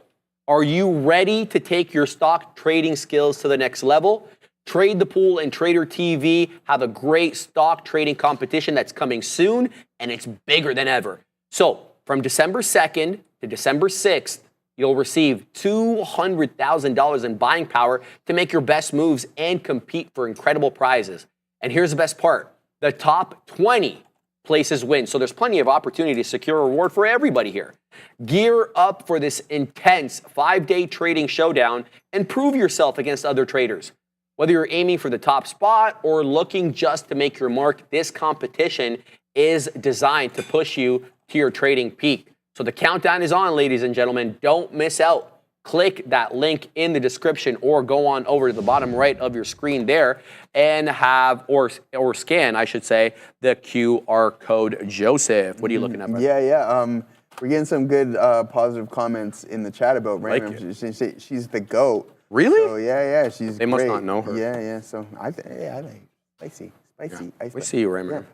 So my good buddy Elon in the chat said, Joe, do you think CrowdStrike is looking like it's going to turn around? As of right now, Elon, no, I don't think so, but it is holding these support levels very key. And then as you can see, after the report here, we have this report low. It's holding that level as well, too, so that can be a positive signal, but wait for this to kind of curl around a little bit more and make sure this support level holds. I wouldn't look to be forcing it, but if you can get in at the bottom of the range, you can put your risk parameters significantly tighter to whatever you're willing to risk on this trade. And then if it breaks, then so be it. You can just get back in again as well too. But if you're looking to play this little bit of a bottom range where it's kind of consolidating, keep that risk a little tighter. I don't know if it's going to recover on the session. It's really weak. We have this indecision candle right at VWAP here. You see that doji right in at VWAP, and then it rejects and then makes that second leg lower. But again, this might have just been liquidity grab, some profit taking, and then sure enough, out of the opening drive, it's just a complete flush city on this one. So keep that in mind. Wait for it to tell you that it's turning around. Wait for a little bit more buying pressure. As you can see, these buying candles are really weak. So Elon, I would say just hold your horses on that one. Just be a little more patient. All right, guys. And then we had Hood. DJ asked me in the chat to take a look at Hood for him. I mean, Robinhood is starting to turn around pretty nicely here. It's not too bad on the day. A little bit choppy, but again, it's recovered since from those lows, bounced off really nicely, had a little bit of an engulfing candle here, and then just moving, trading above VWAP. But one thing to note is that it's really tough for me, anyways, I'll speak for myself, is to sit into these positions where these candles are overlapping each other, right? So you get the open, close, open, close, open, close. So there's no, like, that is hectic to sit in from my perspective. Oh, yeah. You want to see these candles kind of part ways, and then you open at open where it closes where it opens, etc. So yeah, good luck there on Hood. Let's take a look at it from a daily perspective as well too. Oh yeah, see, and that's what I mean. This thing is totally starting to recover. It went from since it's IPO'd, so yeah, it's quite a ways off since it's IPO'd. But again, it was trading around here. There's a lot of bad talk about Robinhood, especially what they did. Who did they do it with? They're saying no more buying on it, or no more selling, or whatever it was, whatever stock it was that they halted, and they got into GameStop? Was it GameStop? Oh yeah, they halted GameStop. Yeah. In the middle of the meme craze. So yeah, which is absolutely insane. So it was GameStop. So I think that's nothing short of mega illegal, and they should have been fined through until no ends. But yeah, agreed. Yeah. So that's the look there on Hood. So yeah, continue to hold on to that because it is slowly starting to recover. But Sharif, yes, this is what I was saying. I mentioned this a couple minutes ago, and I mentioned this to you before, is that it comes in with this massive volume selling. So it's like almost like that resistance is uplifting. Now there's no more resistance for the buyers, and then it has the ability for this thing to continue to push higher with little resistance. And that's what seems to be the case on IBIT again. I've noticed this multiple times, and I mentioned it earlier. So I'm starting to think that it's just a bunch of sellers removing whatever they have, whatever inventory they may have, and then it just gives more freeway for the buyers to continue to just push this thing a little bit higher, because we're knocking on the door of 55, and with that means it's probably going to be sitting around 97,000, and when it's around 97,000, Sharif, now I'm just really long-winded, we're going to see if we can push and go to 101K on the day. Look, bro, you know how I feel about this. I think we're going to get up there. Man, I got to tell you guys something. So every morning we got to prep the top stories, this and that. So one of the websites we obviously use is CNBC. And someone has been renting a spot, or I don't know what you call it, like basically paying a paid advertisement in the news body, or in the body of the website with the news. Will Bitcoin reach $1 million, right? And that it's a paid advertisement, and it's been there for a hot minute. The reason I'm even mentioning it is, look, if you're going to throw up prices like $1 million, who knows whether it ends up getting there or not. But the idea is, I think this is just going to go one way. And I think if you look, in fact, the data supports this. If you look at Bitcoin's year-over-year growth since inception, doesn't mean it grew this percentage every year, but if you were to average it out on a yearly basis, it's up 60% a year, Katina, man. And he knows. He doesn't need me to tell him this stuff. He knows about it. So, quite frankly, if you can deal with the volatility, deal with the big boy drawdowns that are going to come, you know they're going to come, then you're gonna make a good amount of money. That's my opinion. It's not financial advice, but I happen to believe that. Now I finally got skin in the game with my IBIT position. Obviously not the biggest position, but you know we got to start somewhere. Joseph, we're doing well here on VCIG again after getting stopped out. We're long 34s. I just wet my beak at 75s. I'm setting up another order. I set up another order to front run the size at 88s, and then hopefully we'll keep a couple of outs if this one wants to test the high of the day. It's well above VWAP. It did hold up for whatever reason at $6 at the 20 exponential moving average on the 5, showing 77s here. Here comes 80s. 80s showing up, 82s now. Can we get the print at 88s? Been waiting for a dang hot minute on this one. It was not the first time that it moved up mid 80s and didn't get the print. So gonna pack my patience on this one, up 279%, but well off the highs. If your thesis is we get back into the highs, well, then there's a lot of room to move up. Hidden seller at 83, so be careful. That's the third time it's moved up into 83. There was no size reflected on the book to prevent us from ascending, yet we held up there anyway, so there is an iceberg order at 83's 683 on VCIG. We'll see what this one does. Printing up here on IREN, happy about this one. Thank you, Joseph. Got back in at 1240, took out the beak wetter at 58. All right, let's see if this one can look, and I put a DCA too. So I put my dollar cost average to add to the position at 1230 only because there was this area of resistance that we couldn't break initially. We broke it the second time around, right? So I want to see if that area wants to defend as an area of support. I'm talking about IREN at $12.30. Just took out the print there, close to the highs. I'm seeing SOS curl up again, guys. Not involved in this one, but here it is again, and it's been doing well over here. I mean, it weaseled up, halted, dropped back down. All the while, it's been above the volume weighted average price. It's wicked you out to no end, meaning that the range per candle is quite wide. Case in point, let's take this candle over here at 1225. Look at the range, 1439 to the upside, 1298 to the downside. So if you're not ready to handle 50, 60, 70 cent drawdown for your stop, don't trade this because it's obviously very wide ranging and looking to do well over here. What's your look over there, Joseph? Yeah. I had a really good question in the chat from Jason G. When determining your entry point, what variables are you tracking to enter? So again, this can lead towards the Greeks. So again, just remember that options are just a derivative, right? So they're a leveraged derivative. It's just another vehicle that you can use. So I try to implement, unless I'm using advanced option strategies. So if you're going just long puts and calls, kind of make it relative to how you would play equities, right? But then this is where it kind of varies in your question, and I like it because if I'm looking to implement kind of a market neutral based strategy, this is where the Greeks come into play, and this is where you can implement the Delta Greek, all right?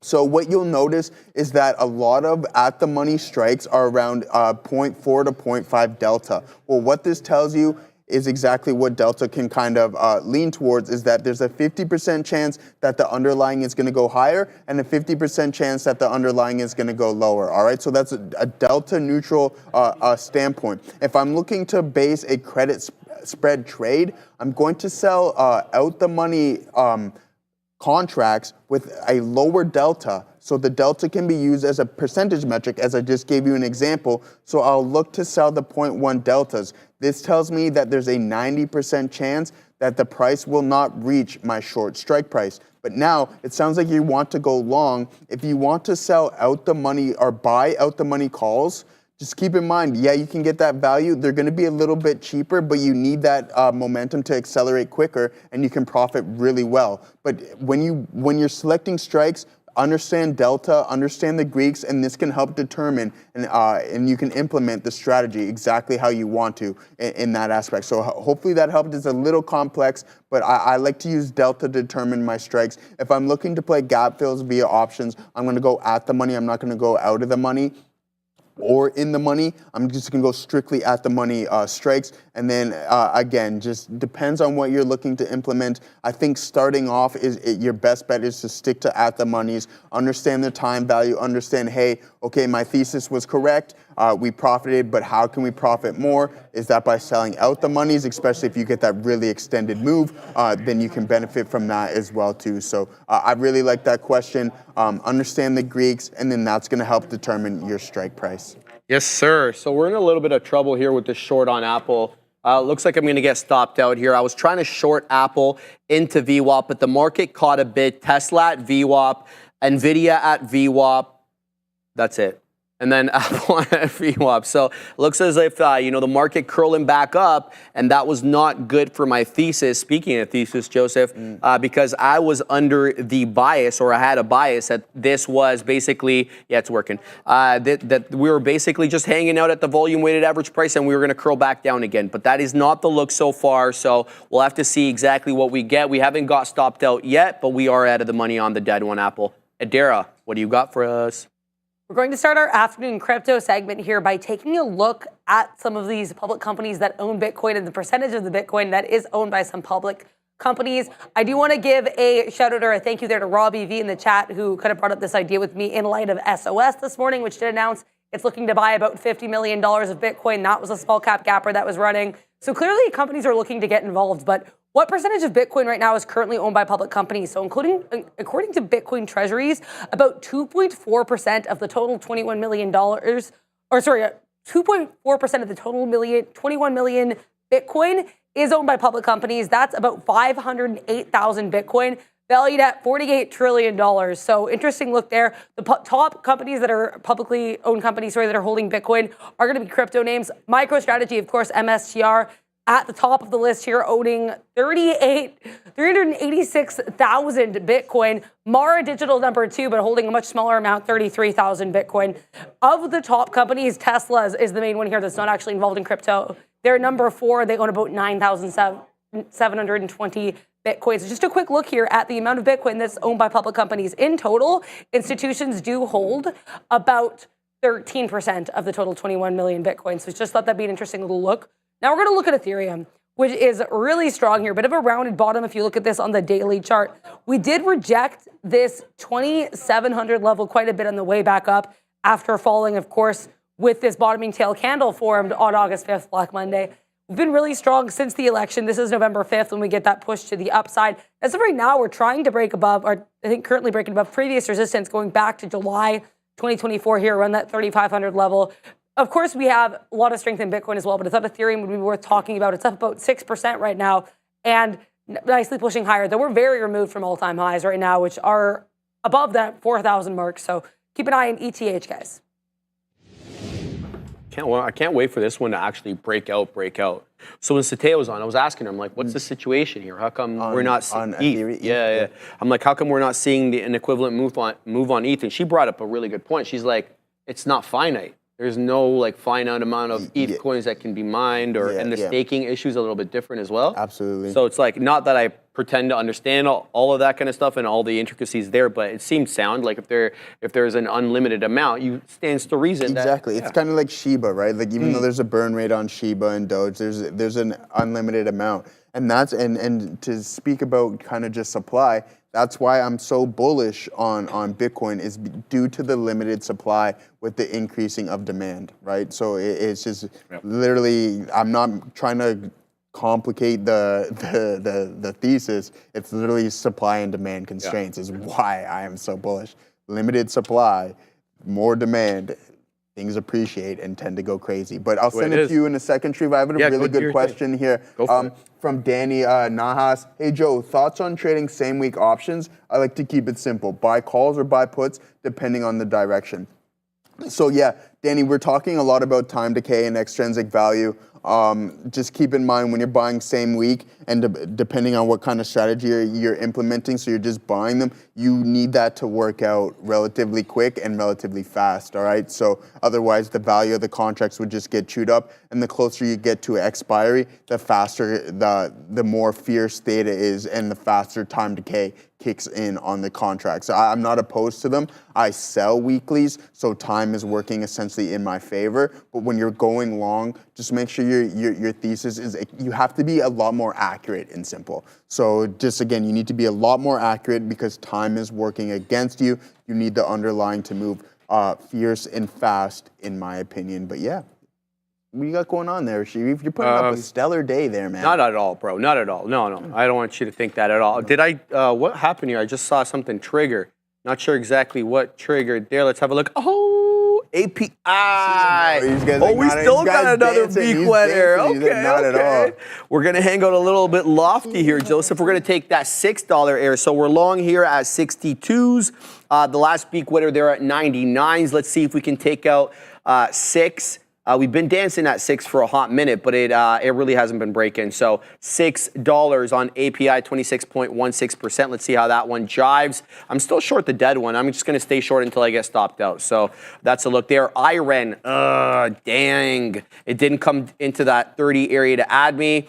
I'm still long 40s. We've wet our beak there through the $0.50, but it is not coming down into that 1230 area. Again, I have a bias that 1230 may be an area of support owing to this area crest that we put in at 1120. It did reject, drop all the way down to 1180, and then we broke and took it in a nice liquidity pump there. So I'm looking for 12 1/3 to act as support. If it does, I've got a planned dollar cost average DCA just for that level specifically.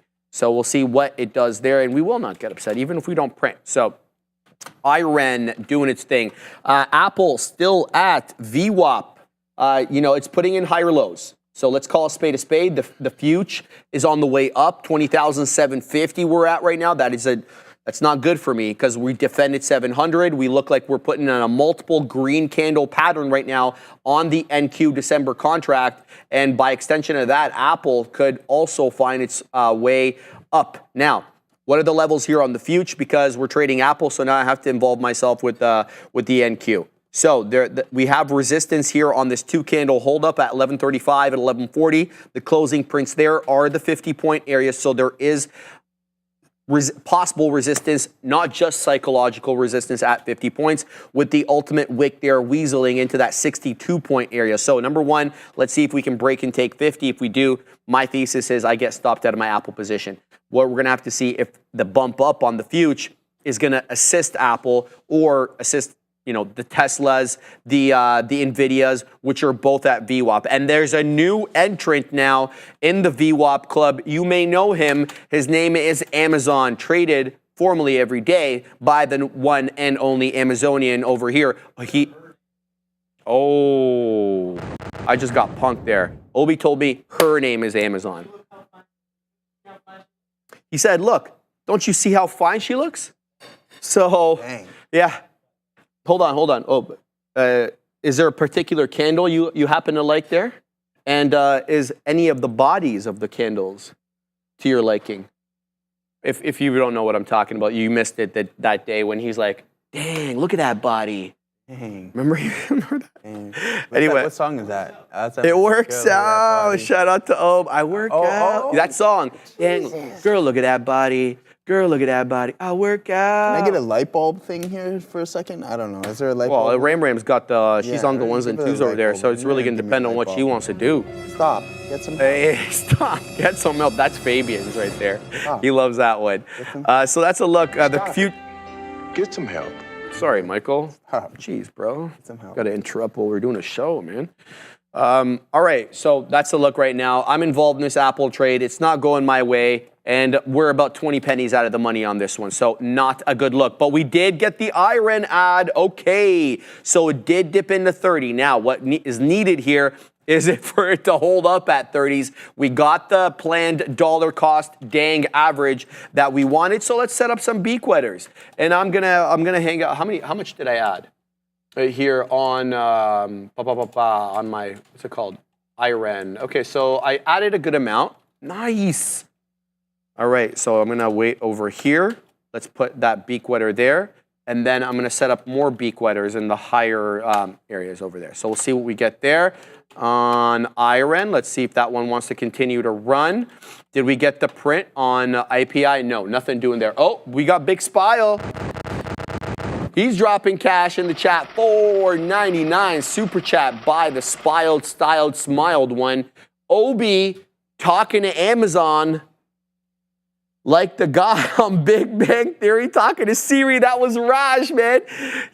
Look, he was selectively mute. He couldn't talk to girls, in case you've never watched Big Bang Theory.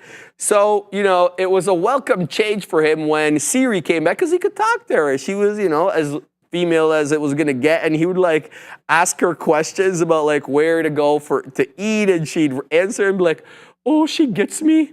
She understands me. It was kind of creepy, but it was funny. I like the Big Bang Theory. It's funny. I haven't watched it in a hot minute, though. So that's a look there. All right, we got a first print there on IREN. Joseph, what's your look on, that side?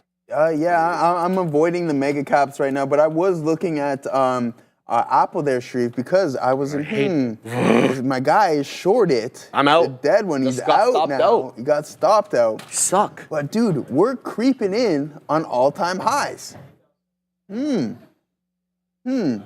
So I'm looking at this thing like Sharif short. He trimmed some at 230 in the purse. In the personal, he's a little bit, so you know what I mean? It's all right. But I think we do continue to move higher on as the very much alive one today, because it is continuing to crawl higher and higher, and somewhat of an outlier. Call me Chael Sonnen for those who know who that is. Do you know? Oh no, I thought Obi was gonna say. But anyways, guys, we're just holding on to some IBIT. We're gonna see what Apple's gonna be doing. I think it's strong. It's holding up relatively strong compared to the overall market, especially some of the tech stocks too. Putting in kind of this indecision day. We're just slowly recovering. I just think, again, I shorted Google earlier in the session. It's just really, really hard to short some of these strong tech stocks, especially, for the long term anyways. You can obviously do it from an intraday perspective, but just from a long term, it's just really, really hard and something I wouldn't necessarily suggest doing. And I said history tends to repeat itself, so just go back in history and see how the perma bear is doing shorting some of these mega cap tech stocks. Probably not the best, but again, so there's better things that you can look to short for sure. But we'll keep an eye out. We got this IBIT kind of pulled back and now going to move for some potentially new higher days, which it's doing right now. Let's see if the volume can start to step in a little bit here, which I really, really, really like. And I mentioned this before, guys. I've seen this a couple times on IBIT. I've seen it 2 or 3 times happen. And then sure enough, it just went and made new highs after doing this. I'm not saying it's going to be a continuous reoccurrence, but when you see things happening multiple times, you have to start to scratch your head and say, what is going on here? So maybe I'll talk to Obi about that one and see what he thinks that could possibly be, because it is awfully interesting seeing that happen time and time again.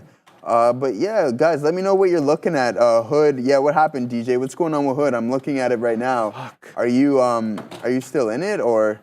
Yeah, it's breaking high a day there. Yeah, are you short or long, Hood, DJ? So double touch VWAP Tesla. I'm not touching Tesla anymore, Mr. Long Shorts, anymore on the day. I took a couple.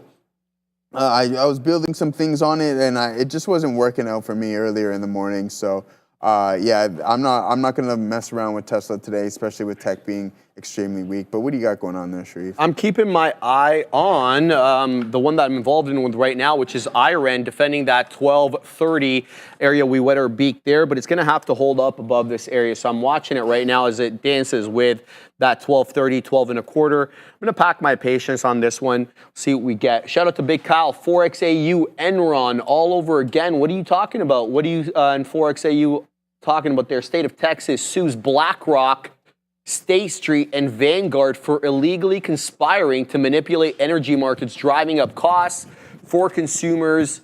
Hammer of justice is coming, says ForexAU. Shout out to you. Big Spile responding to him about that. Yeah, I don't have any information on that, so I won't comment, but I think I can work my way on over. Here it is. Here is the headline. Okay, well, it won't click for whatever reason.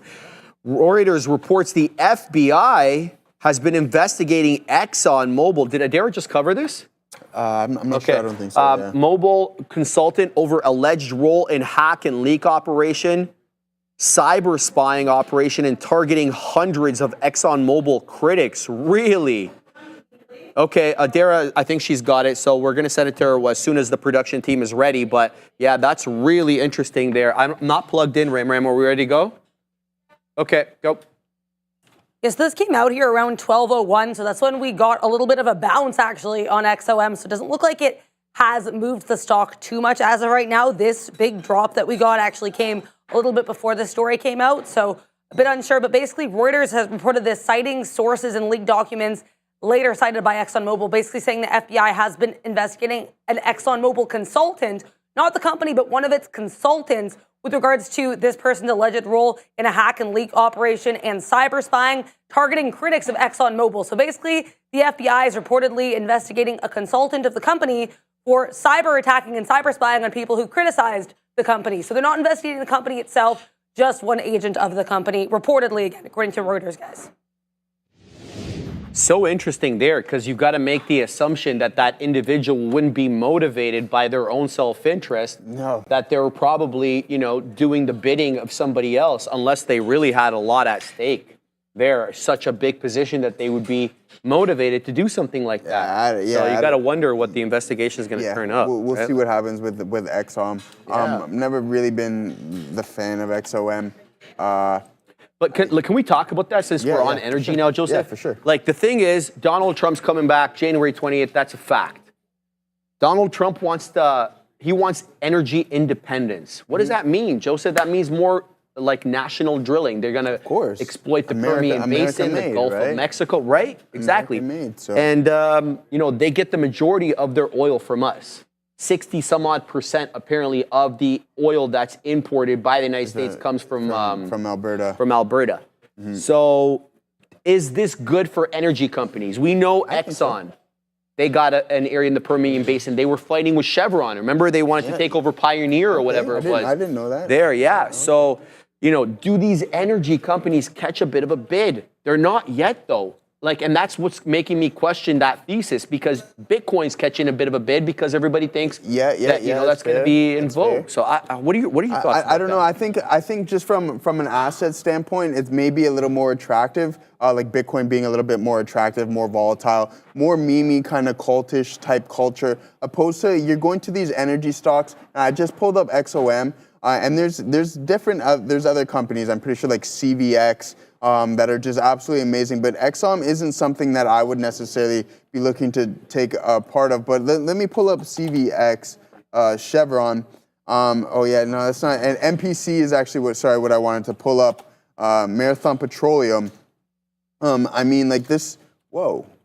Okay. Yeah. Okay. I didn't notice this here. So yeah, Sharif, you're not wrong.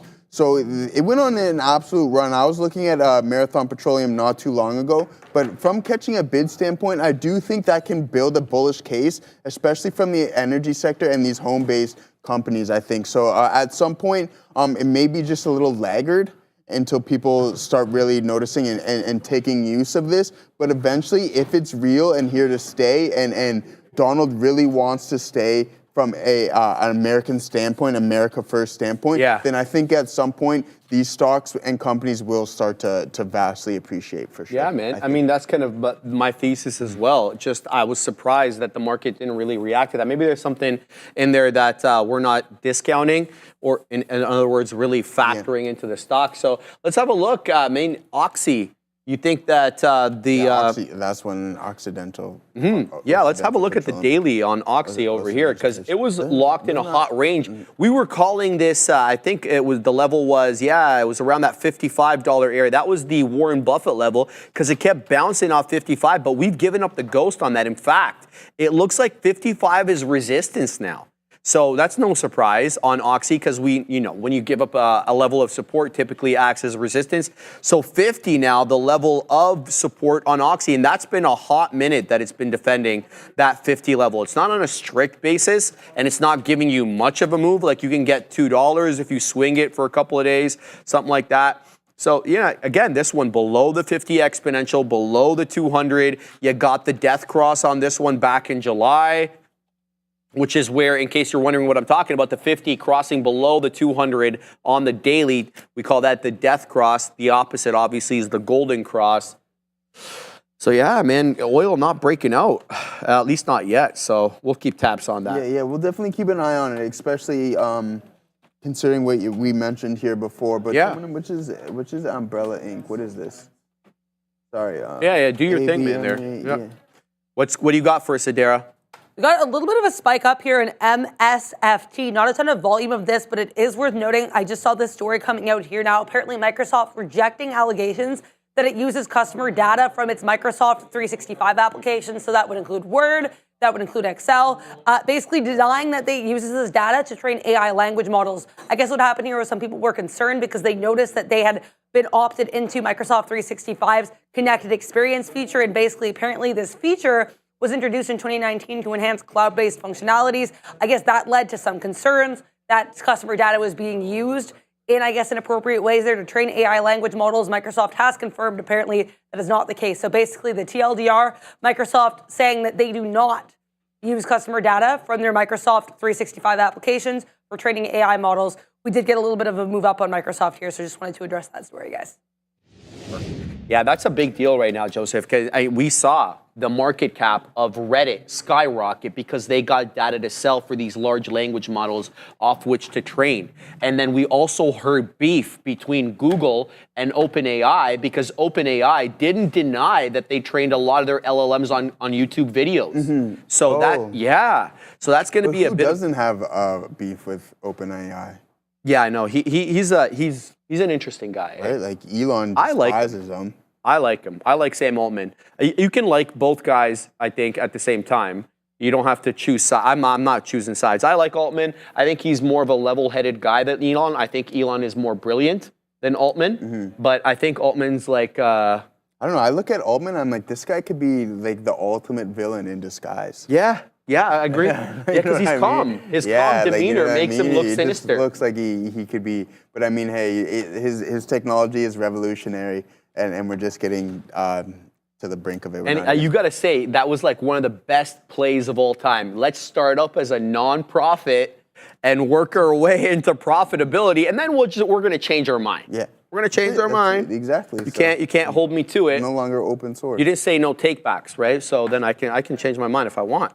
But that, in case you're wondering what we're talking about, the way that OpenAI got to market, they incorporated as a non-for-profit company, got the protection that comes with non-for-profit, aka no tax, and then obviously before they went to they switched to the profitability model, they tried to separate the different sections of the company, the non-for-profit side and the for-profit side. It's not working with investors who want that certainty of what they're going to be. So I think that they are changing to a for-profit model from here on in. We'll have to wait, obviously, and get more information about that. But it's a super interesting thing to watch there, Joseph. All right, I did get my entry on IREN there at the $0.25. Looking forward to defend here. We'll see what comes of this one. The other trade, bang. Oh, I still have more on API?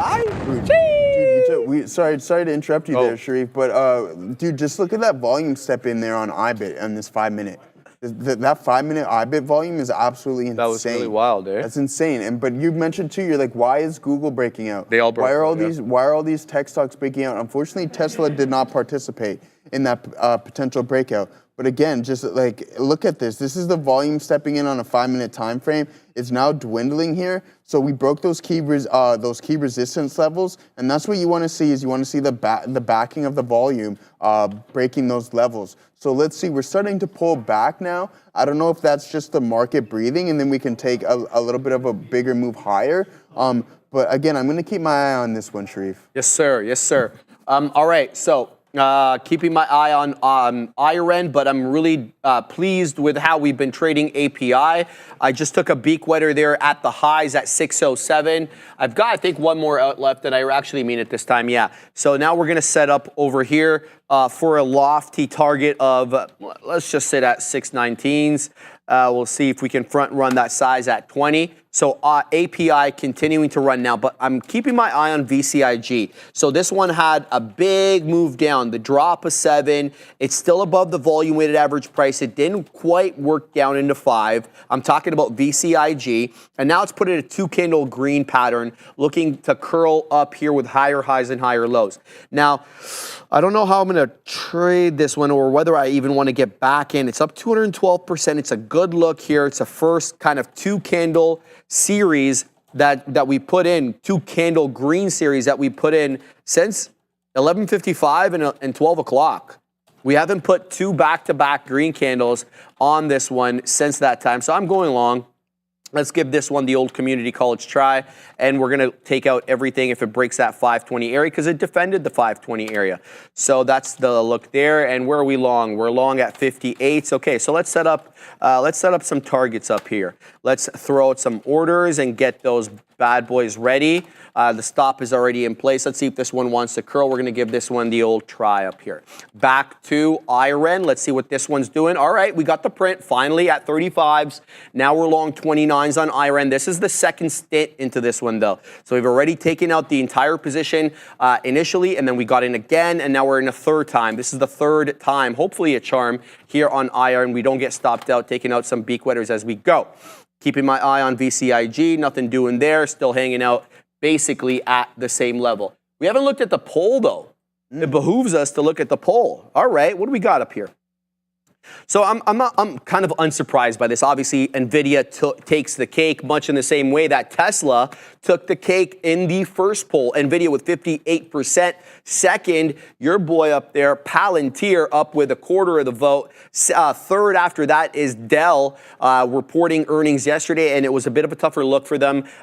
Still hurting as a result of the lack of PC demand, consumer PC demand. It looks like we're not in an upgrade cycle quite yet. Last but not least, I wasn't surprised. People don't love the small cap gappers. I respect that. Not everybody likes these. VCIG in dead last with 8%, despite the fact that it's up, 210%, was up over 300% on the day, but that's not everybody's jam. I get that. Yeah. Just to add on to your Dell point there, Sharif, I know they are, from the PC standpoint, the demand is lacking, but they are kind of putting it, hedging their bets and trying to release these new AI PCs that they think it's going to have a bunch of demand. Yeah, which is really interesting too, dude, because think about what the situation is with the PCs now.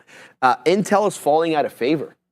In exchange for who? ARM. People are loving these ARM PCs. The Ryzen too. Like AMD Ryzen, you know what I mean? Good point. Because I think, it was like, do I buy an i7 or do I buy a Ryzen? And I think the Ryzen was a little bit more compatible and what I wanted to do. So yeah.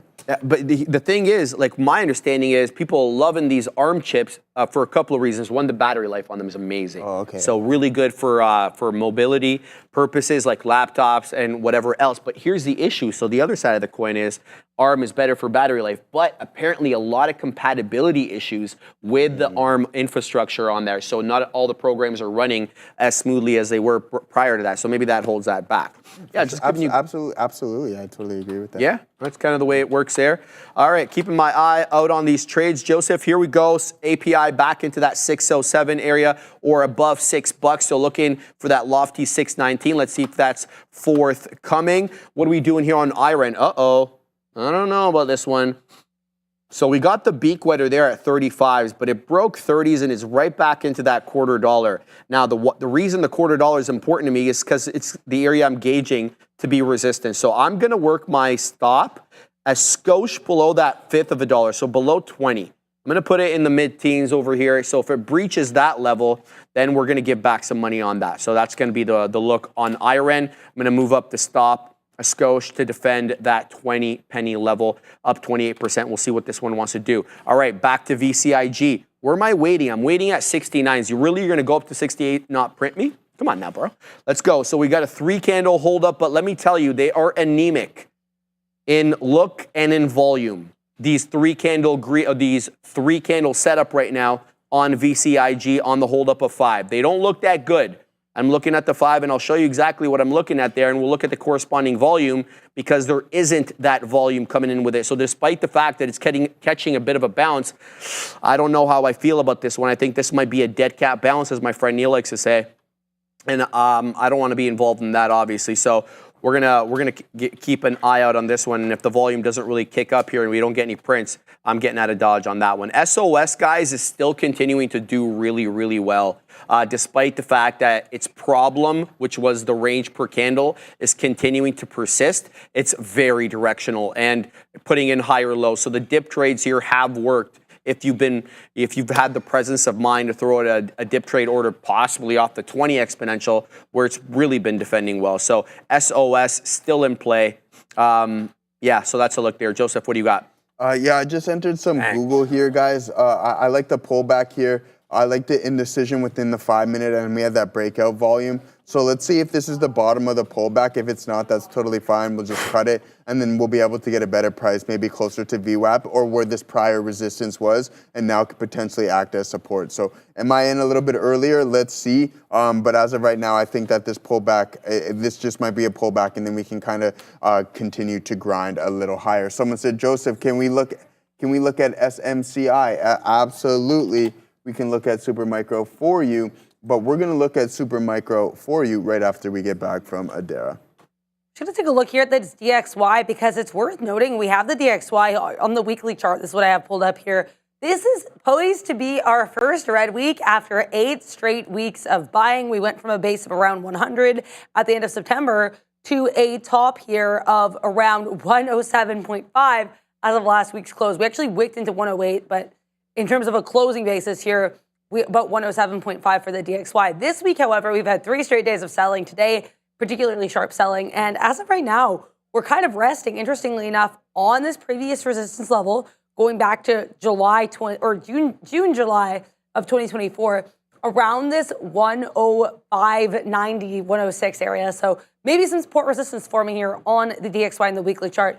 Today's pretty interesting because we had a lot of economic data, but most of the numbers we got were actually, for lack of a better term, a little bit boring or more subdued. Pretty much all of these prints came in exactly in line with expectations, including all 4 PCE prints and the GDP print. We did get a slightly lower than expected initial jobless claims number and some lower than expected durable goods, but generally in line with estimates here in this shortened week with this big data-filled Wednesday, guys. This is the last big economic data day of the week as well because we're not going to get anything major on Thursday, or Friday, sorry, and of course Thursday we have the markets closed. So interesting look here. Let's see if the DXY actually does complete this bearish engulfing candle here, or if we get maybe a little bit of positivity during Friday's shortened session, guys. Shout out to 2 New York cents. You want to cover SMCI? Yeah, SMCI. I'm just going to touch on that real quick. This isn't a stock I'd be looking to buy. You're talking about being delisted the other day. Is it going to recover? I don't know. I don't know enough about it, unfortunately.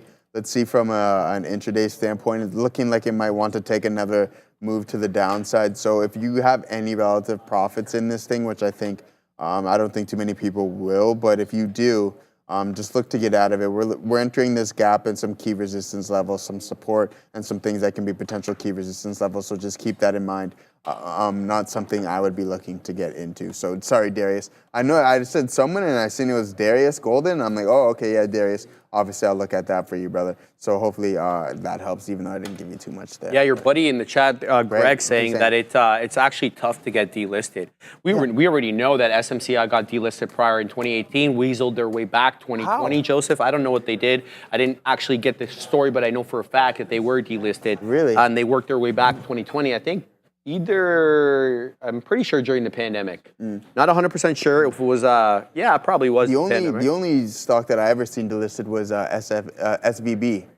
Oh, yes, yeah, because... as the bank, right? Because they bankruptcy. Yeah, exactly. Yeah. And they just had too many, the interest rate cycle was just bad, destroying them, and they had all these lower interest rates in there, just getting smoked. Yeah, Joseph's referring to the regional banking crisis that we had in March of 2023. It was a bit of an issue, a run on the bank with SVB, and then you had another bank taken out and shot in the back there, which wasn't actually which wasn't actually insolvent. It was what was that? New York. It was a New York City bank. The one that Community Bank, NYCB, or New York Community Bank was basically taken out on Saturday or like Sunday. It was over the weekend. Nobody knew what the hell was going on. Then we came Monday and it was halted, and nobody understood what the hell happened. So Jeremy Diamond acquired the SVB's book, right? Yes. You see the reports after that? They killed it. And, bro, of course, it was accretive. Killed it. Yeah, and that's kind of like it's a tough one there. I mean, the fact that,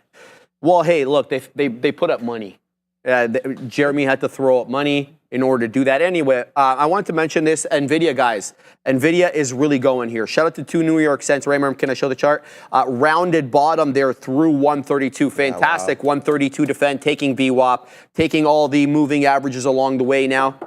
knocking the door of that 134. We don't have any resistance here. Well, a little bit. We have a 2-candle hold up here on the 5 at 955 and 10 that did reject at 134. Let's see if NVIDIA can get all the way back. In my opinion, 135 is the target because that was the low during the pre-market. All pre-market, we defended 135 and then gave it up there right at 930 going red. Well, we were already red on NVIDIA, but got more red. So 134 in focus now.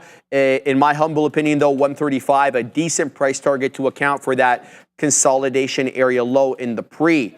So NVIDIA very strong, looking to get a little bit stronger right now. Most of these mags are recovering, Joseph. You got Apple above VWAP and trying to take out that 235. You got Amazon up or almost up on the day here. It's up to 206. You got Meta at VWAP. Microsoft working its way back into VWAP. Google's actually green on the day, and I believe Google is the only Mag 7 right now that's actually green, but barely above that 169.12, which was the closing print. The NQ still down about 100%. And the NQ is at an interesting area here. We just weaseled into 20,800. We're close. So the 100-point levels are areas of psychological support and resistance. In addition to that, we have the volume weighted average price on the NQ December contract at 807. So you've got that 800 print, then the 807 possible resistance for VWAP there. So keep tabs on that. Let's have a look at our small cap gapper traders. What's the situation there? Nothing doing. Out of the money a little bit on VCIG, but IREN continuing to hold up at that $0.25, Joe. What's your look over there? Sharif, you know what time it is. I do know. We got to pay some bills, my friend, as you would like to say. eSignal. Trade smarter, not harder. Upgrade to an elite trading experience. Analyze, strategize, capitalize. Foresee profitable opportunities with the platform you need. Infinite data, instant trading, know where the market is moving before others with lightning fast data.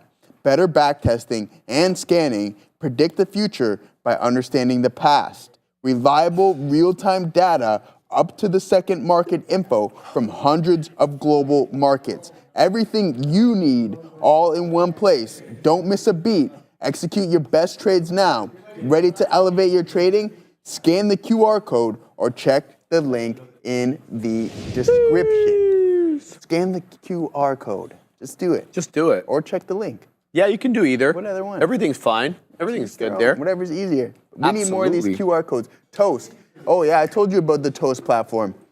So I used it at a restaurant a couple of weeks ago, right? Yeah. So essentially, it's cool. So you scan the QR code, the menu pops up, it identifies what table you're at, and then you just place the order through the app. Yeah, right there, right then and there. That's interesting. Yeah, so yeah, we like I was at this sushi place at Fairview Mall, and there's like a robot that comes around and like takes your order, bro. Yeah. And it brings your food to you too. So they send it with like, it's all you can eat sushi, right? So they send you all the different like sashimi and all the different things. And the robot just comes to your table. It knows it's programmed to know where all the tables are. You just take it off the table. Wild. So when was the last time you were at Pacific Mall?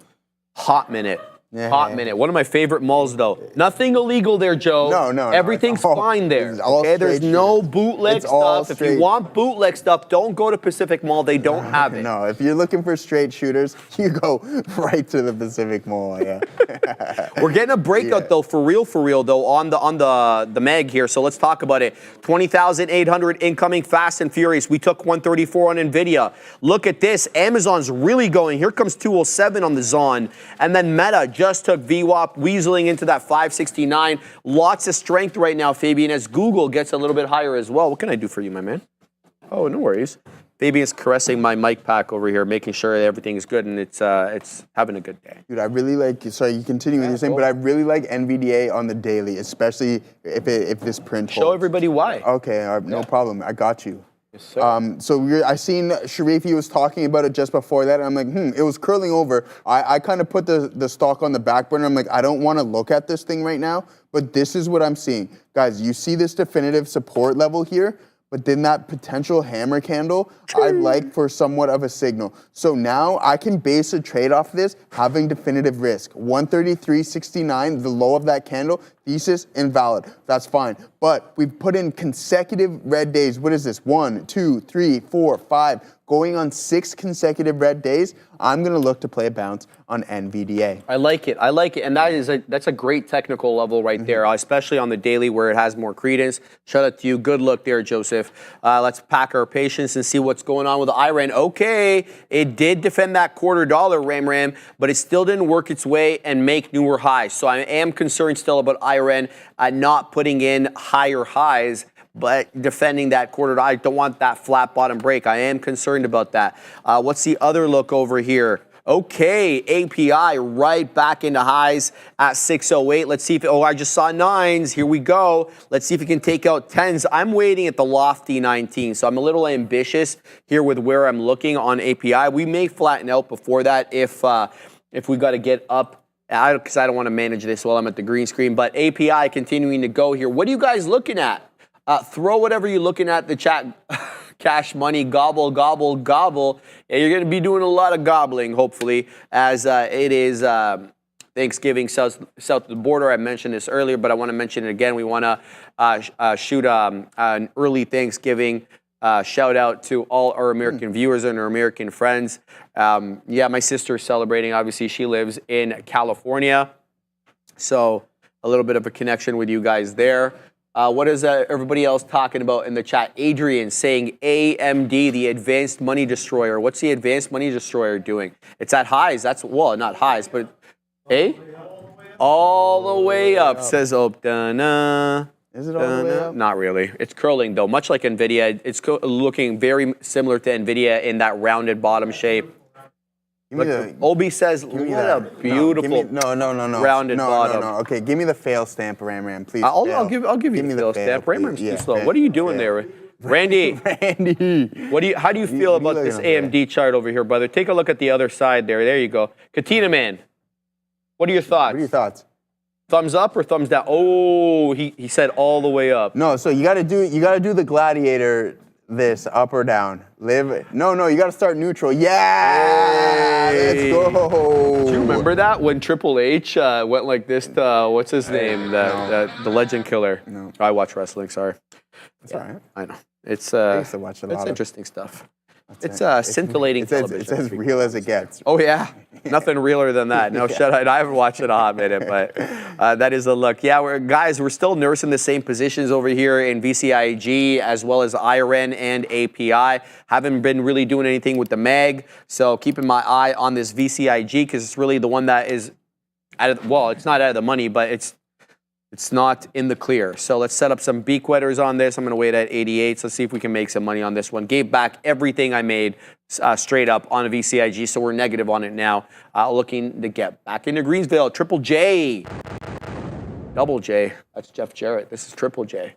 Can I get a look at MSTR, please? Run to 400. Is that resistance? Well, just as a general rule, these whole dollar $100 areas are going to be psychological areas of support and resistance, but let's look at it on the daily.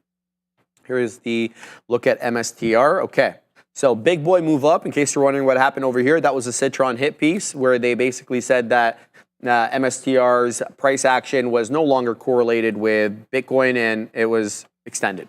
So we got obviously a downtrend. We have a bit of a higher low today on MSTR, but we also have a lower high. So this is an inside day that we're experiencing right now on MSTR. Obviously, 400 is going to be resistance despite the fact we did get above it yesterday to that 404, I believe. What was the high yesterday of this candle up here? What's the high? 404, yeah, 404.74. Today, the high, 390.390. So we're not even close. Yeah, 400 is going to be resistance, but you got to ask yourself really, have we recently taken out that level? And the answer is yes. So, what kind of shorts do we have up here? Hard to tell because, we definitely gave it up yesterday, Joseph. I don't know how you see this, but what's your look at 400 on MSTR? On MSTR, let me pull it up on my chart here so I can take a look. But I mean, it had that crazy day where it went down like 20+% or whatever. 400, I think, is totally reasonable for such a volatile stock. So today, I don't know about that, but I think in the foreseeable future, I don't See why not? I think it can definitely get back there for sure. So Yeah. I mean, this day was hectic for anybody who was trapped up here. That would be a tough one to sit through, and especially if you bought and then you had to sit through that anywhere near these all-time highs. But I think 400 is totally reasonable on this thing.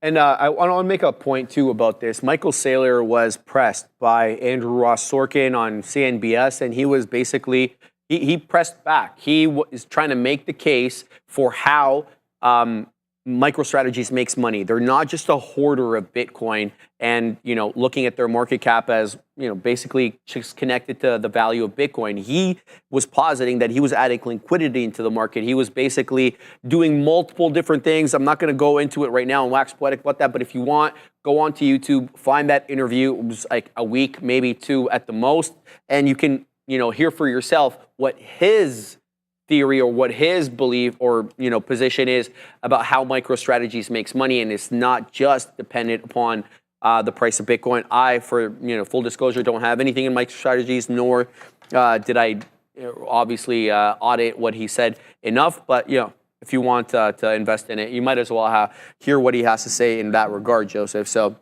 MicroStrategies, it's been a hot stock. Yeah. What's it up on the year still, man? It's up 520%, and we're like $100 and some odd off the high. So it's a monster stock. Just by way of comparison, guys, giving you MicroStrategies up 520, but you also have the likes of Coinbase up 76, Hut 8, a miner, up 110%. You've got the likes of, who else over here? Bito, B-I-T-O, not one that we typically trade around here, also up 102%. I think that's those track the futures, I think, Bito. Bito? Yeah, Bito. That's right, it is actually the futures. Yeah, it is. The fund seeks capital appreciation. There can be no assurances, blah, blah, blah. Yeah, it is the futures one. Yeah. Interesting. And they offer I remember Yannick was telling me, they offer like an absolutely ridiculous dividend. Really? Yeah. We can find out what that dividend is in a hot second over here. If we have a look at where dividends, there we go, Joseph. They do offer a decent dividend. How do you look at what the price? Oh, here it is.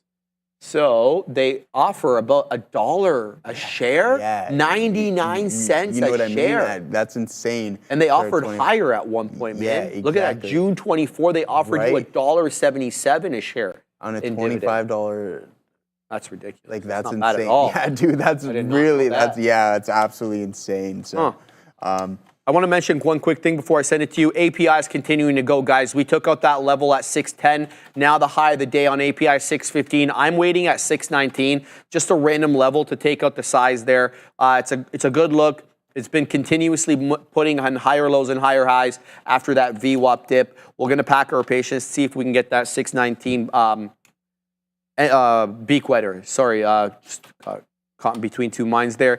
This one, though, I'm unsure about what to do. IREN continues to make lower highs with that flat bottom at 1220. I don't want to give too much back here, so I'm going to give this one about another couple of cents, and then we're all done out of this trade, Joseph. Yeah, nice look there. Oh yeah, West, y'all, nice. I'm glad. Nice. I know I like dividends too. Obviously, if you can accumulate a large amount and have some passive income from that standpoint is absolutely fantastic as well too. But guys, yeah, we're just here in Google. We're looking for the trend continuation, or from a secondary standpoint. We did grab the pullback at the right time on this one, so I'm happy about that. I tried to get into this earlier before in the session. I mentioned this to you guys, and I said, why am I shorting this thing? It's just not time to short it, even though the thesis did essentially play out. But look at this kind of like this wick out here, just a pure liquidity grab, and then it moved lower. And then whatever way you want to look at it, another grab down here, double bottom, and then it's just slowly started to climb higher. So I like Google. I'm glad that we got in on this on the pullback, especially on that breakout. So the volume was supporting the breakout, and then we had the lower volume on the pullback, and then you try to locate where the stock may potentially turn around from that standpoint, and then you try to enter from there, and then you can get a little bit of a move. I do have to put this stop at break even here, unfortunately. I only got 20% off, and sure enough, Google is starting to pull back now. Kind of like the overall market, and it's pulling back really deep, and now it's gonna stop me out. Yeah, so yeah, that's unfortunate on that one. Google, I don't know why you had to do me dirty like that. I thought we were friends, but apparently we are not. So that's it with Google. we're going to have to call that one a break-even trade because we only took a couple off there, and then now we got stopped out break-even, so that's okay. But I haven't looked at IBIT. I'm still in this IBIT position. It was since pulling back. So let's pull out IBIT again as well, too, because Bitcoin has been extremely strong throughout the session, and it is holding these levels. So this thing usually does tend to move a lot after hours, too, when the other markets start opening up their eyes and then start trading it. So I'm going to keep my eye on this one. I do think that at this pace, that relatively soon, probably by, I wouldn't know about Thanksgiving, but by the end of the weekend, if it stays on this trajectory, then I think Bitcoin is going to be and surpass 100K, Sharif. Yes, sir. I want to look at XBEV for Kirshner Crew. Look, great day today for XBEV, 6.25, but let's zoom out. So this has been the look. It's been really tough as of late for these Chinese ADRs. It is a political headwind that they can't really avoid, despite how profitable or innovative they are. They're going to encounter that political headwind. So when you're trading them or investing in them, think of it through that lens, because that's something that they can't control. They, no matter how much they cut costs, no matter how much they innovate, if there's 100% tariff for them to bring their vehicles into North America, so far, it's almost like that, except Mexico is not throwing those 100% tariffs, but Canada did, United States did. Now we're just waiting on that Shine Bond woman to do it as well. So we'll see exactly what happens there. But from an intraday perspective, your observation is very astute, Kirshner Crew, because you're putting in higher lows. It's like an ascending wedge. Every successive trough higher than its predecessor. Ultimately, though, that 1215, somebody's selling up there. And why they're selling up there? Well, I don't know exactly why, but there was a level similar to that back on November 22nd. And was that an opening? No, that was right at 2 o'clock. So it also rejected in and around there back on the 22nd, that 1215. It couldn't break through that level. In other words, did it use that level as a level of support earlier? So let's have a look. That 1215 area, generally, I mean, I wouldn't put too much stock into that, quite frankly. I'm not sure who's selling at 1215, but there does seem to be, a seller of note keeping this below that level. Look, get it on the dip trades if you're hell-bent on trading this for whatever reason. Get it on the dips, because every successive trough is higher. You just make sure that you're scalping it out into that 1215. Whether or not it breaks 1215, hard to know. You're going to have to look at the book to see how it's interacting with that level once it gets into that 1214, 1215, how the buyers and sellers are interacting, what the book looks like. Let me know how it goes. But yeah, good luck for you there. Ascending wedge into that 1215 level. Let's have a look at the poll. We've got 942 votes, man. We only need a few more for 1,000. We've been doing real well on the votes today. Oh, wow. Let's see how it's all panning out, Joseph. NVIDIA adding to its lead, baby, up to 60% now for the monster GPU, got it together, Sharif. GPU maker today, 60% right now, with Palantir at about a quarter of the votes, 24% there. And then we're all just playing for second here to NVIDIA, VCIG, and Dell in single digits, with VCIG in last place right now. I want to let you know that the first poll is as follows. Open image, a new tab. Here it is. So this is the first poll that you guys voted for. Tesla took the cake there, 56%, followed by a couple of, or a few all in the teens, with IBIT second, AMD, the advanced money destroyer, there with 16%, and CrowdStrike, despite the fact that it had earnings yesterday, couldn't get love in the chat, 10% for Crowd. So I guess we won't be covering that on the afternoon rundown, but that's all good. You guys already know how it went today for Crowd. Get your votes in the chat. We only have a few more minutes left. Let's get up to 1,000, see if we can get that number on the day. I think we did it a few days in a row. So shout out to the best viewers out there, man. Best viewers on YouTube, no doubt about it. Let's see what these positions are doing over here. Still nothing doing on VCIG, nothing to write home about there. How we doing on IREN? Okay, IREN, I see you. Back up. Oh no, we got stopped out. We suck. Okay, no worries.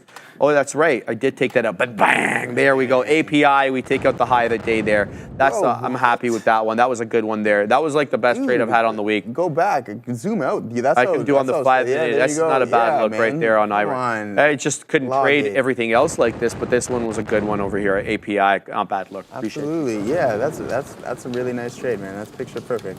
We're breaking above 20,800 right now on the Future, guys, and by extension of that, we're above VWAP. So the Future really recovering here, even though we're still negative on the NQ. It's got the likes of Apple trying to work back break even. I don't think there's too many that are on the precipice of break even right now, except Apple. And I'm accurate on that. It's really the dead one right now that needs to take out that 235.06, and then it goes green. The Katina man has been long from 234.10s. So the dude is well in the money right now. He's going to be $1 in the money in a hot second, and I'm sure we'll find out about it because he's going to hit the dollar club. Oh, my bad. 234.50. I thought you had 10s. My bad. 234.50 for the Katina. Hey, okay, Katina, man, I see you. Yeah, but Apple on the way, possibly going green over here. Google is green and has been green, Joseph, since we took out 169.12s. But you got to put some respect on NVIDIA's name off the schneid there. Nice curl up off the bottom, and by the Future as well. Good look. Amazon, I guess maybe second in contention to possibly get green here. 207 is on the, I guess, in view. And to go green, we got to go 207.87 here with 5 minutes left on the show, Joseph. Any final thoughts and anything you'll be looking at going into this long weekend? Yeah, into the long weekend, I'm definitely going to be looking at NVDA, especially after it looks like it's starting to slowly recover here from a daily perspective. I really like the way this stock is looking, and especially the recovery on the day. I really like this as well, too. Broke prior resistance.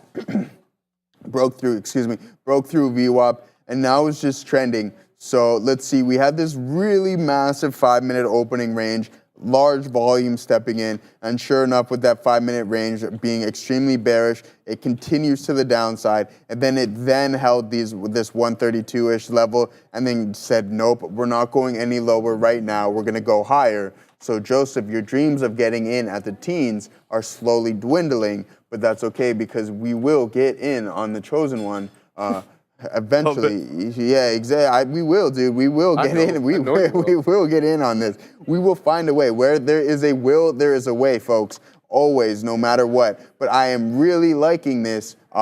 From a daily perspective, the candle. And the candle. Yeah. That's what as a hammer that's candle what I'm saying. too? That's exactly what I said. Yes, so bro. I like that. That's what I was pointing out. Was like bang, bang, bang, bang. Is that I think that we can possibly turn this around. Are you doing this for your week ahead or no? NVIDIA? Yeah. No. I was gonna do Pandub. Ow. I don't know what Pandub's done today. You good?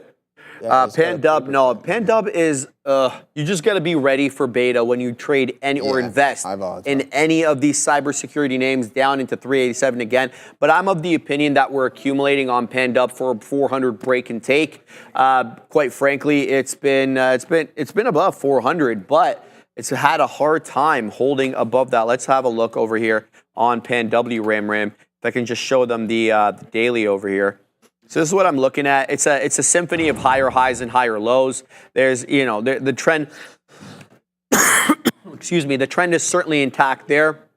But the whole dollar, the $100 level is, it's an important level, no question about it. So you're going to have some profit taking in and around there. But I like the look. I think we break above 400. If you look at what some of the analysts are price targeting on this, we got like 450, 430, 425. So there is a decent upside over here on Pandub. So that was my look, building a position, into the 50 or a little bit above the 50 exponential moving average for eventual 400. It's a swing trade. It's not an intraday trade. That's what we're talking about there, Joseph.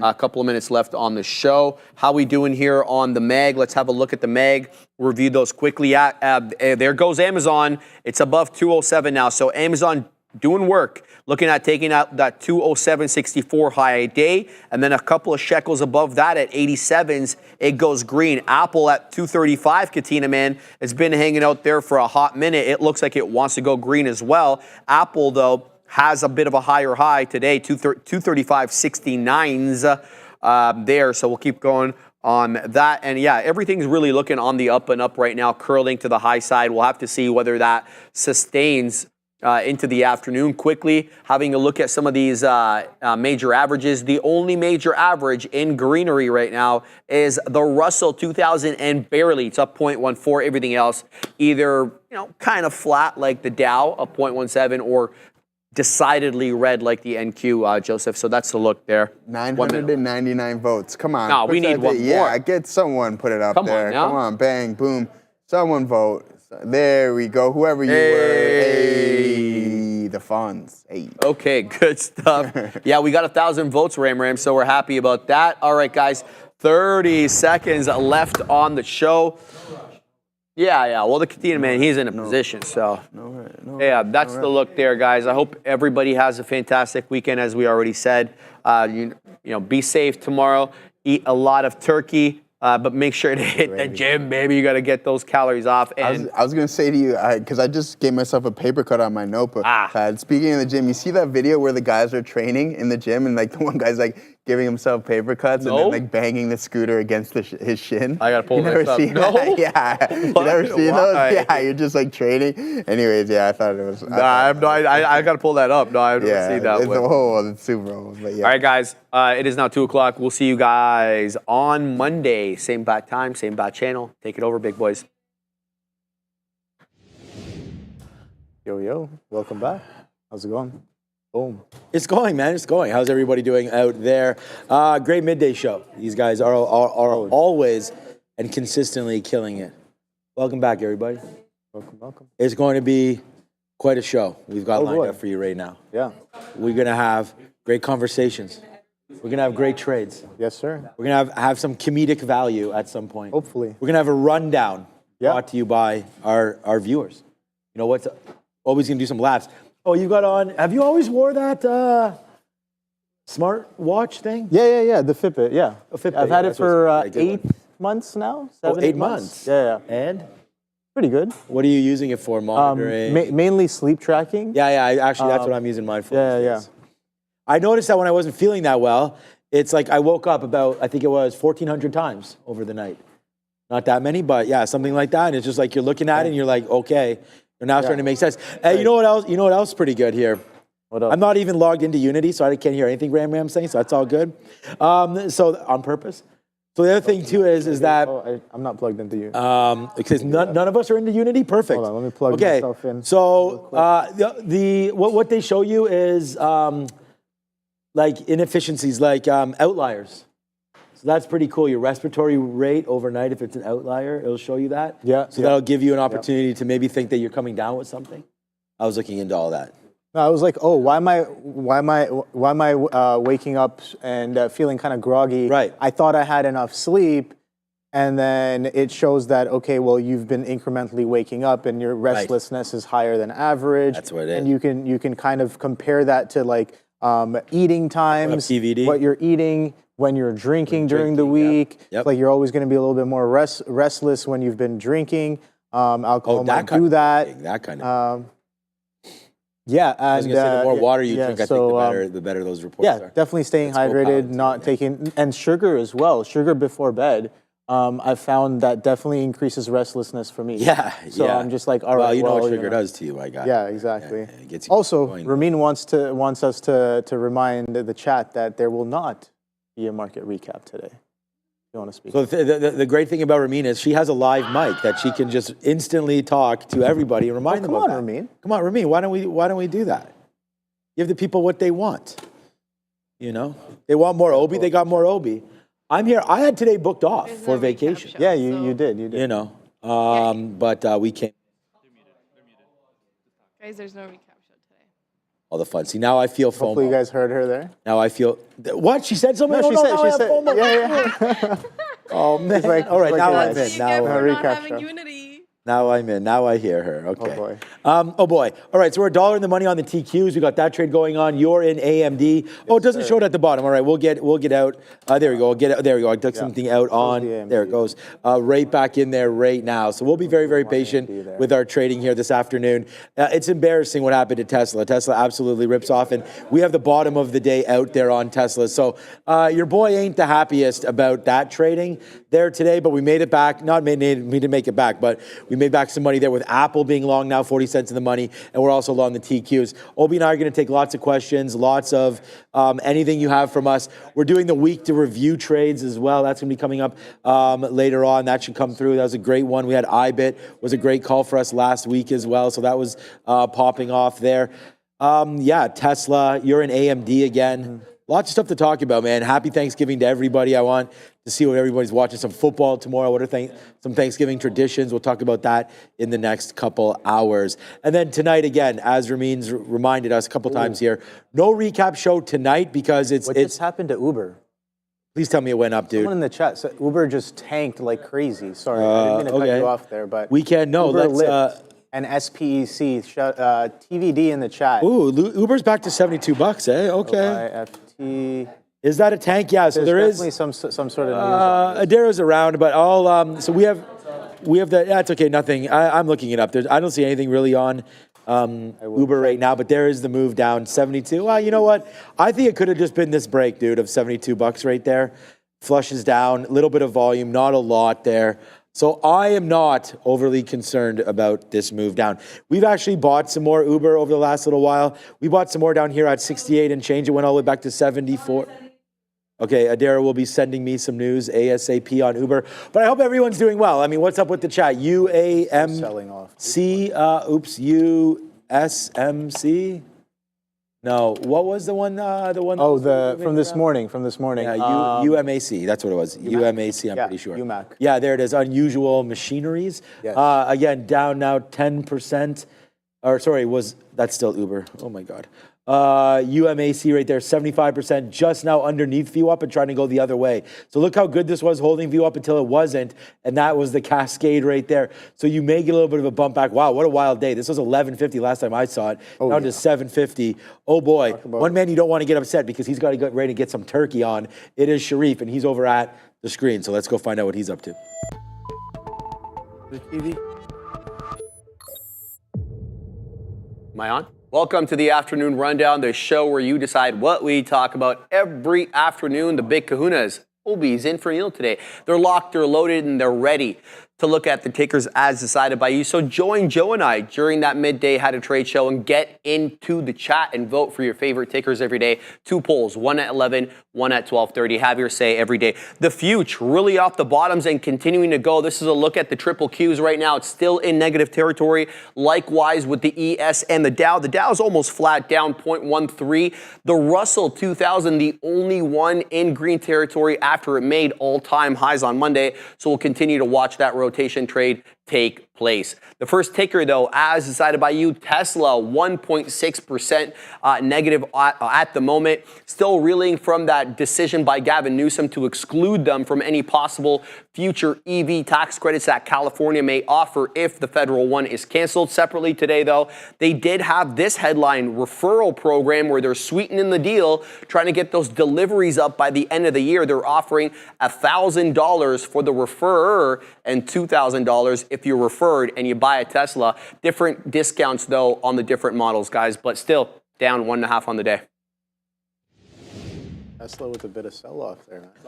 What's up to everybody in the chat there, talking about what's up to right here. DLV, OB, nice trades today as well. Not even trading, but love seeing crushing. GME talking about it. And then shout out right here, Turin Bar.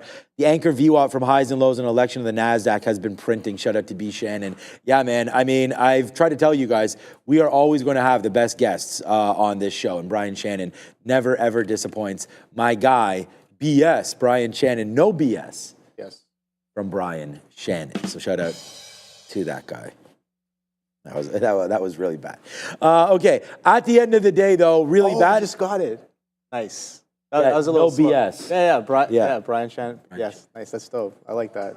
That's right. It'll be all right. 2 more hours, my guy.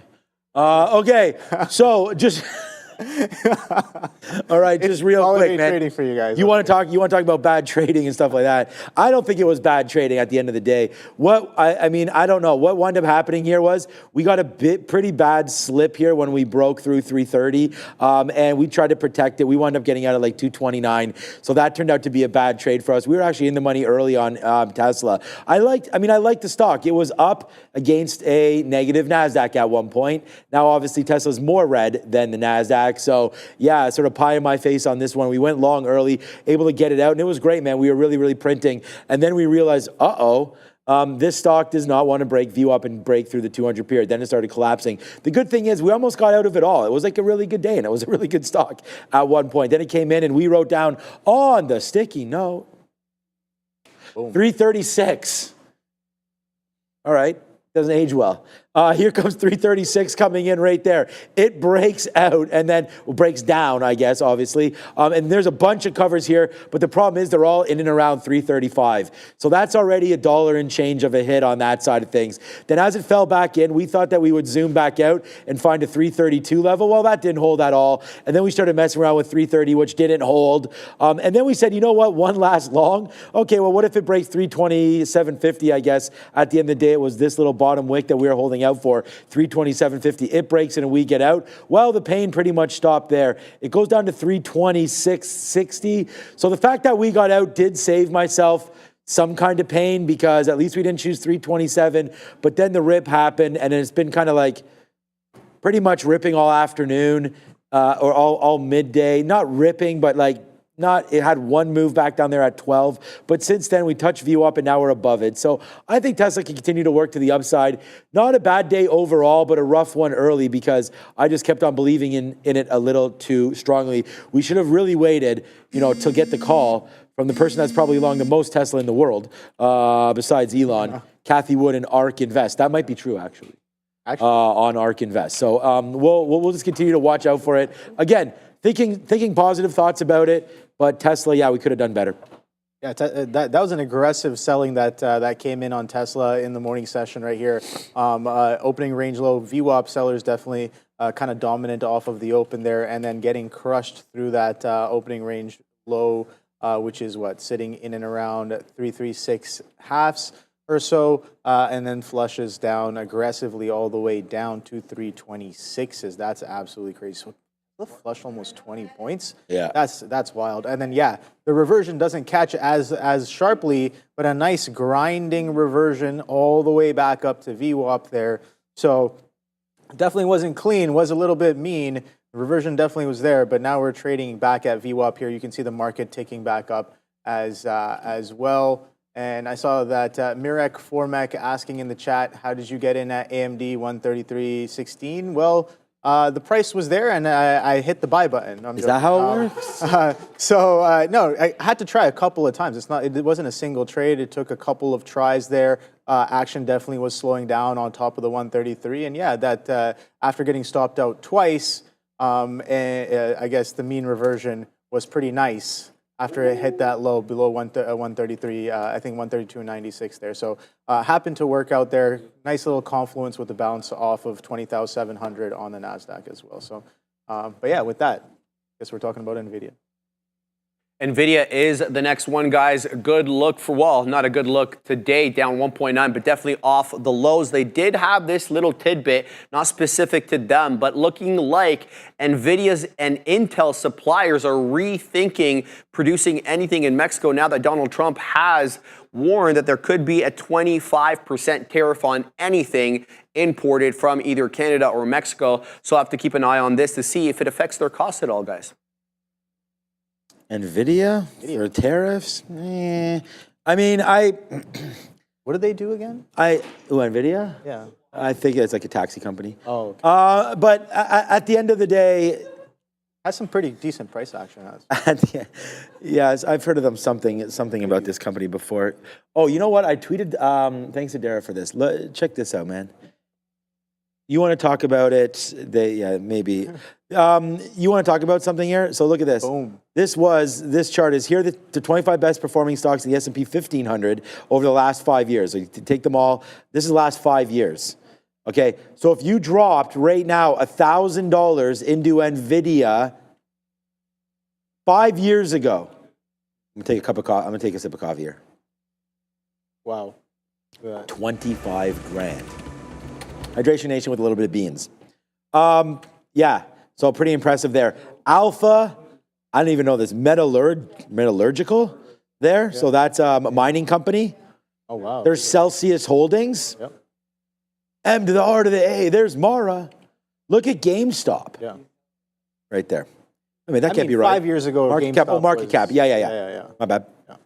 Tesla, 15,000. So 15x. So this is why, again, we could talk about all of this. It doesn't really matter. It's just even Eli Lilly there, 7x. I just want to show that there's Elf Beauty. I'm supposed to be in that name as well. Arista Networks. At the end of the day, there's Console Energy. Like, there's many different names in here from many different sectors. And I know that we're going to talk about NVIDIA, but that's mining. Oh, here it is right here. Sector, materials, technology, staples, technology, like energy, right? Energy. Technology is probably going to lead the way if I added it all up. Mr. Cooper, right there. Coop, what's up, Coop? But anyways, there's a little bit of a look there on what stocks have been banging around over the last 5 years. So NVIDIA does take the cake there because many of us probably not involved in AMR. So, all right. So I know that we have people in the chat. What's up to Kyle?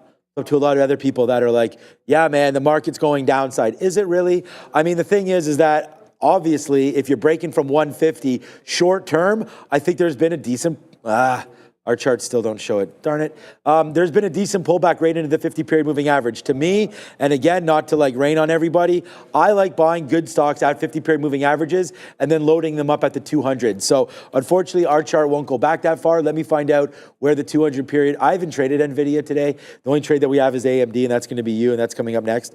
But right here, the 200 period on NVIDIA is down here at 112, 115. That would be great if we got anything down there. The last time I was able to buy NVIDIA was down at 104, so right into this area. We got decently close there. I still think there is some room to go down.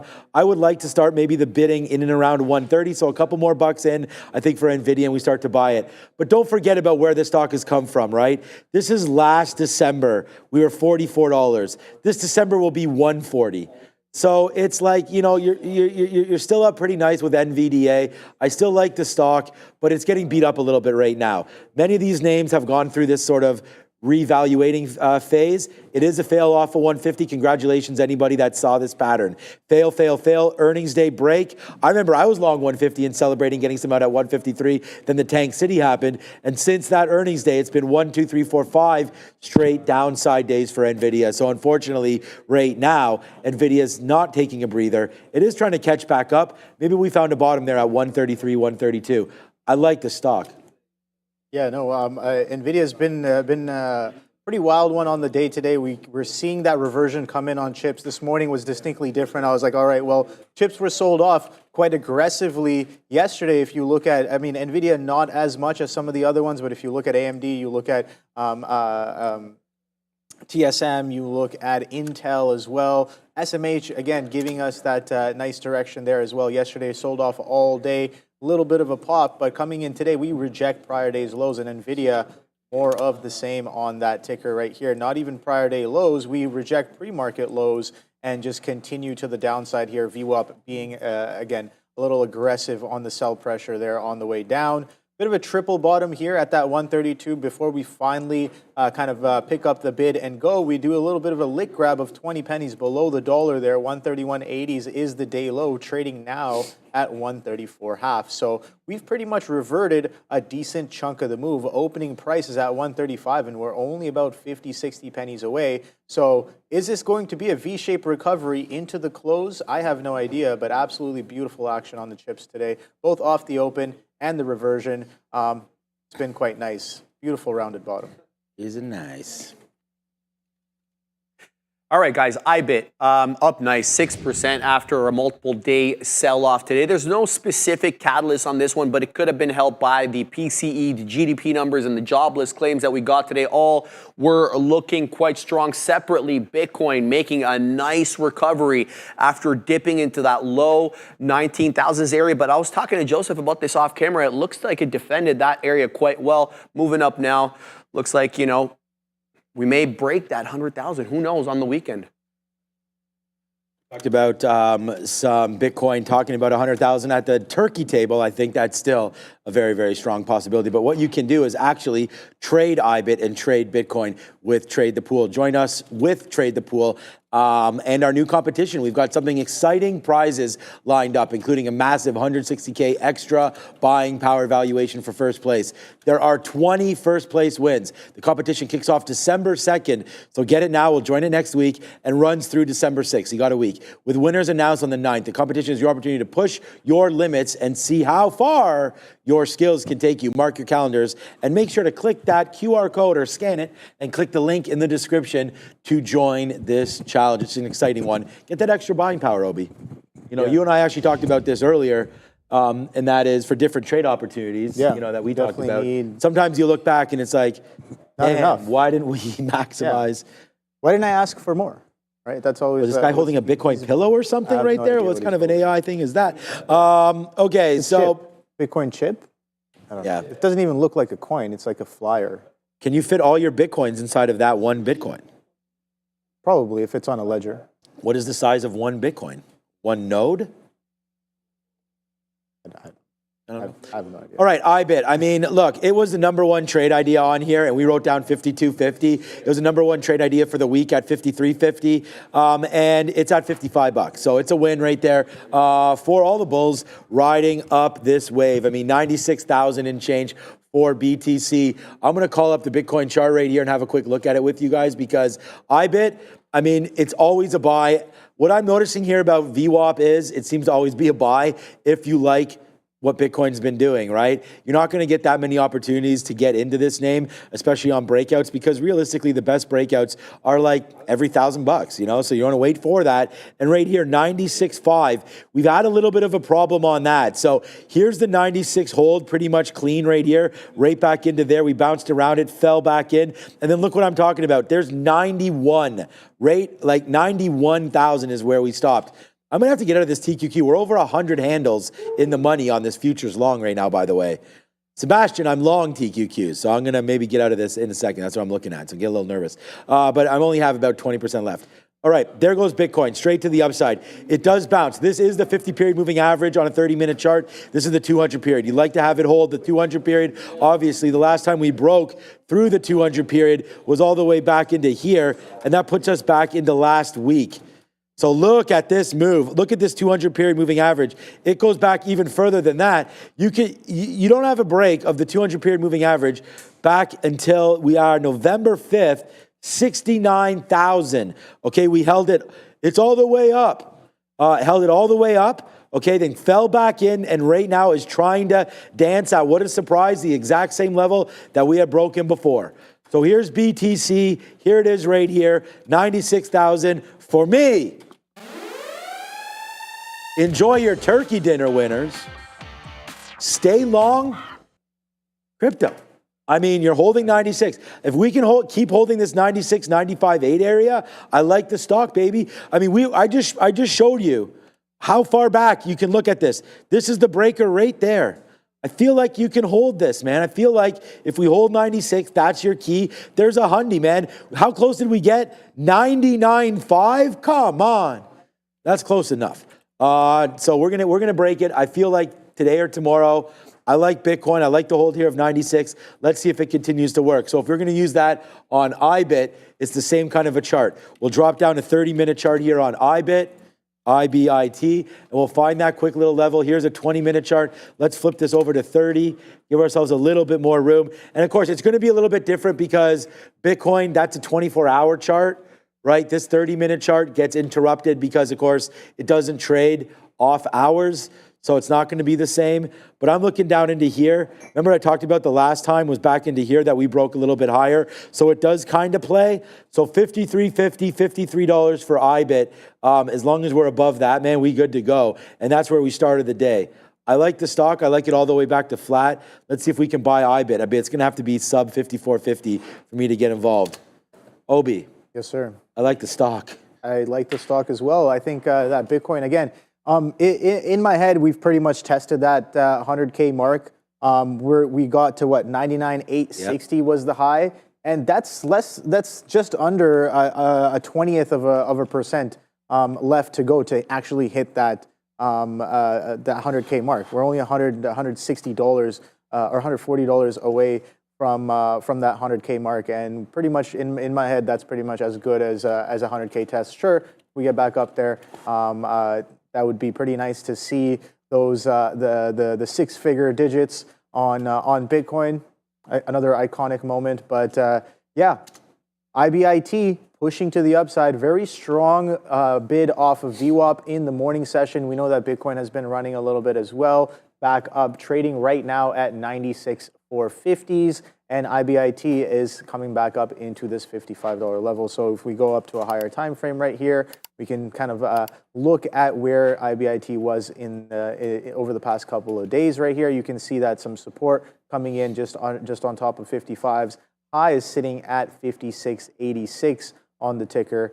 We talked about this bit of a trend break. That trend broke. We faded off for a couple of days, and it seems like today it is the reversion of the reversion, where we're catching a bit of a bid back up into the mid 50s right there. So we couldn't really get all the way down to 50. That's fine. The bid catches on once again, and don't forget, bigger picture, we have been trending up on this ticker. Gap up trend, gap up trend, gap up trend since its inception, the IPO that did come out earlier this year on IBIT. You take a look at the, nope, I want to go to the weekly chart, please. All right, so weekly right here, you can see that we kind of started trading at the beginning of the year there, and we've kind of stair-stepped above this $40 consolidation underneath in and around that $40 stair-step. Look at that expanding volume coming in as well. Could be interesting. I'm looking for those 56.86s. Might not happen on the day today, but definitely something to watch out for as Bitcoin creeps a little bit closer and closer to its all-time highs. So IBIT definitely one on the day that if you got with the trend, you're probably sitting pretty right now. AMD's trying to come off the bottom, certainly off the bottom there as it works its way back into that consolidation range where we opened up down 1.5%. Again, no specific catalyst for this semiconductor name, but there was this little tidbit. Taiwan Semi ramping up their 2nm production, and apparently first in line, Apple and AMD going to get the first batch there. Keep in mind, initial production of the 2nm chips is going to be very limited by Taiwan Semi as a result of a prohibition by the Taiwanese government disallowing them from producing that overseas. Got to be made on the mainland. Are we still doing IBIT? No, AMD. AMD, okay, good. All right, so yeah, quickly, why don't you discuss what you saw there? Because you had a great trade off that VWAP and off that hold and all that kind of stuff. Yeah, there's a few trades on this. On this ticker. Thank you, Sean. Yesterday, I was looking at this ticker and I was like, oh boy, are we going to bounce? This is a 15-minute chart. So again, chips sold off aggressively yesterday. This was quite the move. Again, we identified AMD's ATR to be about 4.65, 4.64, 4.5, let's say, and we did about 6 points to the downside with no real relief. Any of these bounces couldn't even get, I guess, what is this? How much of a bounce do we have? We have about a point of a bounce. This flush is about a point. So I guess a quarter. So less than a quarter of ATR on the bounces. So that's pretty weak there. So coming into today, I'm looking for continuation below this level here to see if the selling is real. Where can it potentially catch? And right off the open, it gives you that prime entry, which I definitely missed. It lick grabs this consolidation high from yesterday, where selling pressure kind of sustained for over 4 hours, almost 4.5 hours. Selling pressure sustained, and we could not even get a bounce towards VWAP. Forget about it. We're kind of coming back into the lows, coming in off of the open. Not only do we reject that consolidation high, we also start rejecting underneath VWAP. So this is what I got involved in off of the open. A little tight to begin with there. I did get stopped out once. I didn't like that because I'm like, all right, well, I'm getting stopped out because I'm not giving it the real risk that it deserves, probably up to the highs. And then once it kind of gives you an option to get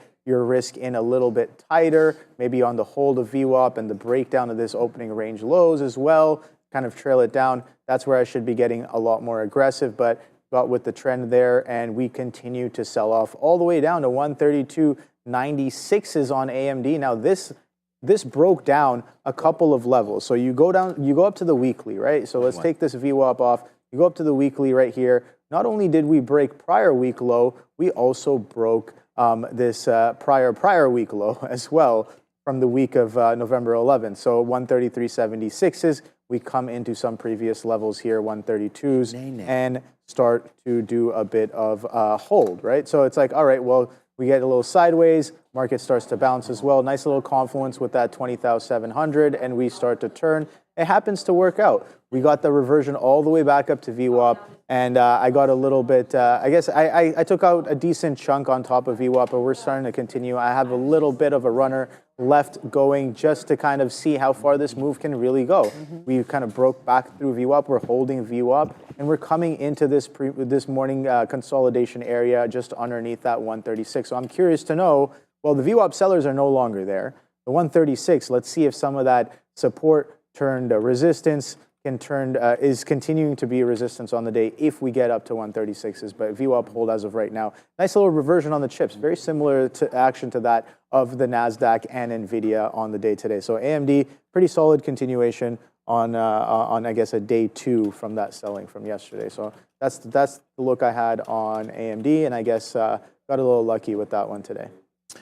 Yeah, great trade there, obviously, on that name, and will be the #1 trade there. So good job. And then just real quickly here, just to talk about some stuff in the chat. So we just got to 20,800. We're over 100 handles in the money. We bought the dip at 20,700. We actually talked about this earlier on in the day here on the NASDAQ, and that was right into here, this bottom. We talked about it coming in, not holding that 20,075, coming back in and then looking at this level, and we did hold it. We did have some movement to the bottom side, about 23 handles lower than 20,700, but we took that long down there on the TQQs, and right now, just trying to make sure that we are able to get some out. So while we were gone, we went swimming again today there. We got stopped out right there, which sucked. That's too bad because we had a nice ripper there. We had I thought we could go. I just didn't think we'd get stopped out, but we had 70s there up to 25, so that's like 50 handles. And then we just came back in and we really liked the 50 period. We were going against there now all the way to the upside, but that's just dropping off right now. There's nothing really up here. It's 20,800 on the Qs. So that was that. And then we were able to get out more and more here on Apple. Our only trade on Apple today was off the 200. And just now that it's sort of flattened out here, we're getting some more out on the top side of Apple as that's almost turned green. You like red or green apples? Red. Red, me too, yeah. The Granny Smith, I like the Granny Smith. You know, that's a little bit too bitter. But then the other red ones, the other green ones, my kids really like. What are the other green ones? Which one? No, Macintoshes are... I'll find... Oh, Golden Delicious. Ah.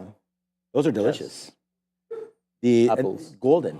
Yeah. Golden and delicious. Yeah, you can't ask for more. Those are my favorite apples as well. But we didn't go apple picking this year. A little sad about that, actually. All right, Sharif, you go apple picking? I haven't, Sean, but green apples all the way. I got a sour taste, so that's the way it is there. Hey, all right, guys. Dell, tough day. More than 12.5% right now. Lower. They did report yesterday, mixed report, but the street not digesting it well. They did quite well on their AI server delivery. That boosted about 58% year over year. It was their consumer PC division that continues to suffer, down 18% year over year as we continue to wait for that upgrade cycle out of COVID. This is the analyst ratings as a result of yesterday's report. Barclays maintaining their equal weight, but boosting the price target from 106 to 15. However, Citigroup, they dropped the price target from 160 to 156. Mizuho also chiming in, guys, dropping the price target from 155 to 150. And last but not least, Malaeus Research, they maintained their buy rating on Dell, but did boost the price target up from 140 to 155, guys. So a bit of a mixed bag here. I don't know, not much to say about Dell because when I looked at it this morning, it was down 12%, and I looked right now, it's down 12%. So I don't really, not too much movement here. I mean, literally, this is the open right here. This is where we are. So we are at the same spot. This move is to be expected. We talked about buying 120s. It gets as low as 121 right there. And then we talked about breaking through that upside of 128. It gets as high as 127. And then it just plays in the middle. So why did we look at some of those levels? I mean, here's Dell right there.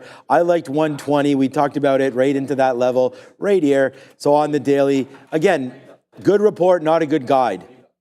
You know, plus you get the SMCI scare, all that kind of stuff. We'll see if some server racks. HPQ is going to be another name, HPE as well. But coming into 120, I like that. I thought it was a good dip buy opportunity. Looks like we might not get that, so I'm waiting for a couple more net red days in the NASDAQ to step in here and buy DELL, Dell, because I, again, like the stock. It's up pretty huge here year to date. I mean, if you go back to January, Dell was cruising 75 bucks, makes a move up to 185, puts a bill on it, and then drops all the way back and almost negates the full year back down to 87 bucks. And then since then has had a nice move up since the bottom of the summertime in August. So I like Dell. I think it can hold the 200 period. So as far as the stock, yes. As far as today, no. I mean, I would like to see more movement in this. The fact that it hasn't means we'll stay away from it heading into what is going to be obviously a day off tomorrow and then the half day on Friday. So I could see Dell kind of just cruising. I like the stock. I think it's a great dip buy opportunity. You don't get that many opportunities to do that on great names. I thought you got one on Uber, I thought, in and around those mid-60s. We tried to take a little bit of advantage of that. We got a dip buy opportunity as well in the other tech name, Google, that was down there. But Google has DOJ issues that are always on top of it. Dell was just an earnings issue, and I think they can work their way through it. I like Dell at 120.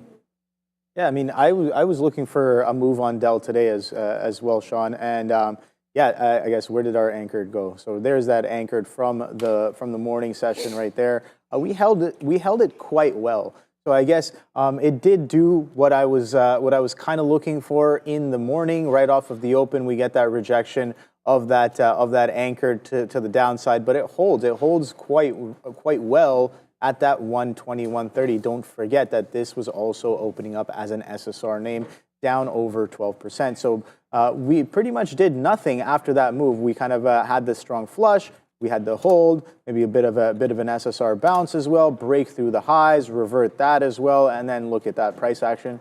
Price has just been compressing in and around VWAP underneath that anchored as the day goes on. So yeah, I think a little bit of a muted response on a bigger picture, maybe if you're looking at it as a whole day. But off of the open, definitely some strong opportunities if you're taking scalps of pre-market highs and lows, and I guess some tape action potentially on that 121. Again, SSR, you see that bid come in very, very aggressively when it does, after that selling has pretty much dissipated, and it takes us to some fresh highs. But Dell, potential missed opportunities, but I think I kind of looked away from it after it kind of just was chopping around for a little bit too long there right off the open. I did see that I missed that short, and when it held that low, I'm like, all right, well, I'm pretty much done with this one. I don't really have much else that I can think about executing on it. But yeah, if I stuck with it, I think there was definitely a couple of reversions and maybe some continuation trades as well on Dell on the day today.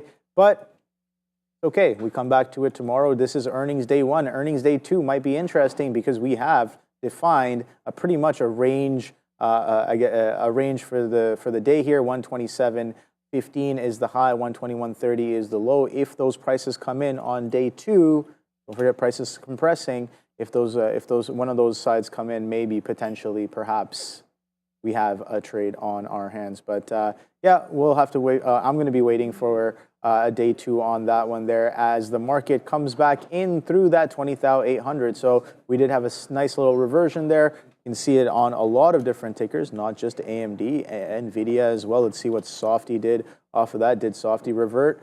Yeah, I guess it reverted to VWAP, but relatively weak here compared to the rest of these names, which have already kind of reclaimed their VWAP as well. And I don't know, Tesla had a bit of a reversion there, but it came all the way back to VWAP. Apple, although kind of, I guess, a chop fest here. No real, I guess it did have a bit of a reversion there after 12 o'clock. That's when a lot of these reversions did come in, around 10:30, 11 o'clock, 12 o'clock, depending on which ticker you're looking at and how you might be looking at it. Some of those bottoms were made around different times. but bottoms were made nonetheless in the morning to end of the morning to midday session there, and we were ticking right back up. So gonna be patient. Let's see what we have in store. I sold way too much AMD once again at that VWAP mark, and we continue to tick higher. So that's okay. We get a little, try to use this experience and this data to get a little bit better for tomorrow. But where is the next trade, Sean? That's what I'm asking. Oh boy, look at that reversion on ARM. I guess that was really nice as well. A lot of these chips, Intel reversion was beautiful too. The thing I really liked about this AMD reversion, you're just talking about it with some of fellow traders in the pod as well. That high volume bar that comes in and marks the low. You can see it. It's very, very distinct, distinctly different, some might say, on AMD at that low. So look at that. Would you look at that? Can I look at that? Yeah, right here. Look at that. Look at that volume bar. Absolutely beautiful. And I was looking at this on the 30-second chart as well. That 30-second volume bar almost contesting that some of the bars at the open. So absolutely wild. You can see that 135 had some strong volume as well. So I like that. Market's kind of reverting, but I don't really see too many other trades. I don't want to add more to AMD here because, again, I think the EV was probably the best in and around here. And I'm thinking about it, maybe the ads were in and around that 133.60, maybe even 134.20s for a push into VWAP. But then look, the pullback on top of VWAP also held. So I'm questioning, do I get more on the pullback into VWAP? Do I reload on this ticker? But I didn't know it was going to do a full-on V-shaped recovery all the way to 136's opening range lows. You didn't know that? No, I didn't know that. How could I know that, Sean? Yeah, I have no idea. I have no idea. We've try to dance with the flow as best as I can and make the best decisions. So, stun of shades. In an attempt to read the market a little more clearly here, yes, I'm gonna put my best Joe foot forward here. This guy's got the specs going on there. Let's go. Trying, Joe. Styling and profiling. Ric Flair, hey, man, to beat the man, to be the man, you got to beat the man. Okay, so right into here. Look, I'm trying to decide which way I want to flow now. And I mean, honestly, at the end of the day, I'm gonna try to favor the bull right now, but it is a little bit tough. But we have outs, so that's the thing. So I'm just thinking about like, all right, let's just think about what's going to be happening here. If Bitcoin breaches or whatever it gets to, I don't know where we're going to go exactly here with BTC over the weekend. But at the end of the day here, I think the market could rally even further than where we are right now. So what I'm looking to do right now is relatively easy. Try to go long against almost like this break here, 20,780, maybe down here, 20,760 or so. Just, I think there's a good chance that we can get to the upside here today. So with that being said, we didn't come all this way. Honestly, we're at VWAP, we're at the 50-period moving average. Looks like it's trying to go here. I'm going to try to support that move. So if Amazon and the futures can go, what stock do I want to be in? So then I looked over and I saw Amazon. I saw Amazon had quite a nice move there, nice little base downside. But guess what? We're above the 200 and we're above VWAP. So I like the stock, and that's the reason why I like the stock. It is not rocket science. It's a simple long ahead of VWAP, ahead of the 200 period. And if we break 206, well, then those are those levels that I'm talking about.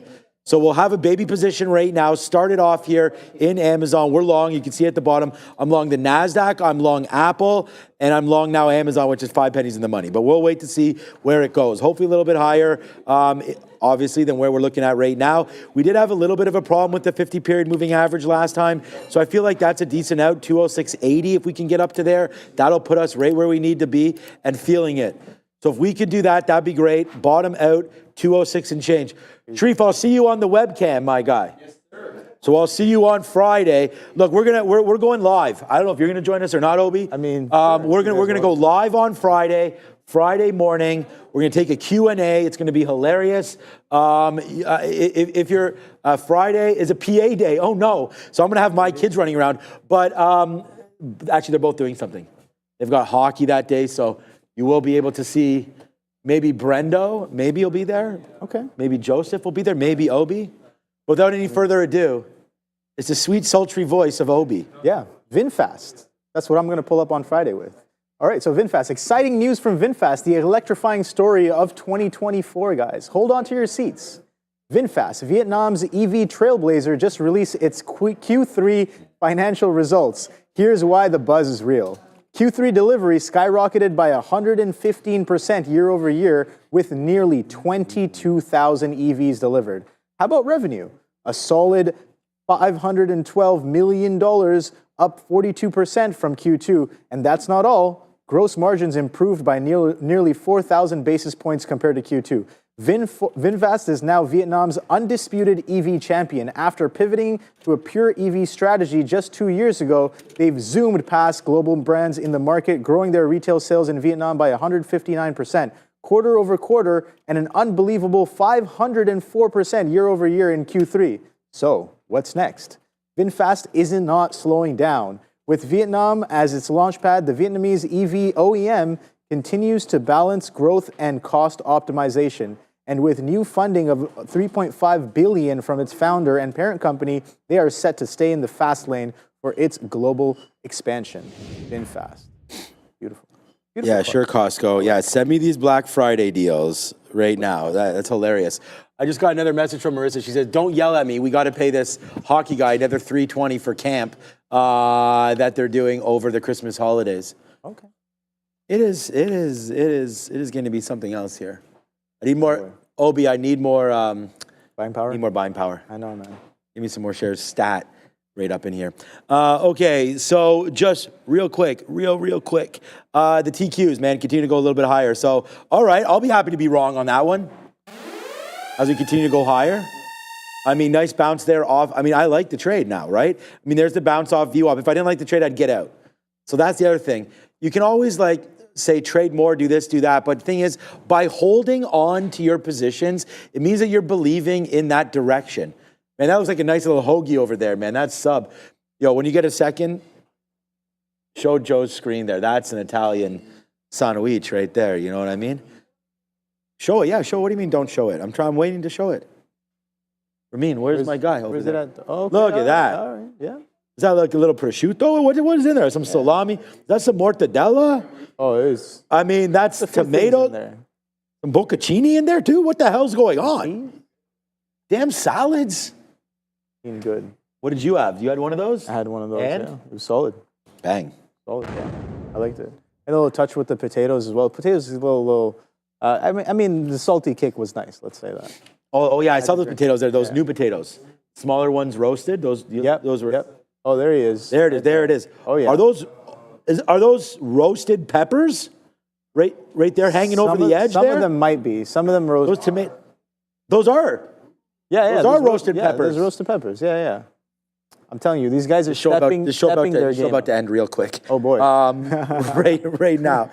Joseph bringing that over here. Hey, okay, my guy, I see you.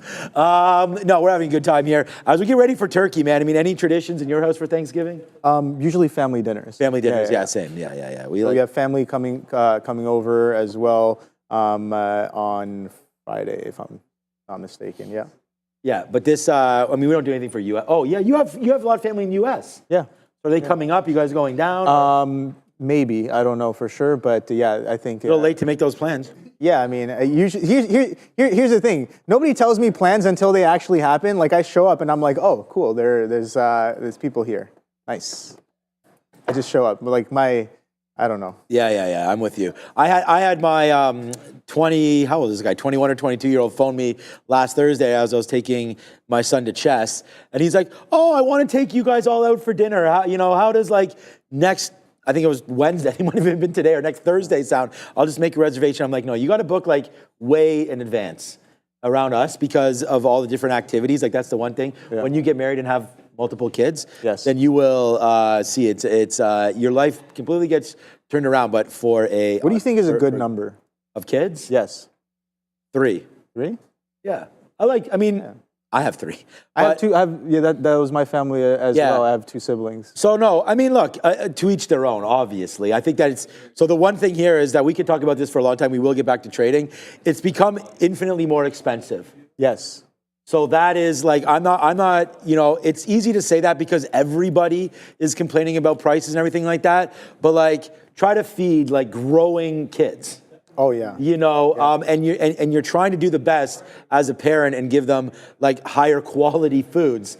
That's why you got to have that Costco membership. Exactly. That's what I'm saying. I mean, it's all about that, right? And it's like, so I find it really great and fun, and I don't care. I'll go broke making sure my kids have everything they need. So that's obvious. But at the end of the day, clothes, like all the essentials. And I don't need to speak to anybody in the chat right now because people are throwing up numbers.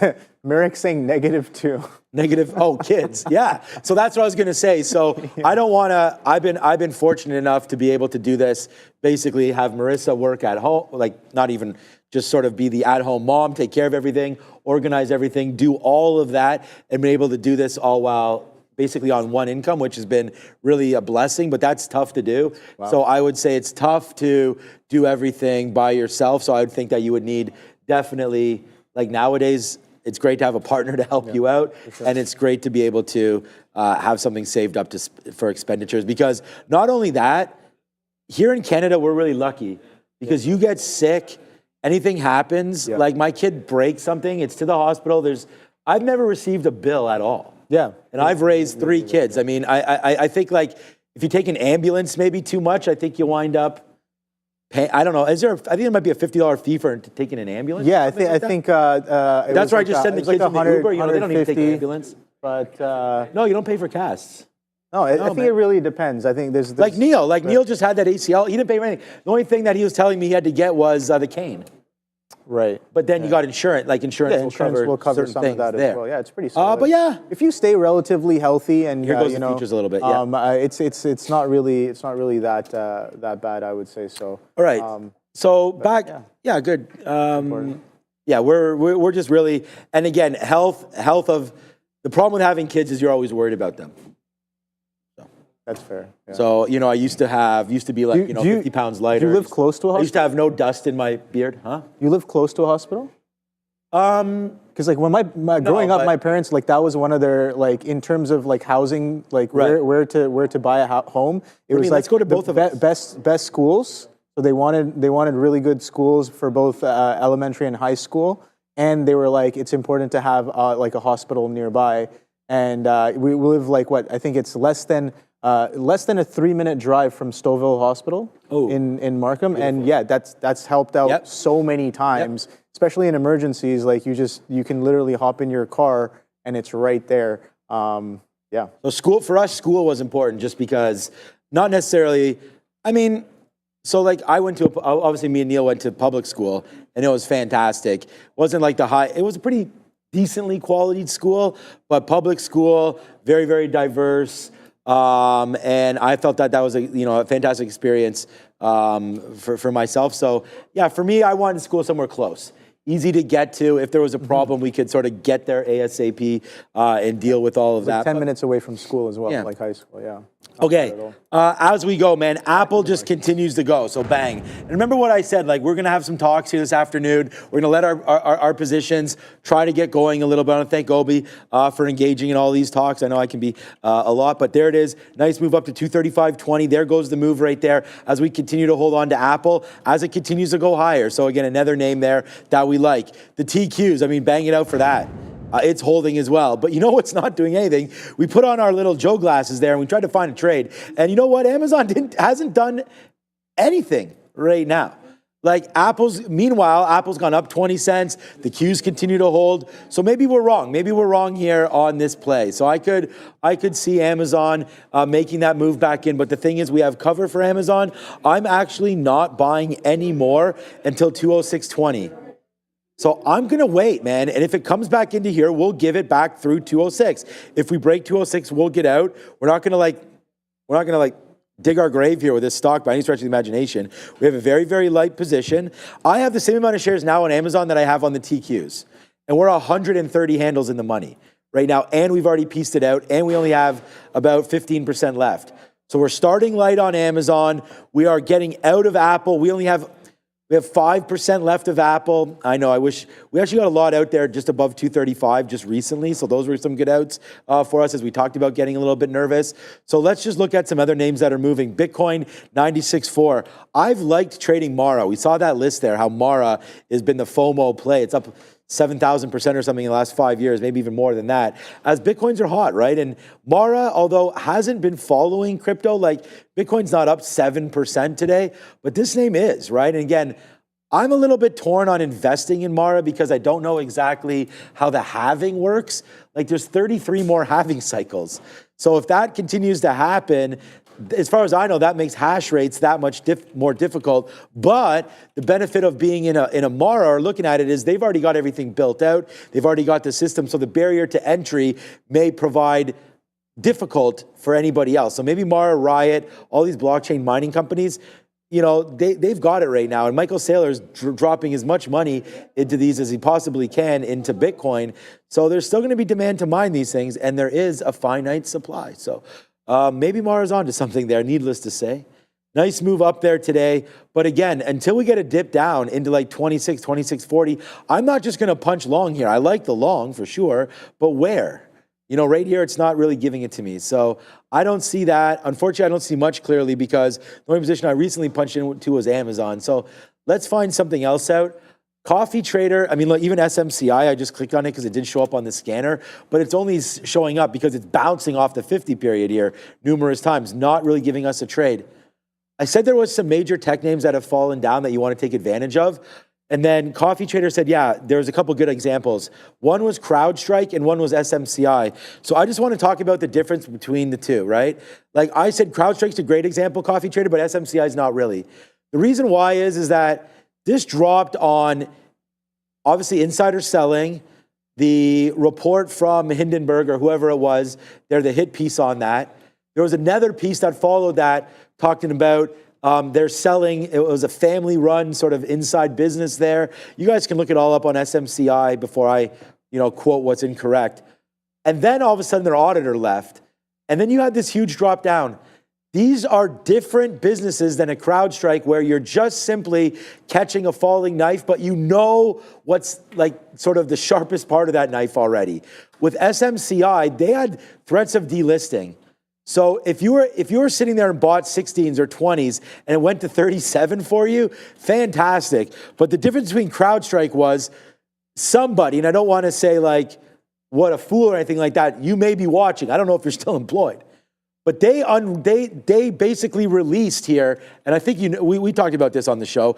They released a version of their software upgrade that was not much of an upgrade. In fact, went the other way and disabled a lot of their systems, causing Delta, a few big advertising companies, and all that to have potential breach and down flights. So that created all of this. That's a problem they can fix. That's a high quality problem. They fixed it, they patched it, and right back as if it didn't happen again. So that way on the downside, I feel like as soon as you sort of got word that it was patched and fixed, then all you really worried about was lawsuits, which can be a huge problem. Don't get, I'm not saying they're not. But at the end of the day, SMCI and CrowdStrike, little different situations there. But the name that I like that's been dip buying here, and again, and then all of a sudden today we get that bad report from Uber, and Adair gave it to us. It was the FTC Uber faces FTC consumer protection probe over their subscription plan. So she saw that. Why not? She saw that on X. So I didn't see that come across anywhere, and it has slightly recovered, but it is a nice drop down. Look, you don't want anybody investigating anything with your business, really, to be honest with you. So this will have to get all figured out there, but I'm a little nervous about Uber.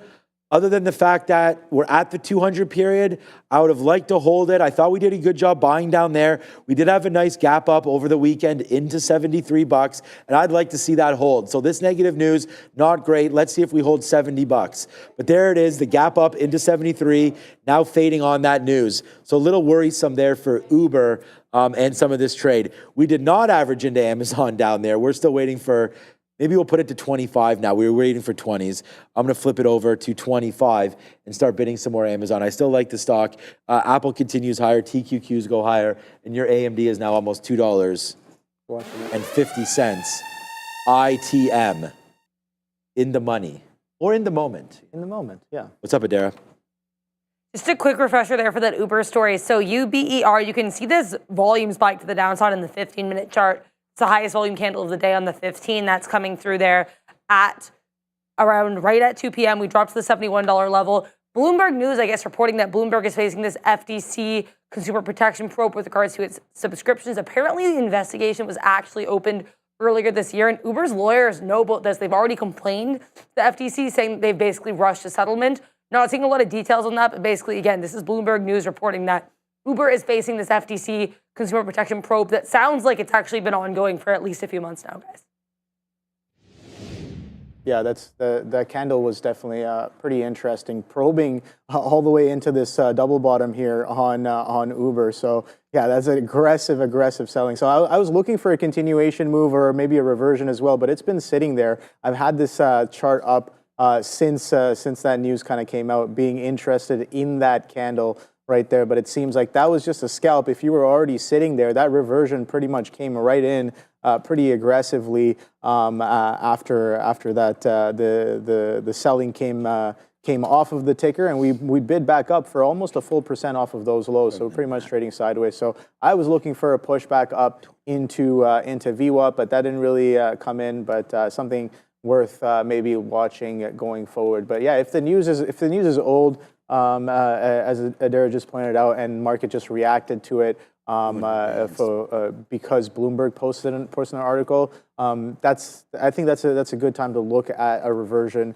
there if it's old news, and the market might just be reacting in the short term. But we didn't really get quite that aggressive of a reversion, but we were already trading much below or holding below VWAP, so maybe it just did what it was already going to do, but on a faster frame there. Off of that volume coming in. What do I know?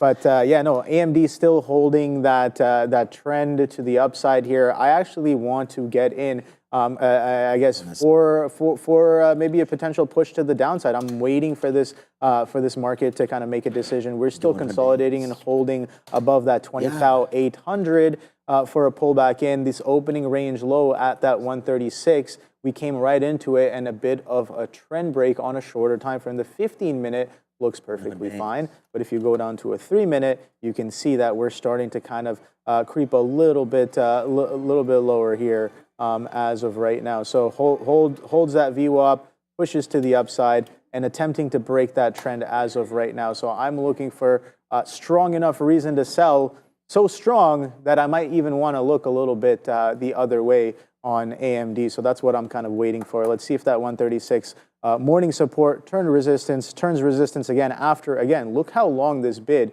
has been grinding up. So since we made those lows right there, I can throw that measure on. So we've been grinding up for over 3 hours, guys, over 3 hours. So 3 hours, we've caught a straight grinding bid here on AMD. So I'm curious to know if SMH caught a similar bid. Yes, it did, or over I guess this one a little bit over 2 hours, so just under 3 hours right there. I got 2 hours and 39 minutes from the low to this current high right here at 237.80s.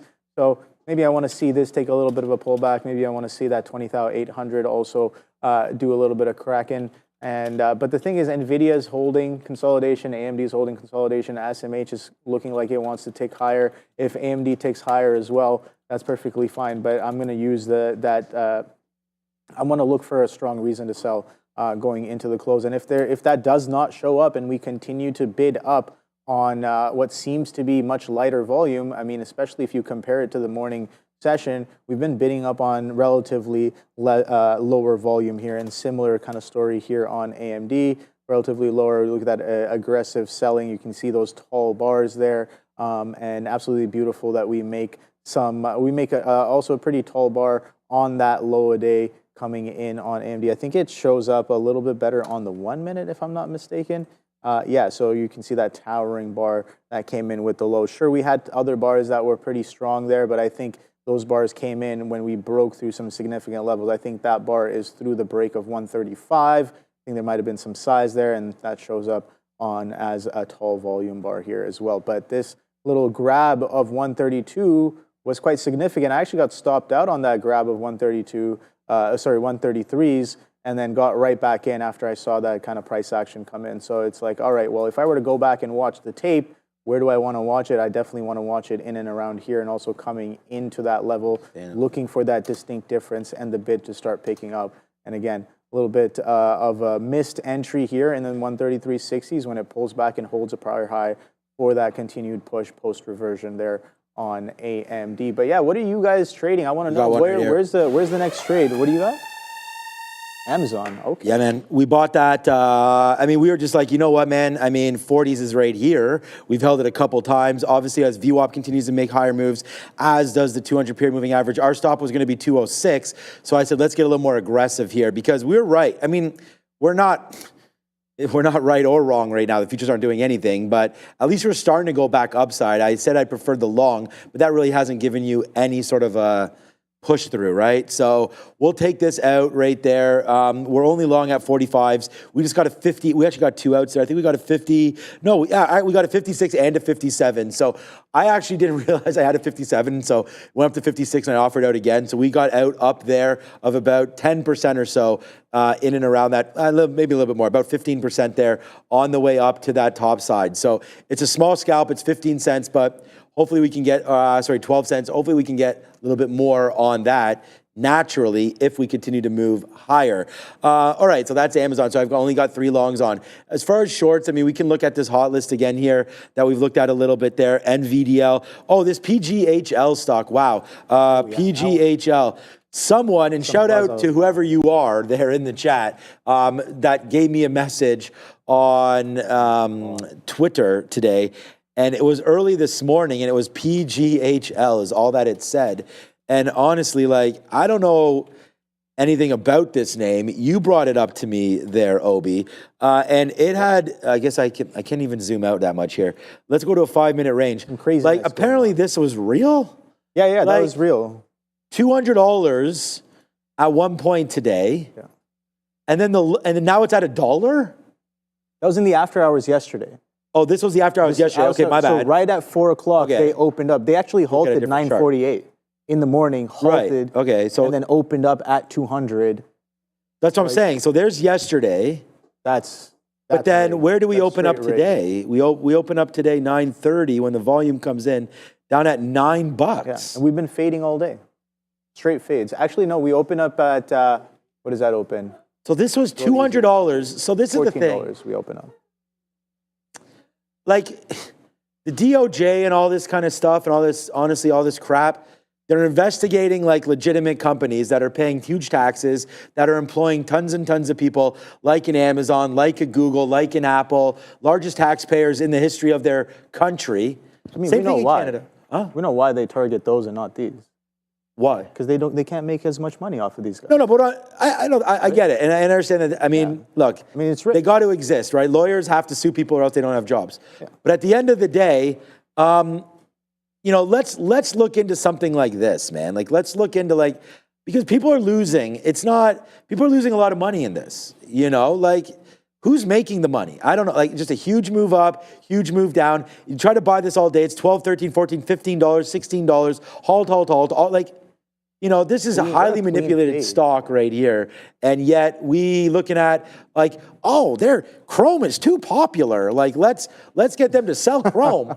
Get this out of here. Maybe if we find them $10 billion, they'll walk away, and they probably would, or whatever it is. But at the end of the day, I get nervous about those plays because money is so hard to come across. And we just talked about that.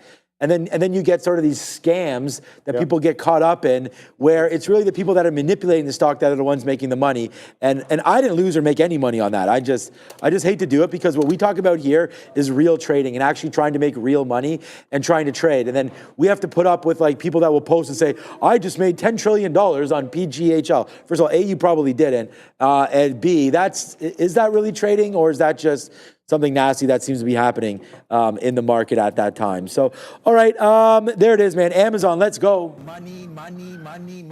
I'm a little bitter. I mean, I would like to have made money on that as well. I just, here's the thing. I feel like it's so hard to scan for that, hard to find that, and it's just tough. But there goes Amazon, 25 cents in the money. What's up, Adara? Yeah. So in the morning, I had it on my radar in the morning based off of what it did.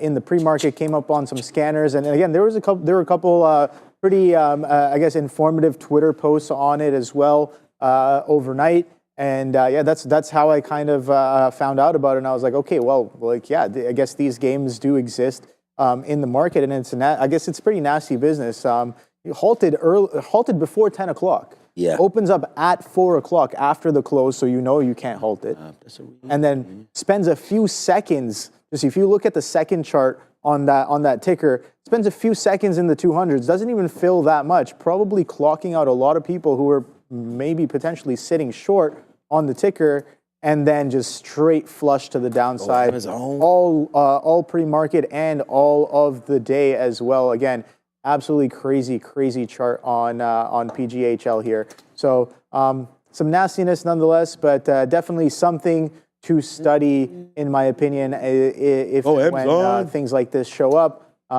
Sure, don't want to get caught on the front side of the move, but I think it's definitely something. There's always something we can learn from this. Coming in on the backside or on the when it's kind of settled down, right? You can see all day halt down off of open.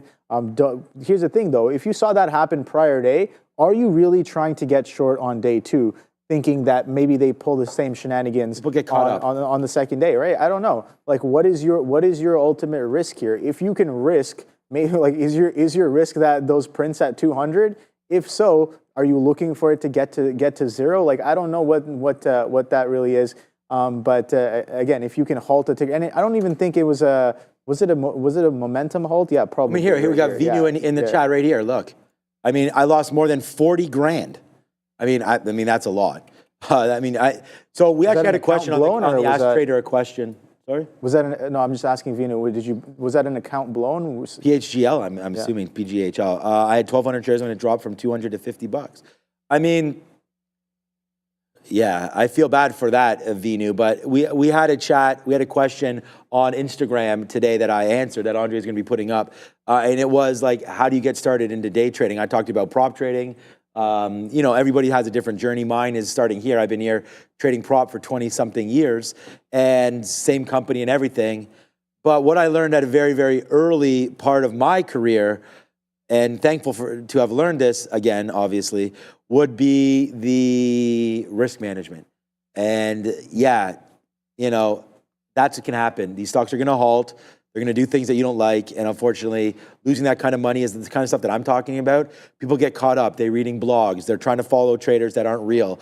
And it's just, you get caught up in all that stuff. And at the end of the day, you're just kind of the sheep that they're leading to pasture. So I just be very, very careful. This is why I'm very, very proud.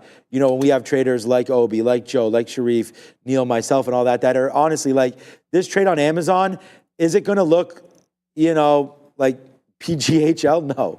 Are you going to be able to make or lose 40 grand on this trade? No. But it makes sense to me. We talked about why we like it. And that's the other thing that we do on the show here. We talk to you exactly why we like all the trades that we take. And we try to justify them. And when they don't work out, we get out or we talk about what happened. And right here, there goes Amazon. Or sorry, this is Apple. I meant to call up Amazon, but there's Apple. Nice move to the upside. Just took another piece out as we're riding the 50, watching out, and telling you we only have percentage points left on this play. Same thing as Amazon. We sort of built the case right here. We talked about VWAP. Now look what's happening. Now we got to change our plan again. Become that risk manager. Become comfortable doing stuff like that, and then it just starts to come in, and you don't put on that crazy risk. Just like Tesla, and again, bad stock, worst stock of the day by far is going to be Tesla here. And it's like, I have to punch out here, which sucks, at 227. But if it breaks that, I can show you larger. Didn't want to be in. All of these are, I'm lost, I'm out. I lost, I'm out. I lost, I'm out. Live to sort of see another day in trading. And I know that sounds like very repetitive, and a lot of traders have said that. I try not to risk more than 20 to 25% of whatever daily goal I have on one single trade. So that's kind of my thing there. So if your daily goal is to make $100, and that's on average, remember, goal and reality are two completely different things. So if you on average make $100, then if you're holding something $25, $30 against you, it needs to get to the point where you're thinking about, where's my stop? And maybe I should have already been stopped. Same way on the upside. If my goal is to make $100 and I have a $30 winner on board, maybe take off something to make sure you have that win, right? And I know, Obi, you do a good job of trying to hold things for obviously as long as you can and hitting key levels, but you'll still tap out. Yeah. Like if something's not trading appropriately, we tap out. Yeah. And I just think that's the one thing. I feel bad, Vinu, and for anybody out there that loses like that.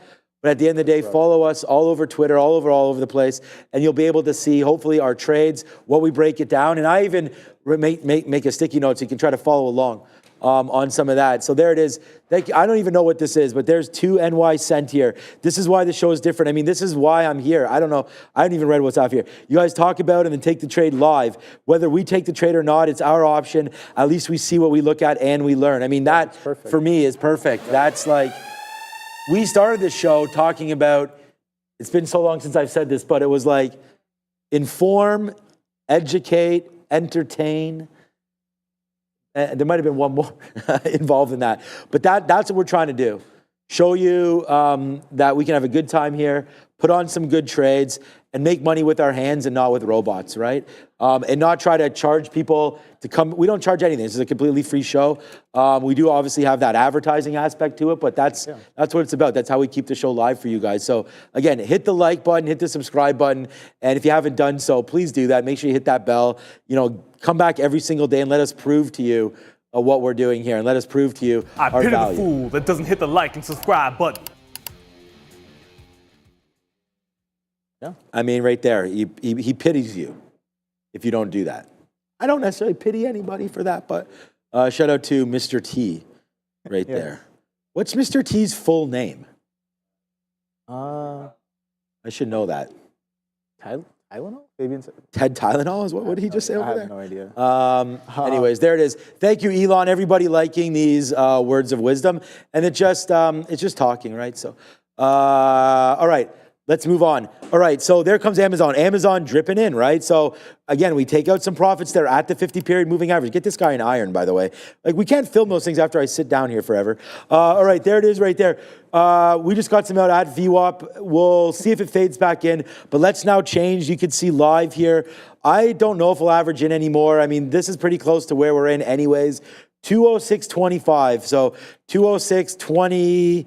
Let's go to 206.19, 100% out. Boom, we'll get that out if it does fall back in there, into that level. Maybe we'll try it, add in and around VWAP. 206.30, we'll average into a little bit more shares down there. But so far, so good on that trade. We were able to get more out of Apple. We talked about that. We have now less than 5%, and we're less than 10%, way less than 10% left now on our TQQs, as that made the move already for us. We talked about 20,800. So it's at those levels and not doing too much with only 45 minutes left. This hour of power doesn't really scare me yet. Oh, I mean, not too much power going on. Oh, there's some power going on. You're still watching AMD, which is absolutely fantastic. The chips are coming back up. I didn't know that. Yeah, chip name's good. Yeah, chips are definitely powering up. But the thing, that power started at noon, not just in power hour. We're just getting some continuation as of right now. But yeah, no, I'm still looking at this PGHL and I'm like, this is absolutely beautiful. Like all the way from 15s down to sub $2. And yeah, this is definitely an outlier event, a black swan event, whatever you want to call it there on that halt up craziness. Again, some scams maybe happening, some unusual price action, maybe some bad players in the market. But at the end of the day, they're using market mechanics to make this happen, and I guess that's part of the game and stock selection. And as Sean pointed out, your risk management definitely plays a part. And part of your risk management can be stock selection. Maybe you don't like you said, you're not going to get involved in an Apple and have something like that happen to you. Right? You're not going to get involved in, say, even if it's something like a CrowdStrike or something like an AMD or TSM or even like an ARM, right? So I highly doubt that that's a thing. Oh, okay? All right. He wants me to stop leaning. Fabian, man. Come on, what are you? Am I okay? Joking. All right. Yeah, we got to fix the posture. Is what he's saying. Thank you. Oh yeah. More. Yeah. We get some shoulders too. By the way. That's what I'm trying. Exactly. Right. All right. So. Yeah, where is the next trade is what I'm looking for. And you know what? It's 3:17 right if you now. ever need to center me again, you come back over here anytime. Yeah. Surprised you weren't centered there, Obi. You should know better. Now I'm really conscious. I always see the camera in front of me kind of like moving, shifting around. So I was like, I got to be like a little positioned well for the shot there. But if you guys notice, sometimes like I'll lean to the right for about like 10 minutes, and then I'll lean to the left, and then I'll lean to the right. You know? That's some Fat Joe stuff. Lean back. Lean back. Lean back. We just do the rock Lean away. back. Come on. Rock away. That's what it is. All right. So something interesting that is happening Brooklyn. is Urban Outfitters. Yeah. All-time highs.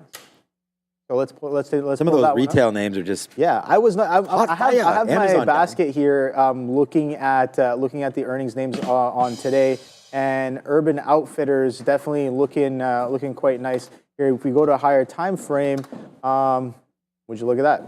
So I'll add an alert here. It's closing in to all-time highs is what that alert was for. So all-time highs sitting here just under 52s, but prior highs coming in here at 48s. We're trading 47.50s right now. Again, on earnings, having a strong close going into the end of the day here. So yeah, earnings day 2 definitely going to be on watch. That might be on Friday. Friday, don't forget, is a half day for trading.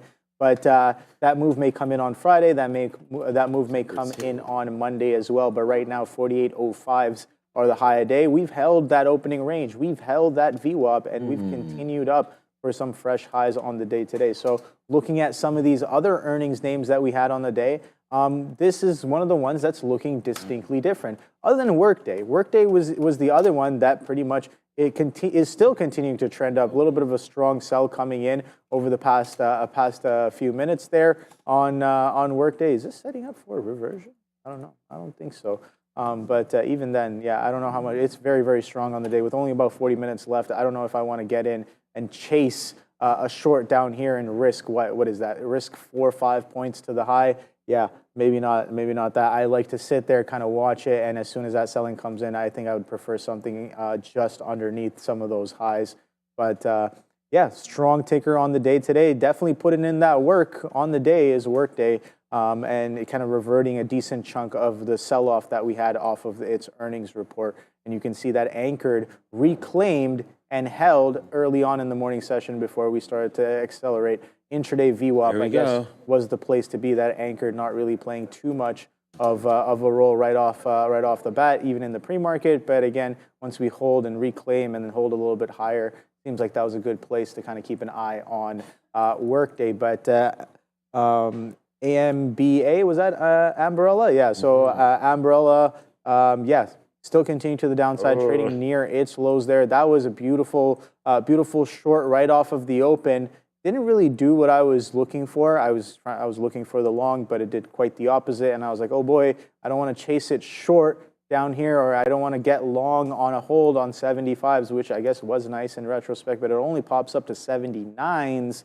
Sure, that's a 4-point pop. But again, with the way this ticker was moving, I think I was looking for a little bit more to the upside. Again, I think this ticker was pushing, was it 52-week highs on this pop and failed it coming out. And Crowd as well, CrowdStrike, another earnings name on the day today, straight selling off of the open. We were talking about this in the pre-market. I was like, oh boy, that's a strong bid, kind of recovering. And we were like, oh, they did really well on their earnings, whatever. And yeah, the trade definitely comes in as a reversion right off of the open. That aggressive selling, kind of retracing about 50% of that pre-market move that came in off of 7 a.m. Nice little flush all the way down, and even clips all the way down to some of its overnight lows there, coming in at 340. So day lows were 340 halves. Overnight lows off of the earnings report were 340, so we came about 50 pennies away from that and finally caught a bit of a bid, probably along with the market as well. You can see that expanding volume coming in the later half of the day, which comes into prior highs and starts to break a little bit of the trend. But VWAP was where we saw sellers all day long on that one. What else is there? There's HPQ, Hewlett Packard. They also reported the overnight, and yeah, similar story here, straight selling. So a lot of these tech names, man, they continue to sell right off of the open. And yeah, this seems like there was definitely a seller on board. Look at those candles, a little distinct there, back-to-back reds. Kind of an interesting way they open and close, and expanding volume as well. Beautifully enough, oh boy, the bid comes in off of the heaviest volume candle on the day. So definitely something to watch out for there. And we saw that AMD did something similar as well on the day. What else did we have? We had Dell. We talked about Dell, Umbrella, Workday, CrowdStrike, Autodesk as well, ADSK. Autodesk, ADSK, yes. Okay, so that one kind of popped, was looking for a continuation off of the open there. Again, was this SSR? Yes, it was off of the open and caught a bit of a bid coming right in. Failure to follow through that 300 though, hitting a high of day at 301.36 breaks that consolidation and flushes all the way to the downside. Kind of reminds me of how Target was looking this morning. We can take a look at that one and see if that hit any sort of targets. Oh boy, look at that. Straight reversion of yesterday's selling, aggressive selling that did come in yesterday there. And I think this was a trade that I definitely missed. I was like, okay, earnings, was it day 3? 1, 2, 3. Earnings day 4. We kind of gap up, consolidate above all of these earnings day 1 consolidation highs, day 2 highs, day 3 highs, and it gives you that strong drive right off of the open. Absolutely wild. But coming in on the day, the next day, strong flush. Today, though, catching another bit of a bid, so maybe we're consolidating on a bigger frame here. We still have not yet broken this this high here that we got the bid off of the earnings reaction. Again, aggressive selling off of earnings as well. How much did we drop? On that reaction, we dropped about 22%. Day 1 lows sitting about 23 to 25% there on Target. But let's see what it does creeping back up into some of these highs. Where's the anchored off of this? That's what I'm asking. Okay, so there's the anchored, the yellow line. So we are trading above the anchored on Target after their earnings. So I guess that might be a good look if you're looking for a bigger picture version. There's some selling coming in below that 136 on AMD. How much time do we have until the close? We still have 36 minutes. So I'm more than willing to kind of hold this. Today? Are we worried about any imbalances? Maybe, perhaps. I'll be watching out for some imbalances. If they show up, they show up. If it's the trade is there, and I will probably take something. But if it's not, then that's perfectly fine. I'm more than willing to kind of wind it down. It is the last day. It is the last day before Thanksgiving. Of course, Friday, shortened day. Don't forget. We got a special show for you guys on Friday. Q&As. Should be a good one. Some Q&A. Bit of a call. Yeah, we should have some fun there. We'll have a good time. Sharif's already talked about showing his dogs and stuff like that. That should be fun. You'll see Bell coming through as well. My cockapoo. All right, Amazon fail on that one. But we'll wait. We'll wait. We got back into it. We did take a quick little scalp there. So this is what we talk about. I'm going to get that DXYZ comment there. Thank you for the super chat in just 1 second. All right, Zoom. What's going on here? There you go. Zoom back. What happened here? I got to reset this Zoom. How do I do that? By doing that? All right. So there it is right there. So we do drop in there. There's the break of VWAP and we get out. We talked about that play for sure. And then all of a sudden it just came back in like real quickly into 206 as the futures are now trying to get lower. And it looks like we are thinking about holding that low. It looks like we will not. So we're going to give this just 10 cents lower than where we are right now and then get stopped out because we just did take a piece at 19s and 20s as it, for some reason, ripped all the way back up to the upside right there. So let's stay on this name and not get too carried away with it. But again, if it breaks anywhere lower than where we are right now, it's hands off. We are going to get stopped out immediately. That's too bad. Like Amazon, I guess when we realized that it wasn't going like the futures were there, we probably should have backed away from it. And someone asked as well, why would I be long Apple, the TQs, and Amazon? I just thought Amazon was giving us a good opportunity because I was using the 200 period there, thought we could possibly hold it, did not. So we pay the price as it just continues to fall down right there. It looked completely different than the TQs, right? I mean, for me, loading up the TQs is all the way down there. I thought we could have got a little bit more Amazon love than we did, but we did not. So, and again, more outs on the TQs and more outs on Apple. All right, Palantir battling back as well. Good trading there. Wow, it's green on the day. Okay. Palantir's going to be so Palantir in the futures will battle for number 1 and Apple, actually. We're only going to be red on one name. That will be actually Tesla. So we've traded Apple, Amazon, position pending. I guess that'll be somewhat red maybe. And then Palantir, TQs, and Tesla. So those have been the stocks that we've traded here today, and I've been pretty happy with the way things have been going. Palantir, we could have done better. All right, here we go. Come on, Amazon. Oh, yeah. All right, so we got to go back over here. So this is what I mean. Start to scalp some of this out now. 15, 16, 17s. We're only long at 8, but we're just trying to battle back.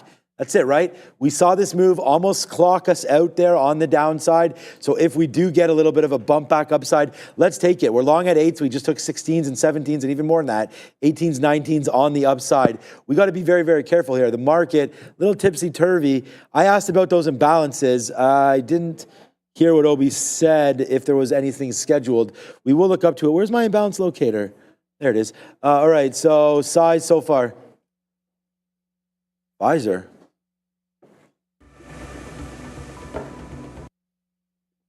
Pfizer, 1.5 million to sell right now. Kenvue as well. Hey, this is the high school I went to. TFC, Turner Fenton. Wells Fargo's there as a sell. Of course, you're not going to get any NASDAQ names here until 350. Yeah. Come on, Amazon, let's do this right now.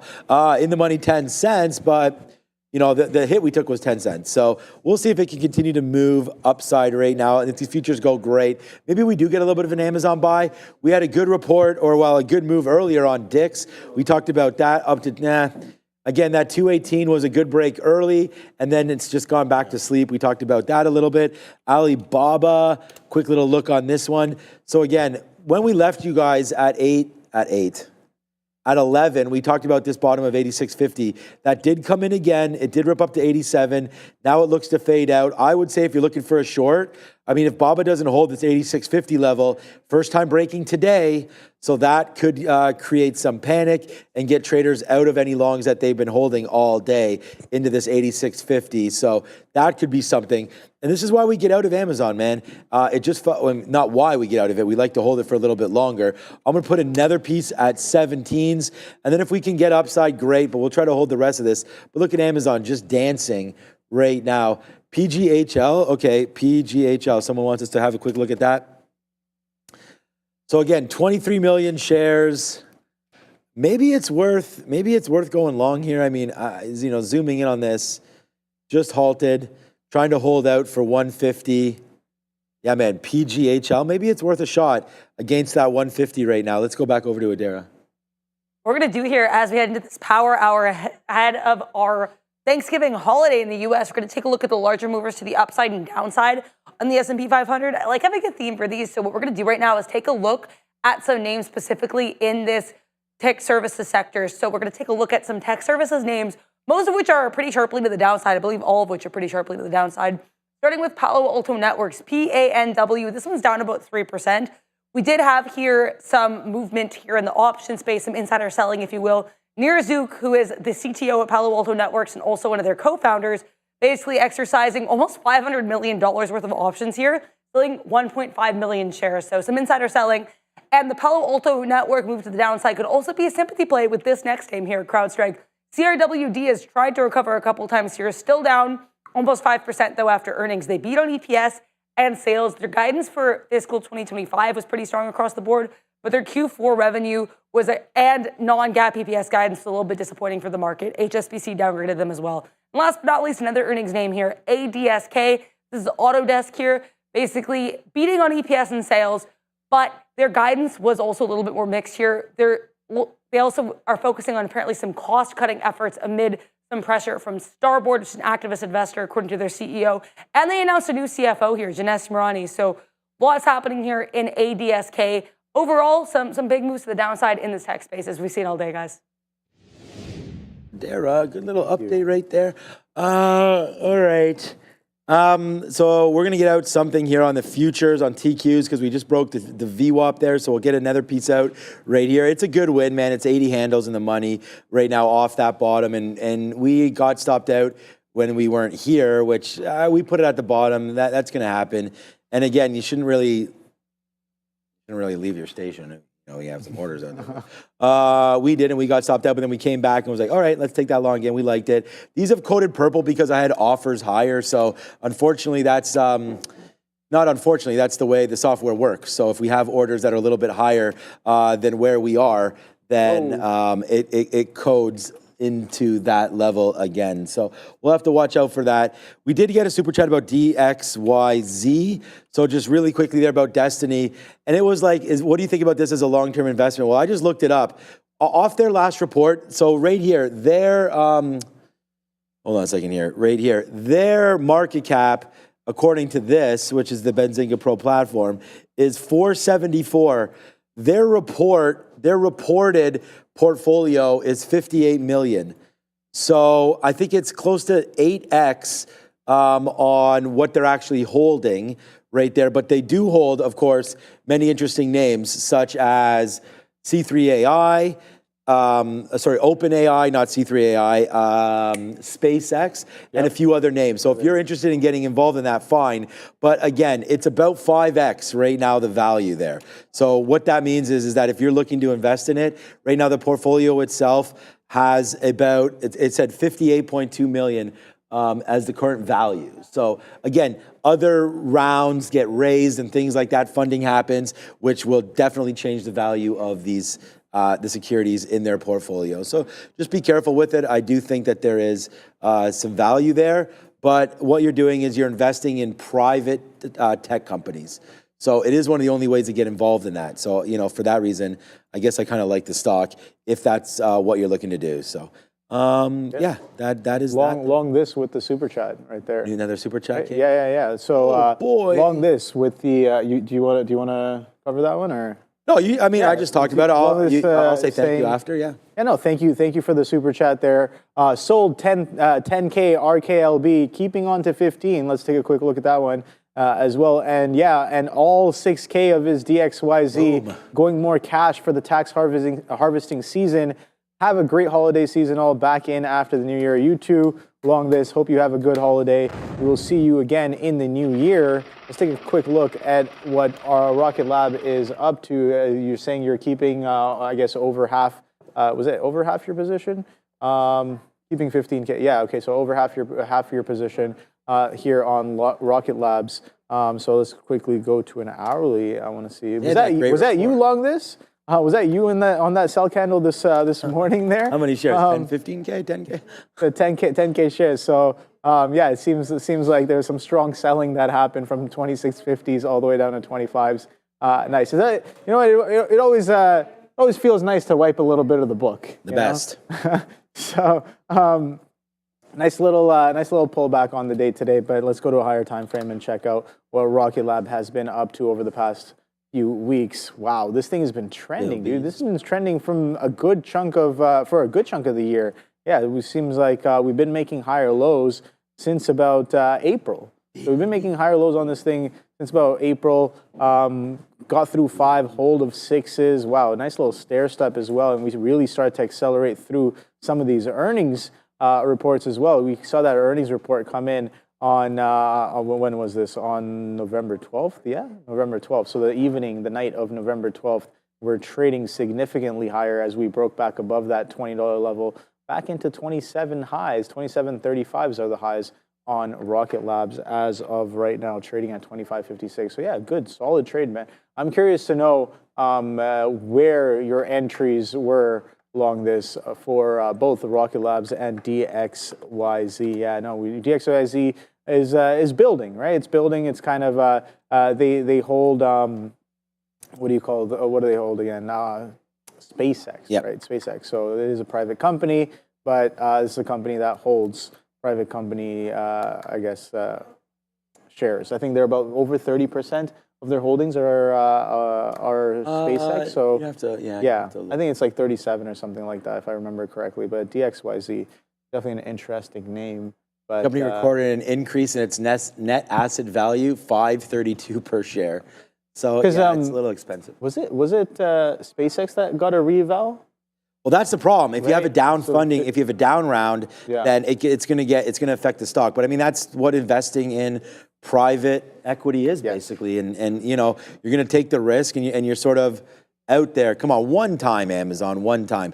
All right, so what you can do, though, is if you're looking up charts, I mean, especially that PGHL, DXYZ, and all that, you do want to be a member with eSignal. I mean, eSignal has been such a great charting platform for myself. We talked about some of the tools that I like to use with eSignal, and I think that all of you should probably think about getting that, especially if you are looking to chart various moves like what we've been talking about.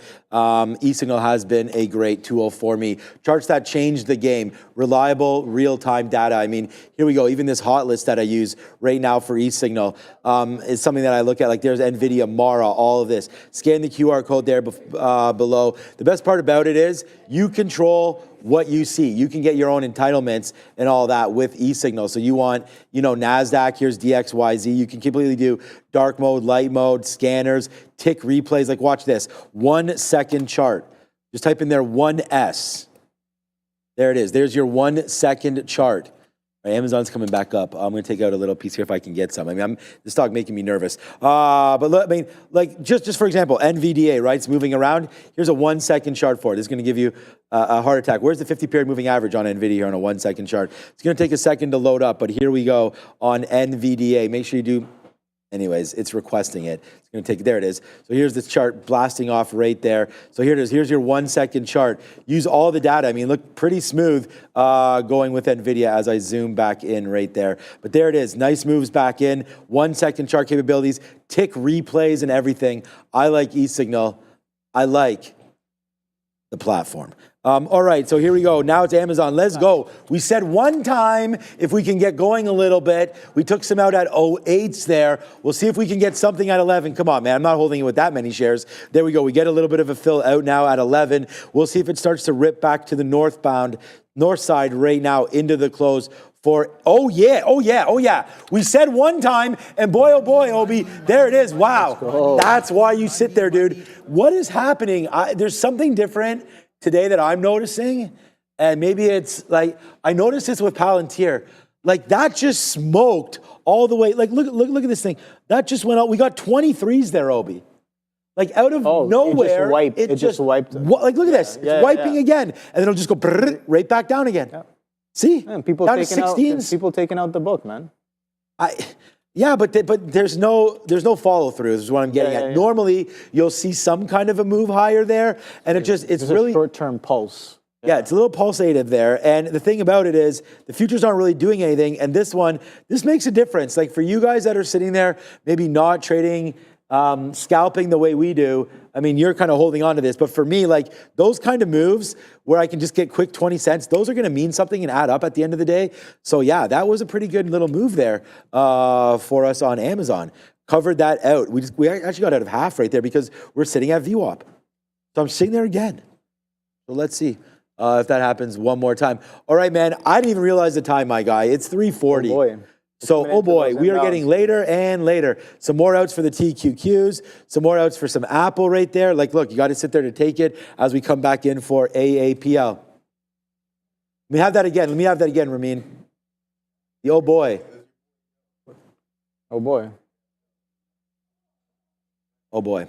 Oh boy. Oh, our boy Joe over there. Is that you, Joe W, in the chat? J Dub. Okay. Oh boy. Oh boy. All right. All right. Thank you. We do have that other face that you see. Look at Amazon now. Yeah. I mean, absolutely crazy. You got to have that ambition for that cash. You know, if you can grab that, then that's what you take. So there it is, man. 206 and change. We'll see what winds up happening now into the close with AMZN. No more for me. We'll let it settle down a little bit here into the close for AMZN. Yeah, I'm just again, I'm looking for opportunities with only about 19 minutes left. Probably just going to be watching some of those imbalances. I'm watching AMD here, potentially thinking about getting a little cheeky and maybe sending in a mock, but I don't know. I'll keep that I'll keep that for the last few minutes there. Yeah, no, I'm not really seeing anything else. Tesla's pretty much sideways right now. Things are starting to sell off. There goes the market. So we were talking about maybe a decisive action in and around this 20,800, and we just did a little bit of a tank city through those lows. Look at this consolidation. 1, 2, 3, 4, 5, 6 bars just flat on top of 20,800, and then strong quadunk for a nice, I guess, 20-point flush to the downside, trading 20,780s right now on the NASDAQ. So yeah, nothing else much to see here. But yeah, no, let us know what you guys have traded on the day. I know, again, along this was saying that he was kind of deleveraging and getting in and out of positions for tax harvesting season as well there. So are you guys repositioning as well? Where did the chat go? Did I close my, no. You're denying the chat? No, the chat was open. The chat window was open, and I don't know where it went. Okay, there you are. There it is. Okay, yeah, cool. Oh, yeah, because I pulled it down earlier there. So I got to see what you guys are saying if I want to, interact and talk with the chat. That might be a little important. Okay, AGZAA asking, hi, Obi, could you explain SSR and how we benefit from it? Okay, sure. We can talk about. I can talk about what SSR is. So SSR is basically a market mechanic called. It stands for short sell restriction. Oh yeah. So basically, when a ticker trades 10% lower, so if you open up 10% lower than prior day's close, it has to open up. You can hit that limit in the pre-market and it's still not SSR technically. And then if you hit that limit off of the open and you open up 10% lower off of prior day's close, the SSR mechanic will stay on. And what? It stays on for 2 days or 3 days? 2 days, I think. 2 days, yeah. 2 days. So it'll stay in that state for 2 trading days after that event. And basically what that means is that if you do not already hold inventory, you cannot hit the bid to sell. So there will be buyers on the bid, but you have to sit on the ask. You have to provide liquidity if you want to sell. But if you do see bids getting hit, there's one way you can hit the bid. It's if you're already holding inventory long. So if you're already in a long position, then and only then can you hit the bid on an SSR name. So how did I use that? I guess that nuance on what was it? I forget my tickers all the time. A Rocket Lab? No, yes. Was it yesterday? I think it was a Gap. Yes, Gap. Gap was the one. So let's see. Let's go take a look at Gap here and see what that thing did off of earnings. Was that? No, never mind. That was not. Oh, sorry. Yes. Thank you, Adara. It was KSS, Kohl's from yesterday. I was like, yeah, I knew it was a retail name. Which one I did not know there. But yeah, okay, so yesterday, earnings comes out, right? So prior day, we close in and around 1836s, right? Prior day, we close around 1836s.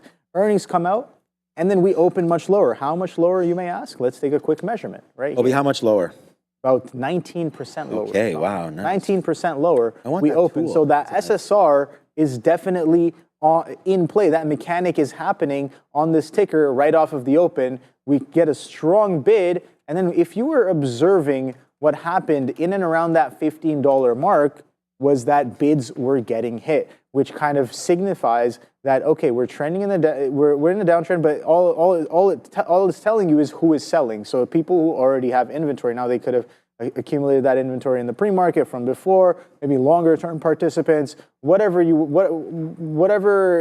may think. It's people who already have inventory, they are hitting the bid. So how can you use that piece of information to your benefit? I have no idea, but it's something to think about. If you, I guess it's a nuance to your trade idea. It's like, if I see this, then I want to do this potentially. And my trade idea was, if I see bids getting hit on KSS, even though it's SSR, I want to get short because I want to sell with the players who are allowed to sell and are clearly in charge, not only off of the earnings reaction, not only in the pre-market, but also off of the open, off of VWAP, and much further down as well. So can you use that nuance to your benefit? I think sometimes in the past I have used it a little bit to my benefit just to give me a little bit more information. It doesn't mean you cannot get short.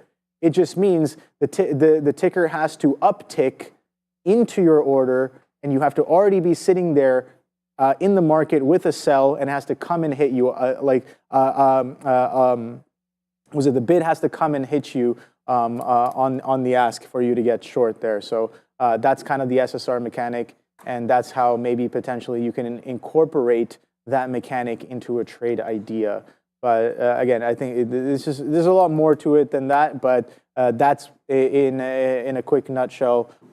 That is what SSR mechanic kind of is, and tickers kind of traded below that percent mark, even on the day today. Again, we were looking at, okay, who sold off of earnings today? I think it was Autodesk, right? Autodesk sold off, 20%. So we can take a look at Autodesk. ADSK was a perfect example of a ticker that was SSR on the day today. You can see off of earnings reaction right here. We traded all the way down to a low of 283s here, and we closed in and around 317. So right there, that move was about 30, I guess 10%. So wait, no, did it not get SSR? No, yeah, sorry. I thought this was SSR, but eventually it did kind of get to a low of 290. Still didn't hit that SSR. So my apologies, that was not SSR. So what was the SSR name then that I was thinking about today? For today? CrowdStrike? Dell? Yes, I think it might have been. Dell was down 12 early? Yeah, thank you once again, Nadera. So Dell was the SSR name, yes. Okay, so Dell was definitely the SSR name today, opening up 13% off of prior day's close, roughly 12 to 13% off of prior day's close. And yeah, kind of that selling comes in once again off of the open aggressively, but then you catch a little bit of a bid. And that, just looking at the chart there and talking to some of the traders earlier on this morning that were watching the name, there was no more selling to be done at this point. And look at how aggressively that bid comes in on an SSR name. So that's the other side of it. It's like, all right, well, if nobody's hitting the bid on an SSR name and it's not really doing anything after people were hitting the bid, all of a sudden that selling, you can probably see it stop at the same time and maybe start taking out size on the ask as well, and then maybe you can make some decisions in and around some of that price action on the book and the tape as well. So SSR, great mechanic. My question has always been though, Sean. Yes. Why don't we have like a SSR bands? An LBR, like a long buy restriction for things that have gapped up 10%? Why is it only things that are gapping down? Like, do you not want to have balance? Why is there no balance? There's an imbalance in the force.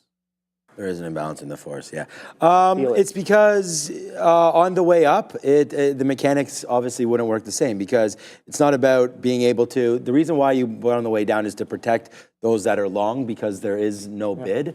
On the way up, if you don't want to sell your shares, just pull all the offers. But we do halt to the upside, remember? Yeah, we halt. And then if it's news pending, it will wait for that news to come out. So there are some market mechanics like that PGHL there that could try to save you. But yeah, often it is more the limit down, the SSR, that helps you prevent some of that. Okay, so here we go now. We're starting to cruise now. Here come the imbalances in one and now. All right, so we're in this now. All right, Broadcom has a nice little bid to it. We can go check. Oops, that's grab. Let's check out what Broadcom is saying right now. All right, what is it saying? That's still grab. Come on, Broadcom. You see what I'm saying? Like, my charts are very, very slow today. All right, let's go. Let's go. All right. So there's a little gap up from 159 up to 159.50, 159.50, 159.60. That's the big bid underneath it. It looks like Apple has a bid. What is the market doing? Yeah, of course, market's starting to go back up. Amazon, we got stopped out of. We're fine with that one. There's your AMD that you're still in. So that is that's small bid. Oh, imbalances came out. Yeah, that's what I was saying. That's 350. I was like, oh boy. I got already some turkey action over there. We're getting some sleepy times there, Obi. But yeah, nice move right there for some of these names. Broadcom, Lyft. Whoa. Whoopsies.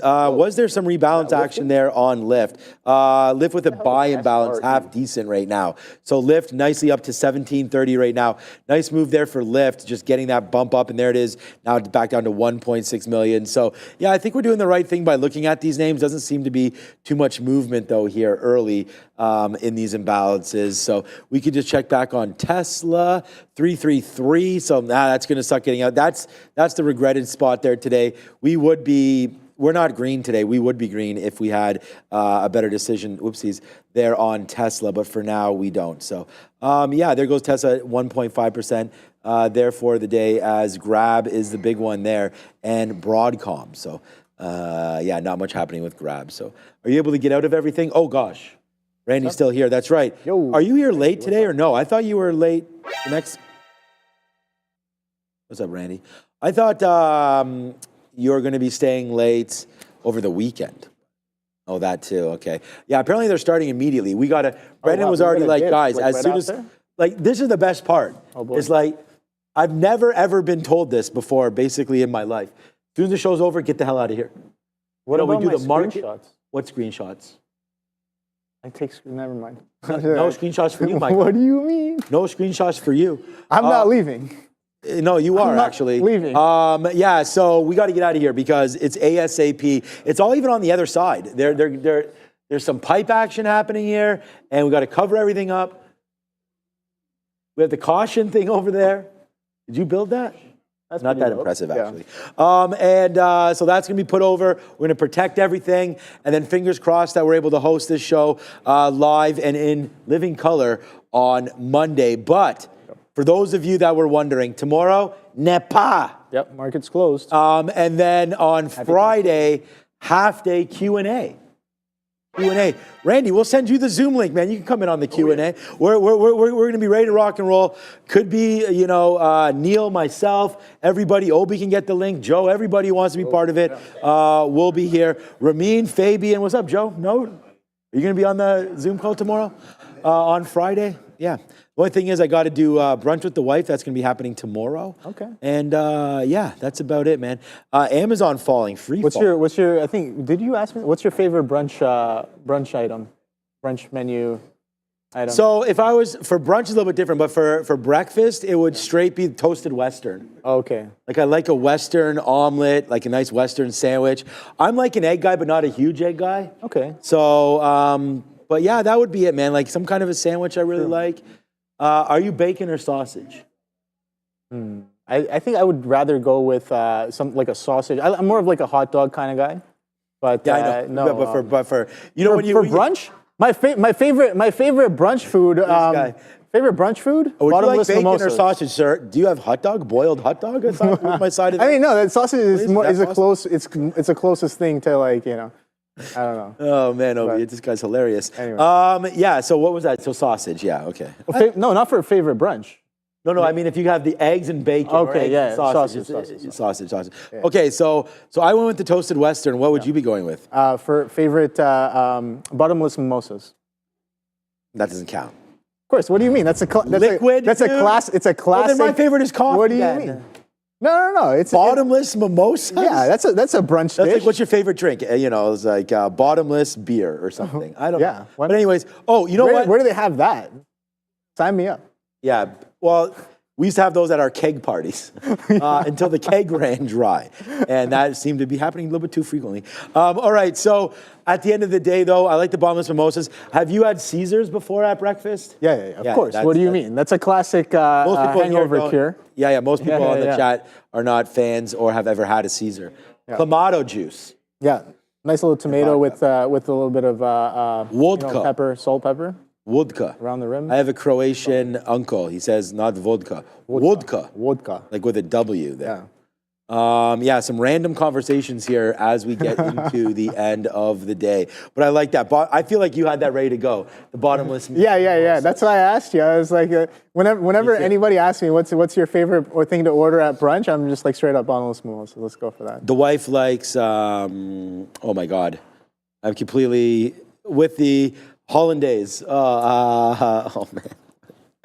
Oh, what are those called? What are those called again? Absolutely ridiculous. I should probably get out It's of the most this famous position. breakfast thing of all time. Maybe. Eggs Benedict. Oh yes, eggs Benny with the hollandaise. Yeah, with the hollandaise. We prefer with the avocado rather than the smoked salmon. Would you rather have avocado on top or smoked salmon? Salmon. Salmon? I'm more of a avocado guy. Okay, so Amazon.